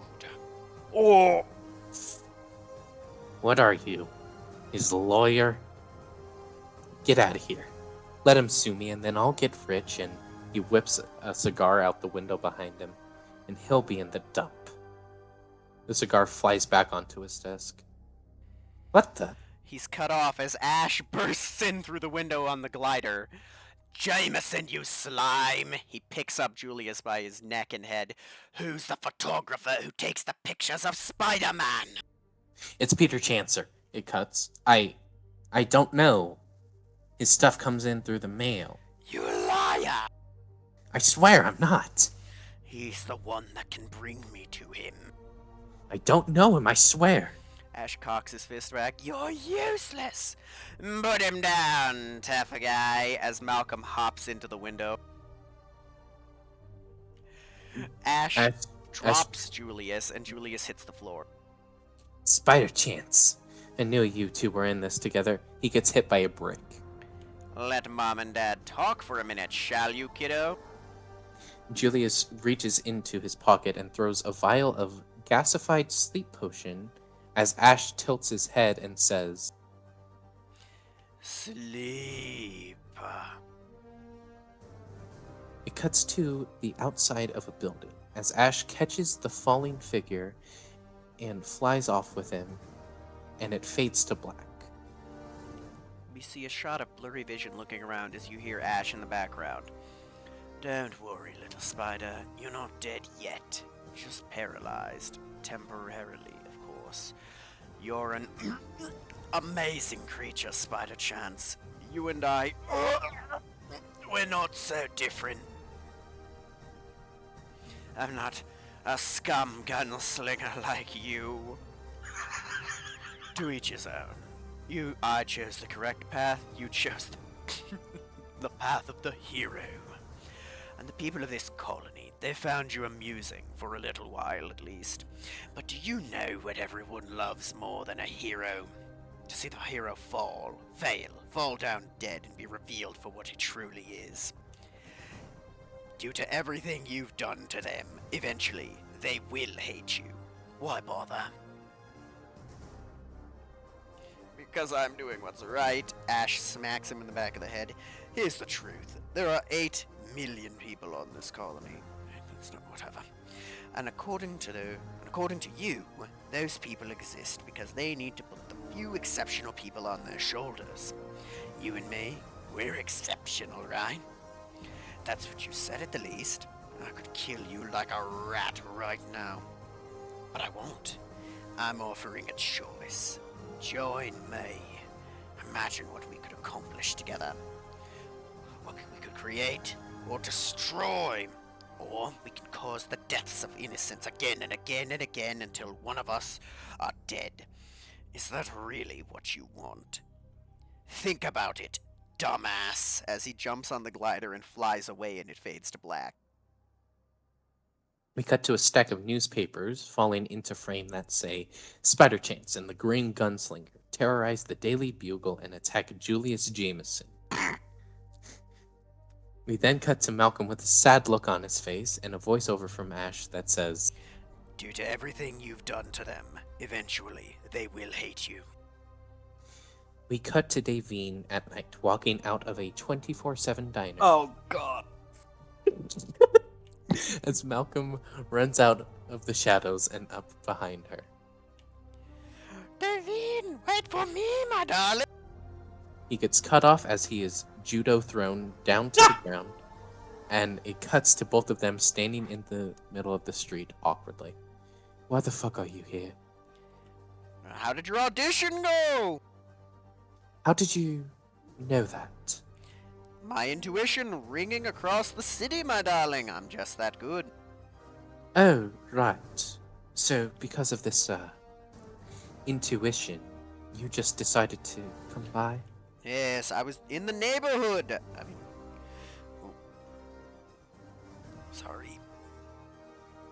I was in the neighborhood. I needed to see a beautiful face. I had to take 2 buses, a cab, and the dropship to get into the neighborhood, but I was here.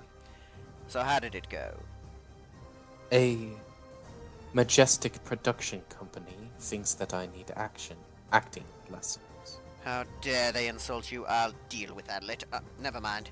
Let me buy you a cheeseburger. Sky's the limit. Up to 784 million credits, that is. Oh yes, I'd love a cheeseburger sometime, but I don't want to. I have dinner with Globnock. I see. How's it going with Harry? Never mind. That isn't my business. No, you're right. It isn't your business or anyone else's because we're not together. It cuts to her looking very angry. Fine. It's a shame you won't join us. She begins to walk away after thunder cracks and she starts jogging. I better get going. Tiger. Malcolm Watches her jog away as it begins to rain and he sees some dudes in hoodies start following her. Not on my watch. We cut to Davine walking down an alleyway in the rain as 2 of the men gaining behind her say, Hey, come on, baby. Where are you going? She stops as 5 men surround her. She cracks her necks and flexes before one tries to grab her and she uses his momentum to throw her into another guy. We then hear a dubbed over, Hi-ya! From Malcolm as Julius, without the mask on but in the costume, swings in and kicks one of the dudes in the face before taking a back stance to Davine. Julius then proceeds to beat the rest of them out of commission with the same dubbed hi-ya playing each time he lands a strike. After dispatching the group, he looks at Davine, shrugs, and runs off into an alleyway offshoot. Wait, stop! She then turns as now Malcolm in the suit lowers behind her. You have a knack for getting in trouble, my sweet, as he hangs there upside down. She turns to face him. You have a knack for showing up where I don't want you to. Maybe I have a superhero stalker, or a normal one at that. I was just in the neighborhood. Just had to save my beautiful damsel in distress. Yes, you are amazing. She rolls her eyes. Some people don't think so. Wonder why? But you are... It's nice to have a fan. Do I get to do it for Julius? Do it for Ash? Do I get to thank you? She reaches up to his mask. No, wait. She pulls the mask down just below the chin as the beard flops out, and with an audible smack hits her forehead. You can see her cheeks suddenly widen as her body lurches in a gag, the cheeks going into their normal state as she swallows the vomit down. She continues to pull the mask the rest of the way down as more of the beard slowly hits her face. She stares ahead at nothing in particular for a solid 10 seconds, as she suddenly smacks herself in the face, gaining an angry look, as she quickly leans in and gives him what looks like it was supposed to be a quick peck of a kiss. Malcolm quickly reaches around her head and pulls her in for a deeper kiss and holds her there until she, quickly as she can, moves away, but still 2 to 4 seconds pass. She grabs his beard and yanks on it, pulling him off of her and yanking out a handful of beard hair with it. He then quickly yanks up as Davine looks onward, absolutely disgusted. She then opens her mouth and you see her pull out a foot-long beard hair from her mouth as she gags and vomits in the alleyway. It then cuts to a colony fire truck pulling up to the scene of a burning building. I don't know what happened, it just started out of nowhere. Cuts to a couple of firemen pulling a woman out of the building. My baby! Please, save my baby! The roof's gonna collapse, we can't go in, I'm sorry. It cuts to Malcolm swinging into the burning building through the window. I don't know who that freak is, but save my baby, please. There's a pause of them looking scared and anxious at the building, as the fire continues until you hear a faint fireball as an explosion occurs in the building and Malcolm flies out holding the baby. Here's your crying whelp of an infant. It's fine. He gives it to her. You then hear screaming in the building again. You go up. We can't do what you can. Just go. Fine, you normie. He flies back through the window as we cut to him inside the building looking around. Hello? Anyone there? Hopefully you're already dead. I shouldn't have to be looking. I started the fire. I know no one else is here. A faint scream can be heard as Malcolm sees what appears to be a woman in a blanket. Are you okay? He starts walking over as the figure turns around, revealing the green gunslinger as he punches Malcolm in the chest, sending him back about 10 feet. You're pathetically predictable. Like a moth to the flame, eh? Colonel to the badge? What of my generous proposal? In or are you out? It's you who's out, slinger. Out of your mind. Wrong answer. He then throws to be what appears to be a bomb filled with collapsible shuriken. We cut to slow motion of an obviously Julius dodging all of them as it cuts to Ash charging, tackling Julius to the ground. Julius pushes Ash off, and as the fight continues between the two of them, it looks like it's just a sparring match, except with additional flourishes to make it look like they're trying to kill each other and not training. You can see little pieces of communication between the two, a nod or a little movement to tell what to do, but it's obvious that they know what they're doing with each other, and if one tells them to, they ease it up so it doesn't hurt as much when the strike lands. It's a good fight scene, only because they know each other well enough. Eventually, the fight culminates in a shuriken flying towards Julius, cutting his arm. An explosion erupts in the room, with Ash shielding himself to look back and see no one there. No one says no to me, Spider Chance! The flames rise as it transitions to Ash riding up an elevator. Davine, stop fooling around, man. It cuts to her setting a table angrily. Relax, Harry. It'll be fine. Ash swings the door open rapidly and walks in. Denaria walks up to Ash. Oh, Aunt May, I'm sorry. I'm late. Work was murder. I did bring you a fruitcake, though. Well, thank you, Ash. So glad you can make it. What a sweetheart. We cut to Gurok standing near Davine. You look beautiful, man. Fuck you. Okay then, man. And who's this beautiful young lady? Dad, I'd like you to meet my girlfriend, Davine Jane Watson. Davine, this is my dad, Ash Globborn.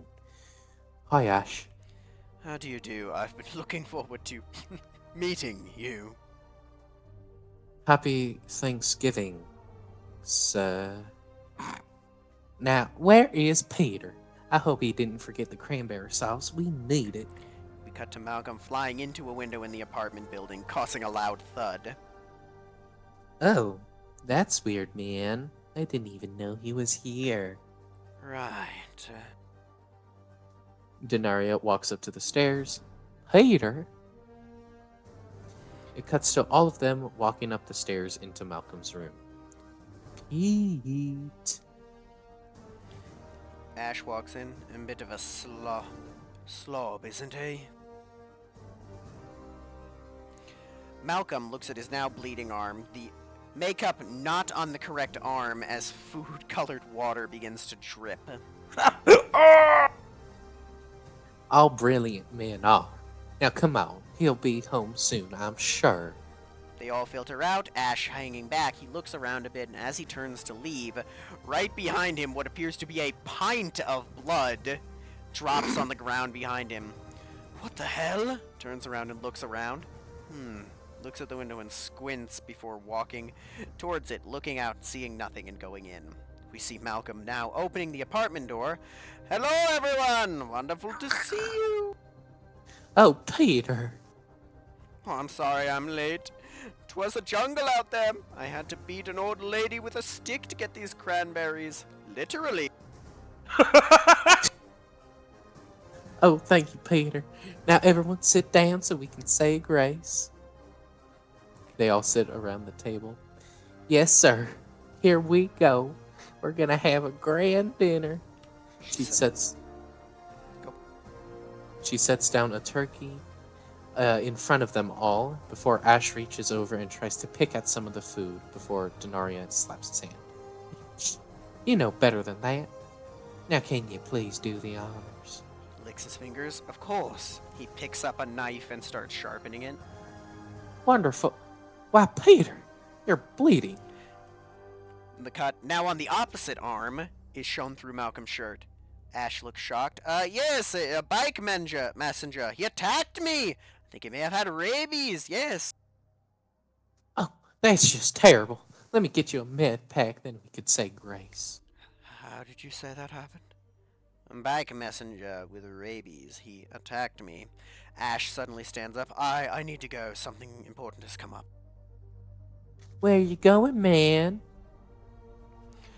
It's fine. I just need to leave. Thank you, Mrs. Chancer. I must go. He walks out of the apartment. Gurok follows him out. Hey, man, I planned this whole thing out so you could meet Davine, and now you bail. I'm leaving. Dad, come on. She's important to me. Harry, look at her. You think a woman like that is sniffing around you for any reason? What are you saying, man? Your mother was a beautiful woman, but let's be honest here. You have no chance with her. Maybe she wants you for money, but I doubt even that's enough. You're wrong, man. She's not like that. A word to the not-so-wise. Try what you want, but don't be surprised when she brooms you fast. He slams the elevator door as it goes down, and we cut to Davine trying desperately not to laugh as we look at Malcolm. That wasn't in the script, but I like it. He's talking me up. Gurok walks back in, and Davine, you know, he's not wrong, Harry. Oh, just shut up, man. No one wants to hear what you gotta say. Fine. She picks up a jacket and puts it on. You know you're a creep, right? She walks past him and stands in the doorway.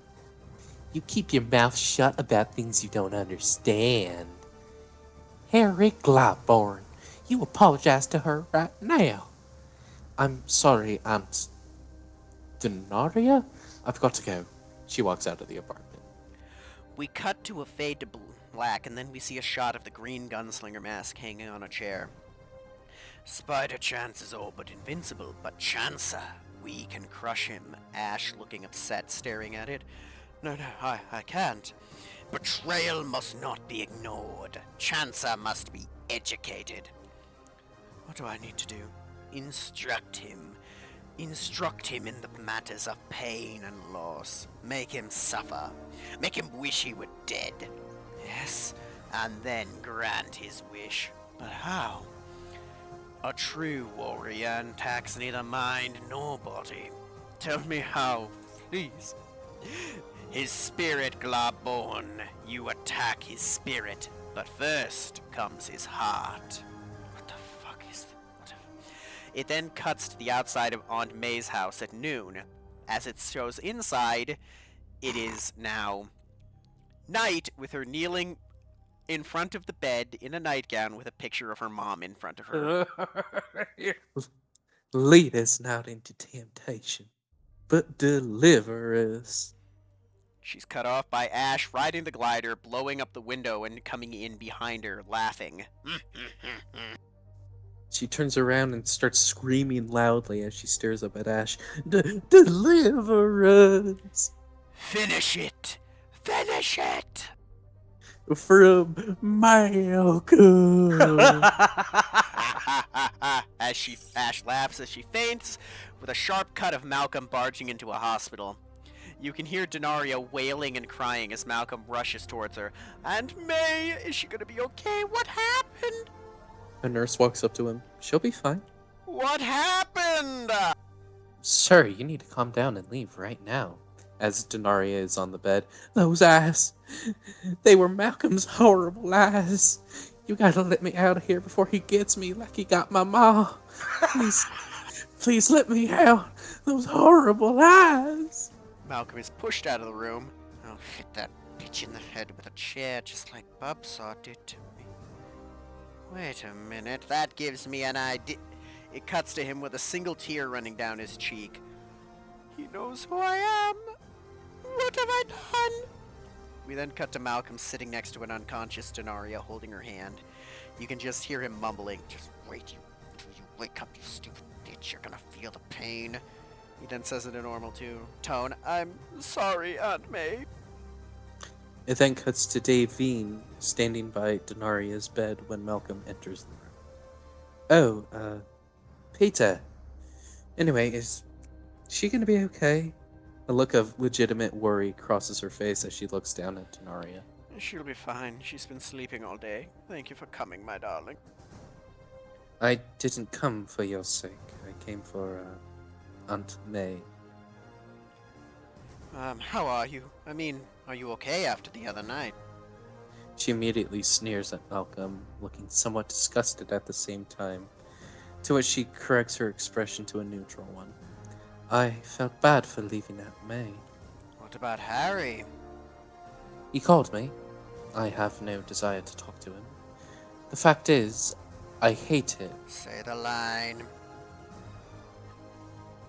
I am in love with someone else. You are? Well, who, then? Who is it? Well, at least I think I am. It cuts down to Denaria, who begins to open her eyes, but when she sees Malcolm, they immediately snap back shut. I don't think it's the right time to talk about it. No, go on. Would I happen to know his name, this man? He puts his leg up on a chair and then strokes his beard. I really don't want to say this. Just say it, woman. Her eyebrow twitches. You'll think I'm a little girl with a schoolyard crush. Trust me, you can tell me anything. It's funny. He saved my life twice, and I've never seen his face. Oh, him? I swear, Chance, if you're laughing right now. No, I get it. Who wouldn't fawn over that hunk of a man? He's extremely cool and amazing. Do you think it's true, though? All those terrible things they say about him. The twitch of the eyebrow now goes down to her eye. No, not Spider Chance. Not a chance in the world. Pardon the pun. It's not a pun. I know him a teensy bit. I'm what you call his unofficial photographer. The twitch goes away as she shakes her head and chuckles slightly. Oh yeah. Has he mentioned me? Yes, yes, many times. And what did he say? Well, he asked me what he thought of you. And, Chansa, what did you say about me?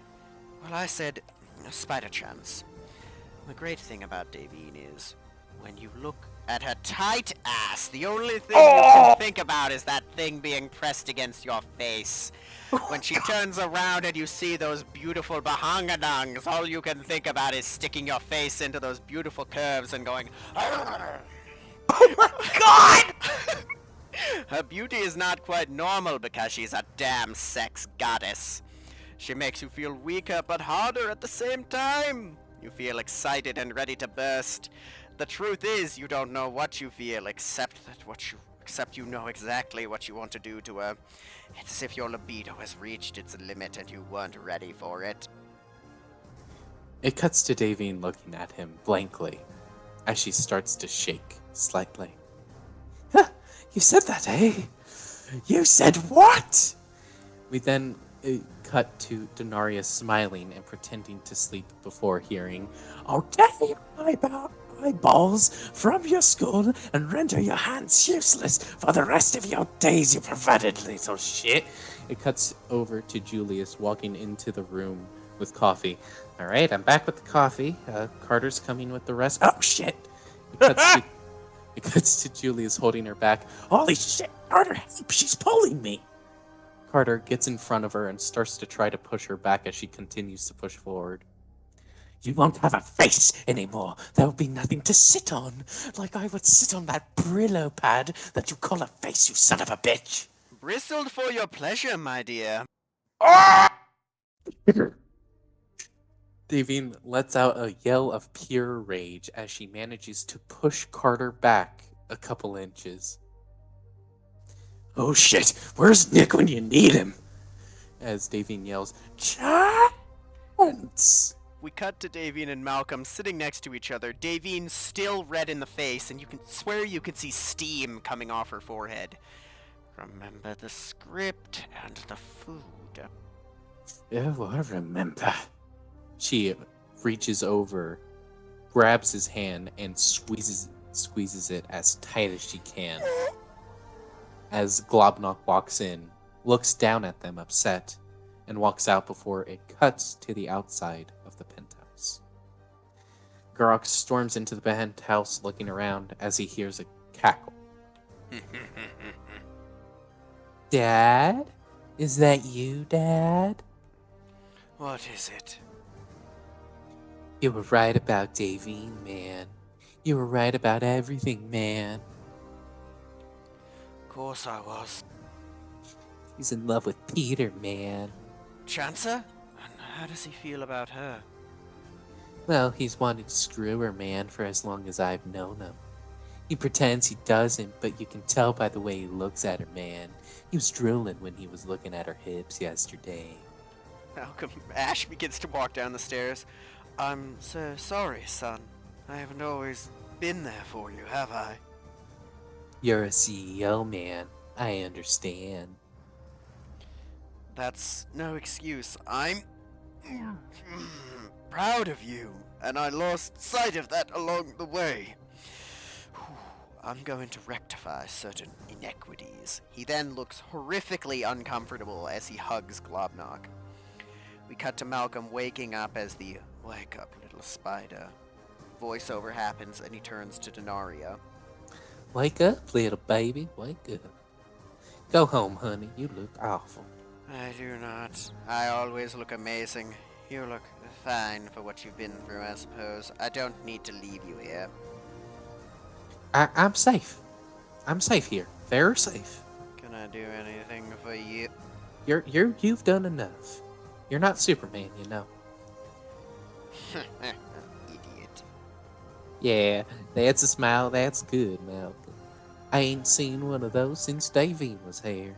You were supposed to be unconscious.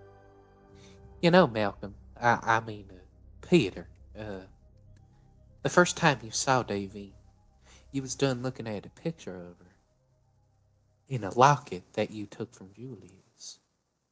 You saw it and you grabbed my arm and said, Donaria, who's that sexy piece of ass? Gee, did I say that? You sure did. Oh god. You sure did. You followed it up with, I want to sink my fingers into those tig old bitties. Well, a bit too much, but Harry is in love with her. She's his girl. No, she isn't. She hates him. She says she wants to stab him. Really? Yeah, really. Well, she doesn't know who I am yet. That's because you won't let her know, Malcolm, or Peter, or Malcolm, Peter. Peter, yeah. You're so mysterious and suave all the time. Way to save the line. Tell me, would it be so dangerous to let everyone know how much you love her? Everyone else knows. I'll be right back! He runs out of the room and grabs a payphone, putting a coin into it, dialing a number. Come on, pick up, pick up. Davine over the phone. If this is Malcolm, don't leave a message. Damn it! Davine, it's Peter. I'm calling to check in on you. Call me when you get in, please. Don't walk down any dark alleys. You hear a click of someone answer the phone. Davine? Can Spider Chance come out to play? Where is she? We cut to Davine waking up as wind rushes over her hair and she stands up. Where am I? She backs up to reveal she's on top of a suspension bridge, and after letting out a small squeak, she falls to her knees and grabs onto the grating covering as she starts to shake in fear. You see Ash fly by quickly, laughing, and as he looks at a tram full of people. And as he flies, he begins to sing. The itsy bitsy colonel went up the water spout. Down came the slinger who took the colonel out. It then cuts to a broad daylight cut of some random building getting blown up by missiles as it cuts back to Ash at night laughing. And we see the cord for the tram he was near fly up. He catches it and attaches it to the glider, which somehow is holding it up. We then see Chance land on a nearby building. Gunslinger, what have you done? We see Ash fly up as it cuts to Malcolm getting a running start. I won't let him. He bends a flagpole back and casts fly on himself, looking like he slung himself forward but forgot to add the CGI webbing. We see him fly with the CGI webbing half the time, seeming to fly through the bridge until he lands on one of the posts. Spider Chance! This is why only fools like you want to play hero. Because you never know when a gunslinger will come along with an impossible choice. It then shows him with a tram full of people still attached to the glider, and him holding Davine over the drop-off as she looks frozen in fear, squeaking, almost like she's pleading to Ash to set her down. Let fall the woman you love, or suffer the innocent civilians. He looks over at her and you can vaguely hear, It's alright, Davine. I could let you get hurt, and I wouldn't let anything happen anyways. It's okay. Now make your choice, Spider Chance, and see how a colonel is rewarded.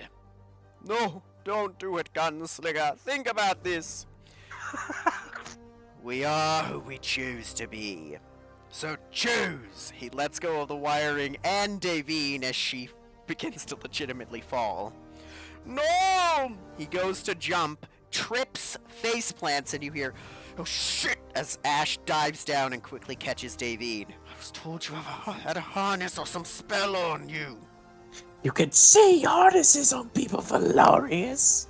I was supposed to catch her, you better drop her again! She looks at Ash, who she's hanging on too tightly. Do it and I kill you once I get on the ground. Malcolm, the civilians! He dives down and again, the glider, he gets the wire before they can hit the water and get squished. What the fuck is wrong with you? You said there were safeguards and he gets... Malcolm swings in and kicks Ash in the face, causing him to let go of Davine and the wire to pop off of the glider. She screams and falls, at which point she's caught by Malcolm, which makes her scream louder. Ash manages to catch and reattach the wire. Oh, good. I think I could take it from this height. Just drop me, Chance. Just drop me. No, no, I will save you! He slowly lowers the tram onto the ground beneath them before flying up, punching Malcolm, and gently retrieving Davine and having her sit on the glider. Give her back! As he goes at them, he gets hit in the back of the head with a can as you see Snarf and Broly on the bridge. Just leave her alone! Yeah, she looks terrified. You bastards, my script! He flies towards them, letting Ash gently lower Davine to the ground. Davine pats his shoulder. Thank you. I am sorry for what I said up there, but never drop me again. Won't happen again. Look on the bright side, you're not in Malcolm's arms anymore. Well, I have to thank you for that, I suppose. We'll call it even. He begins to fly up towards Malcolm. I'm gonna turn you little bastards inside out! As he's chasing them, throwing firebolts at them. Ash quickly spears him and flies him away towards an abandoned and burnt-out building. It cuts to Malcolm being thrown through the building at what appears to be either dusk or dawn. Malcolm then lands on the ground as you can see one of the gunslinger bombs bouncing towards him. As an obviously CGI explosion happens in front of him, Malcolm turning his face with the torn mask, his beard billowing out from it, as it cuts to obviously Julius in the mask flying through the wall. The glider flies up as Ash jumps out. Misery, misery, misery. That's what you've chosen. I offered you friendship, to be a team, a squad, and you spat in my face as he legitimately punches Ash in the chest. Ash! Or punches Malcolm in the chest. Ash! You're not supposed to actually punch unless it's Julius! We then cut to Ash and Julius standing across from each other. Julius still in the torn mask as Ash signals to him that he's going to throw a right hook, which Julius takes and sells. Julius signals he's going to jump up, and as he does, Ash also jumps up and clotheslines him in midair, causing Julius to fall to the ground. The fight continues, with Ash being the only one to land shots until it ends with Julius on the ground, acting hurt, trying to stand up. There's a cut as it's now Malcolm in the suit as he goes to shoot webs before Ash stomps on his hand. You spun your last web, Spider-Chance. Had you not been selfish, your little girlfriend's death would have been quick and painless. But now that you've really pissed me off, I'm going to finish her. Nice and slow. It cuts to Malcolm looking angry in the torn up mask, as it cuts back to Ash, who appears to be holding a short lance. Davine and I, the head of the lance splits into three, which crackles with electricity. We're gonna have a grand old time. He thrusts in Malcolm, catches it before shaking. Ash! Ash, turn the electricity off! Don't hold the button!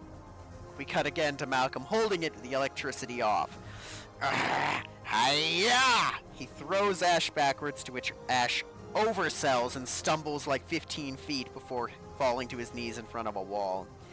Telekinesis can be heard as suddenly the wall behind Ash falls on top of him. Wait, what the fuck? As he's cut off with the brick wall actually crushing him.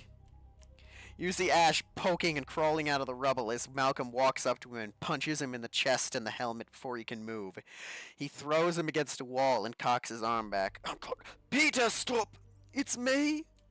Lucky bastard. He takes the helmet off. Peter, it's me. Mr. Globborn! Yes, Peter, it's me, and thank God for you, Peter. You killed those people on the balcony. No, I didn't do it. The gunslinger did. Wait, they're dead? It's a harsh cut to him there. I had nothing to do with it. No, it was him, not me. No, don't let him take me again. I beg you, protect me. You tried to kill Aunt May and Denaria, but not you. I couldn't. I tried to stop it. Never you. I knew from the beginning. You see him press a button on his glove. You, Peter Chancer, would try to save me, and look, so you have. You see the glider in the background. Thank the gods for you. Now, Malcolm, do I have to say this? Just finish it! You're almost done. You were doing brilliantly until now. believe in me as I believed in you. I've been like a father to you. Now be like a son to me. I had a father. His name was Scar Chancer. Who wrote that? It cuts to Ash. Godspeed, Spider-Chance. As you see knives come out of the glider as it flies quickly towards them, Malcolm jumping out of the way as we get a close-up of Ash. Oh. He gets hit, and you see the blades fully penetrate his body out the back before lodging in the brick wall behind him. Malcolm, you bastard! You stabbed me! We see Malcolm smiling ear to ear before we cut back to Ash. I'm actually gonna die! Yeah. He slumps onto the glider as Eloquin, Carter, and Davine all rush in to help Ash. Oh no, there's no need! It's a prop! Leave him! You see Carter pull it off as Eloquin yells, "Get me biofilm and a med pack now!" As it fades as Julius and Davine run away.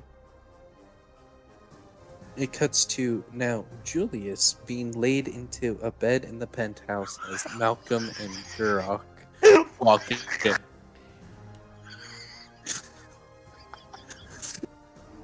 What have you done, man?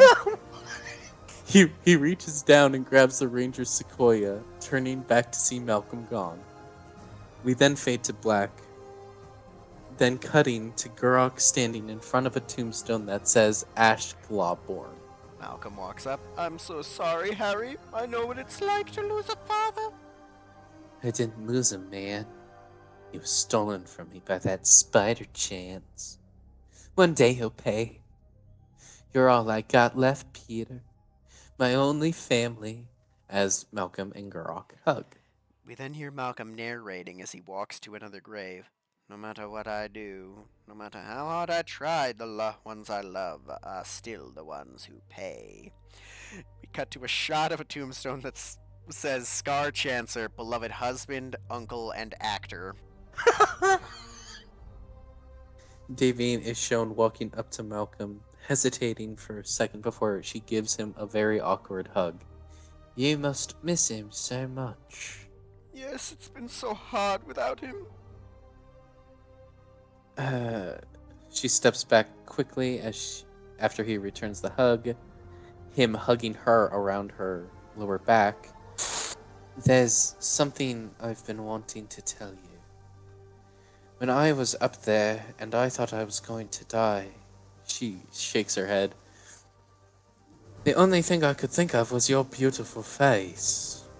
Your beautiful face, Chancer. I kept thinking. Tears start to form as she tries to keep down the acid reflux that's coming up. Please, let me get through this, so I could see Peter Chance's face again. Really, my sweet? Do it for your son. Do it so they can eat. She looks at him and gags. There's only one person who's always been there for me, who makes me feel more like I could ever be. Just me. And that's okay. The truth is, she smacks her cheek a couple times. I love you. Malcolm pulls her in quickly and kisses her, to which her eyes widen in anger and confusion as he, in his mind, romantically and passionately kisses her. Davine pulls away quickly as you can see her eye twitching, starting to shake in anger slightly, and a small trickle of blood come from her nose as she desperately tries to keep her composure. Narrating, all I wanted was to tell her how much I loved her. Malcolm now not narrating, fuck the script, I love you too! Davine pushes off of him and punches him in the face as he tries to go in for another kiss as it fades to black and the credits roll. Screen goes black as the credits finish playing, lights lift, come up, and unlike Chancinator, everybody is standing up clapping, including General. Well, that went over better. General Lorelei, that was actually enjoyable. I'm shocked. Yes, I'd say in spite of Malcolm. Ash, your performance was. She makes, like the thing with the people make a excellent with her finger. Thank you. You quite got into that role. Yeah, I found the character intriguing. A man torn between his dark desires and literally having them become their own personality. It's interesting. And the role of Julius Jonah Jameson. She looks down at you, Julius, that was great! You've never smoked a cigar before. No, I haven't. I don't like smoking. I tried smoking one time. Cigarettes. Didn't like them. I'll let you know that was... He sucked in on that cigar like 3 other times while filming. You see, Snarf, where did he get those cigars? Malcolm didn't smoke cigars. They're the ones Hunk gave to me before we left. Ow. Go figure. Yeah. The one I'm impressed with is how well Davine was able to keep her composure. Jaren grabs Davine's hand. So I was thinking of renting a balloon out for us. We could go up on a balloon ride, but now I think I'll figure out something else, given your fear of heights. Yes, that might be a good idea. Yeah, so I'll figure out something else. No worries. I am impressed by her composure as well. Why? I mean, it took that, let's call it love speech from Malcolm to really break her. Scar stands up. So what did you think, General? And she doesn't... Oh, there's 2 Lorelei's. Oops. She looks over at him, looks away, and looks back down at Julius and goes to say something. You've learned from the past she does not like to be interrupted. And Julius, and Scar, what did you think? I'll win my award. You see him grabbing his throat, and you see her making a fist. Julius puts a hand on her shoulder and holds her hand. Ma'am, you were saying to me? She lets go of his throat. Must have swallowed something, Ash. Yes, don't interrupt the General, Scar. Fine. General Lorelei, so this crab was excellent. You got them from Anova. Try to get more. I'm sure Tommy could help. Will do. Yes, ma'am. Yes. Come on. Oh, go ahead. How did you like your potatoes, sweet? She presents you the empty bowl. Good. They go down correctly? Yeah, I feel fine. Good, we'll have to keep experimenting. Yes, as long as it's not Tommy Wiseau's blood. Only mine for you. Please and thank you. As you see her visibly gag, thinking about Tommy's blood. The only time I'd ever give you Tommy's is if it's that much of an emergency, you know. Yeah, I know you still have that syringe, Ash. I know. Only if I'm on my deathbed, do you understand? I swear on my life I would not give it to you unless it was the only way to keep my beautiful girl alive. Oh, Tommy White. Here, and she hands you every... Look on the bright side. Again, at least it's not Malcolm. Oh, that's even worse. Yeah. Or kind of motions behind him. She looks and Zap is just snoring and yeah. No Walren either. Aye. So what did you think? It was a great movie. I quite enjoyed your performance and she starts stuttering looking at Scar. What about Uncle Scar's performance? Yes. Uncle. Yes, it was very good. Pequod stands up. That's right, Uncle Scar. And I've always wanted to be an uncle. You Oh, see Lorelei glaring at him. You're living with us now, so I guess you will be. I'm very excited to be here. Do we watch movies of mine often? From time to time. Great. Malcolm was jealous of my acting, so I prefer we watch the earlier movies where I had bigger roles. That's a possibility. It is a shame you could see the teleprompter in most of my scenes. Yes, it is. Pequod's gonna stand up. Uncle? Uncle Scar, yes? What's your favorite flavor of candy? And he, lemon. And she, alright. And she goes over, 1 lemon cotton candy and 3 more mint for my Julia. And the penguin, reasonable. And she pays, here you go, Julius. My Julius. And she leans in and gives you a kiss and gives you 3 for the road. Thank you, my Pequod. And she's gonna come over and, here you go, Uncle Scar. You're gonna be, she looks around. He's not here. You're gonna be the godfather of these two. And she pats her belly. And Scar looks at it and then down at it and up at her. Wow. And she starts laughing. Wow, indeed. Wow. Who's the godfather of your other child? Is this your other child? He points at Memory Ash holding back. No, this is Memory Ann, our niece. That's baby Lazuli over there with Sasha. Wow. Pequod has to sit down in the chair to stop herself from falling. General Lorelei claps her hands, Scar looking at you.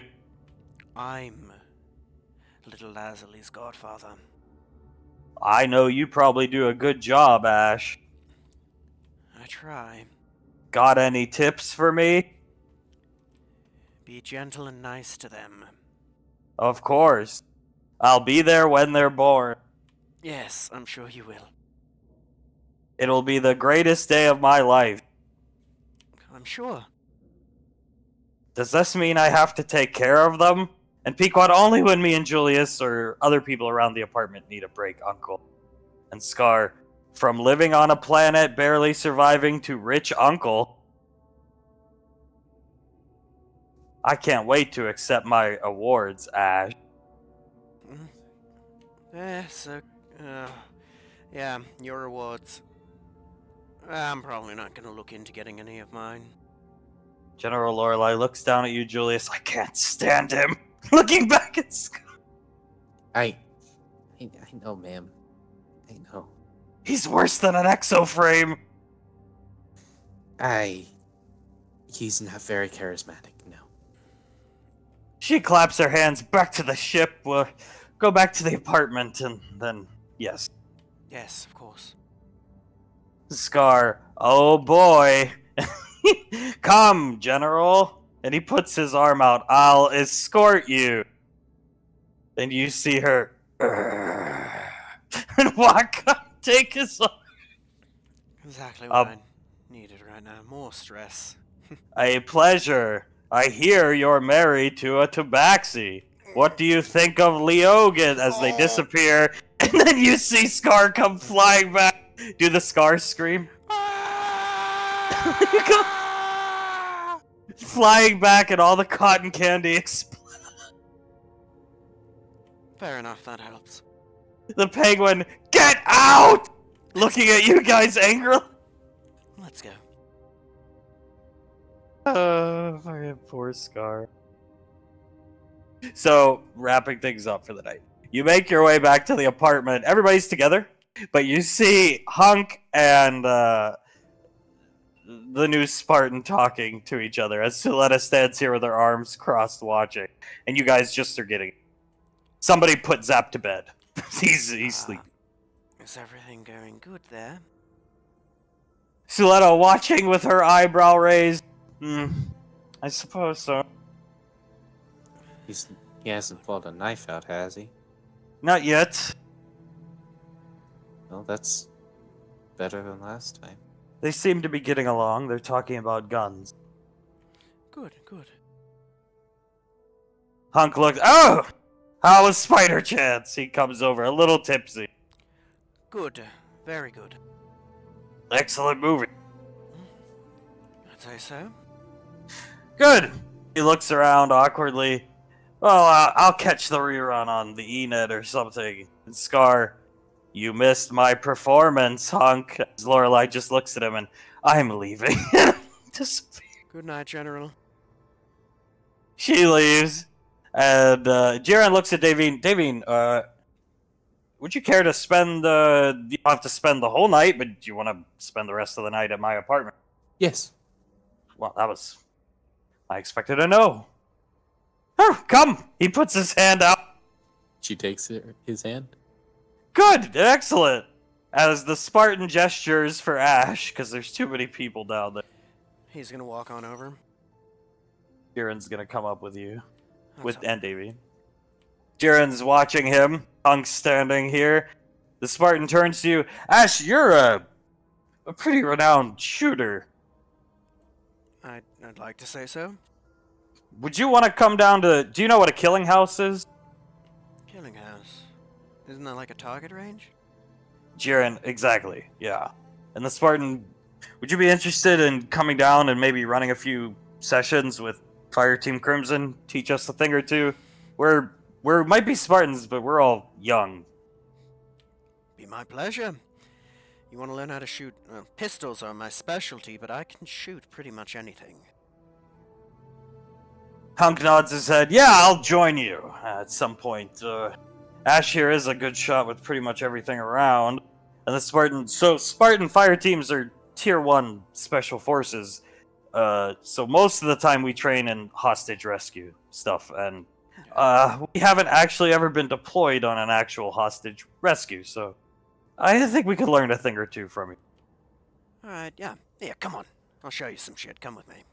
Anybody's welcome to come, but we're not gonna go now. We'll go in a few, I'll call you down in a few days, and I know this guy wants to come, but the squad would appreciate getting to meet you. You're kind of like a hero. I'd be glad to meet them. Here, let me show you the armory, see if there's anything in particular you'd like me to bring down to show you how to shoot. Oh, yeah, you know, this guy, Hunk, Dad here, said you got a pretty nice armory. Yeah, come on. He's gonna lead him on. Cool. Here you go, mate. Pequod, who's that guy? It looks at you, Julie. Icy's boyfriend. You see him. He has his mask on, but you can tell he's a gun nut, just like you. A little quiet, don't wake poor old Sap, and don't touch that. Otherwise, free to pick up and look at anything. Oh, nice. He looks over here at the high caliber pulse rifle. Where'd you score this? A Max Tech submarine. Pequod, Icy dates a Spartan, Julius? They went on their first date 2 weeks ago. That's as much as I know. What do you think of him? Seems like a good guy. He's Carter's nephew. I'm gonna give him a chance, but, you know, I'm still pretty protective over Icy, even though she hates me. But yeah, I'm gonna give him a chance. Me too. Lastly, all's well that ends well. Smiles big at you and Pequod, disappears upstairs with Hunk to go to bed. Davine and Jiren leave. Everybody else is dispersing. Sasha likes to spend time at town's shitty fucking studio apartment. Suletta's going to take Memory in and go to bed. In the armory, the Spartan picks up the pulse rifle. These are... Whose is that? And he points at that. Icy's. Oh, this is hers too? Possibly. I'm gonna ask her which one she'd prefer. I might have to trade one away with the Rangers to get a hold of a rocket launcher for Sasha. He looks over his shoulder at you, looking at all the guns you have here. You want a rocket launcher? Heavy ordnance. We're facing some pretty scary things at the moment, so a spanker would be appreciated. He turns. You've used one before? Or at least fought alongside one? Yes. Against, in the Dagon incident, yes. You have somebody qualified to operate it? Sasha. I can get you one. Are you sure I couldn't intrude? Yeah. We could definitely get you one if you come down and you help us out. Work us through the rounds. Teach us a thing or two. I can get you one easy. Pleasure. What are those? He points to the blaster pistol. Those are Icy's custom pistols. Laser pistols. That? He points to the shotgun. That's special. He's gonna pick it up. This is a void-infused lever action. Oh. You don't know what we're fighting, do you? We haven't been briefed. This fire team's been, and Julius and Pequod definitely wants to listen to this guy talk. So she's gonna drag you, Julius, to inconspicuously listen in. She's right in the doorway. Everybody can see it. And this Spartan fire team, Crimson, was made to support Alpha 9. So, no, details are limited, but Well, that's why Jiren's training us. I'll cue you in a little bit. We're fighting a, let's just say a cult. They worship a very scary god, and it's very real. This thing is sealed away, and we are trying to get it. Well, this void energy is what it produces, and it's unbelievably effective. I've never seen anything resist it, so this is rare. He looks at it, so that's what all the void stuff is down in JSOC, or the purple stuff. Mm-hmm. Oh. Stares at it. Interesting. Well, this is nice. He points down at the rifle. Very nice. It is. It might end up being Icy's. Oh, maybe. She's not one to talk much. Give her time. She'll warm up to you. How long did it take you guys? This is your wife, right? And he, introduces him. Yes. Scar following. How long did it take you guys to learn each other's full names? What was it, about a few days? Pequod starts laughing at him, pointing and laughing at him. It's fine. Icy's awkward with new people. Yes, I am, as Scar comes in. She'll be fine. She does like you. I mean, anyone with a brain can tell that from what little we've seen of you two together. Hopefully, he shrugs and gives you a thumbs up. We have like 10 spankers down in our wing on Gateway. We're on Ring 2. He gives you the coordinates to they call it an interest room, where they hang out. And they're killing houses. I'll be down there soon. Yeah, we'll be running some sessions tomorrow. You can pick up the spanker then. Of course, and I'll bring the Magnum with. I think you boys will get a kick out of shooting something so old and heavy. Hell yeah. If we 7.62, he looks at it. We can even run ammo rounds through this if you want. I don't see why not. Cool. Well, bring some of the. Wow, he's looking at the Tavar. You're quite the armory master. Looking at all this stuff. Working on it. Still some changes to be made. Scar, now I'm here to help. As the Spartan looks, why can't you be her dad? And Scar, who? And the Spartan, well, I have to go. Of course. Thank you for coming. Happy to help you, Banksy. Yeah, likewise, we'll get you the rocket launchers. Pequod steps on his foot, and if you fuck up, you'll regret it. And the poor Spartan just, believe me, I know. He'll be alright.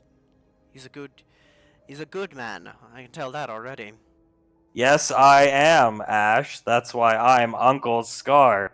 As the Spartan looks back at him, and now I see why she doesn't like spending time. Oh, see you, Julius. And Yeah, the Scar just, well, this has been a great day. it has. Yes. What did you think of my performance, Julius? It's pretty good, man. Better than mine. Whose room do I get to sleep in? We have open cots in the armory. All right. I'm going to bed. Pequod gives him a big hug. Thanks. And he, there's cots everywhere in private rooms. Disappears. Oh, gods. Saris watches him leave. I like him. Pequod, I love him. Yeah, I can tell. Oh, boy. Godfather Scar, Uncle Scar, and Commander Integra. Make a good couple. Oh, please do not wish that evil on her. He's not evil, Ash. He's not, but my head feels like it is. Well, you probably use some rest. She comes over, grabs Julius. I'll go get the baby, and then it's crash time. Yeah. Agreed. Oh boy. The last thing I need right now is Ska instigating things with the General and Icy. And we'll cut there as Saris points at you and starts laughing.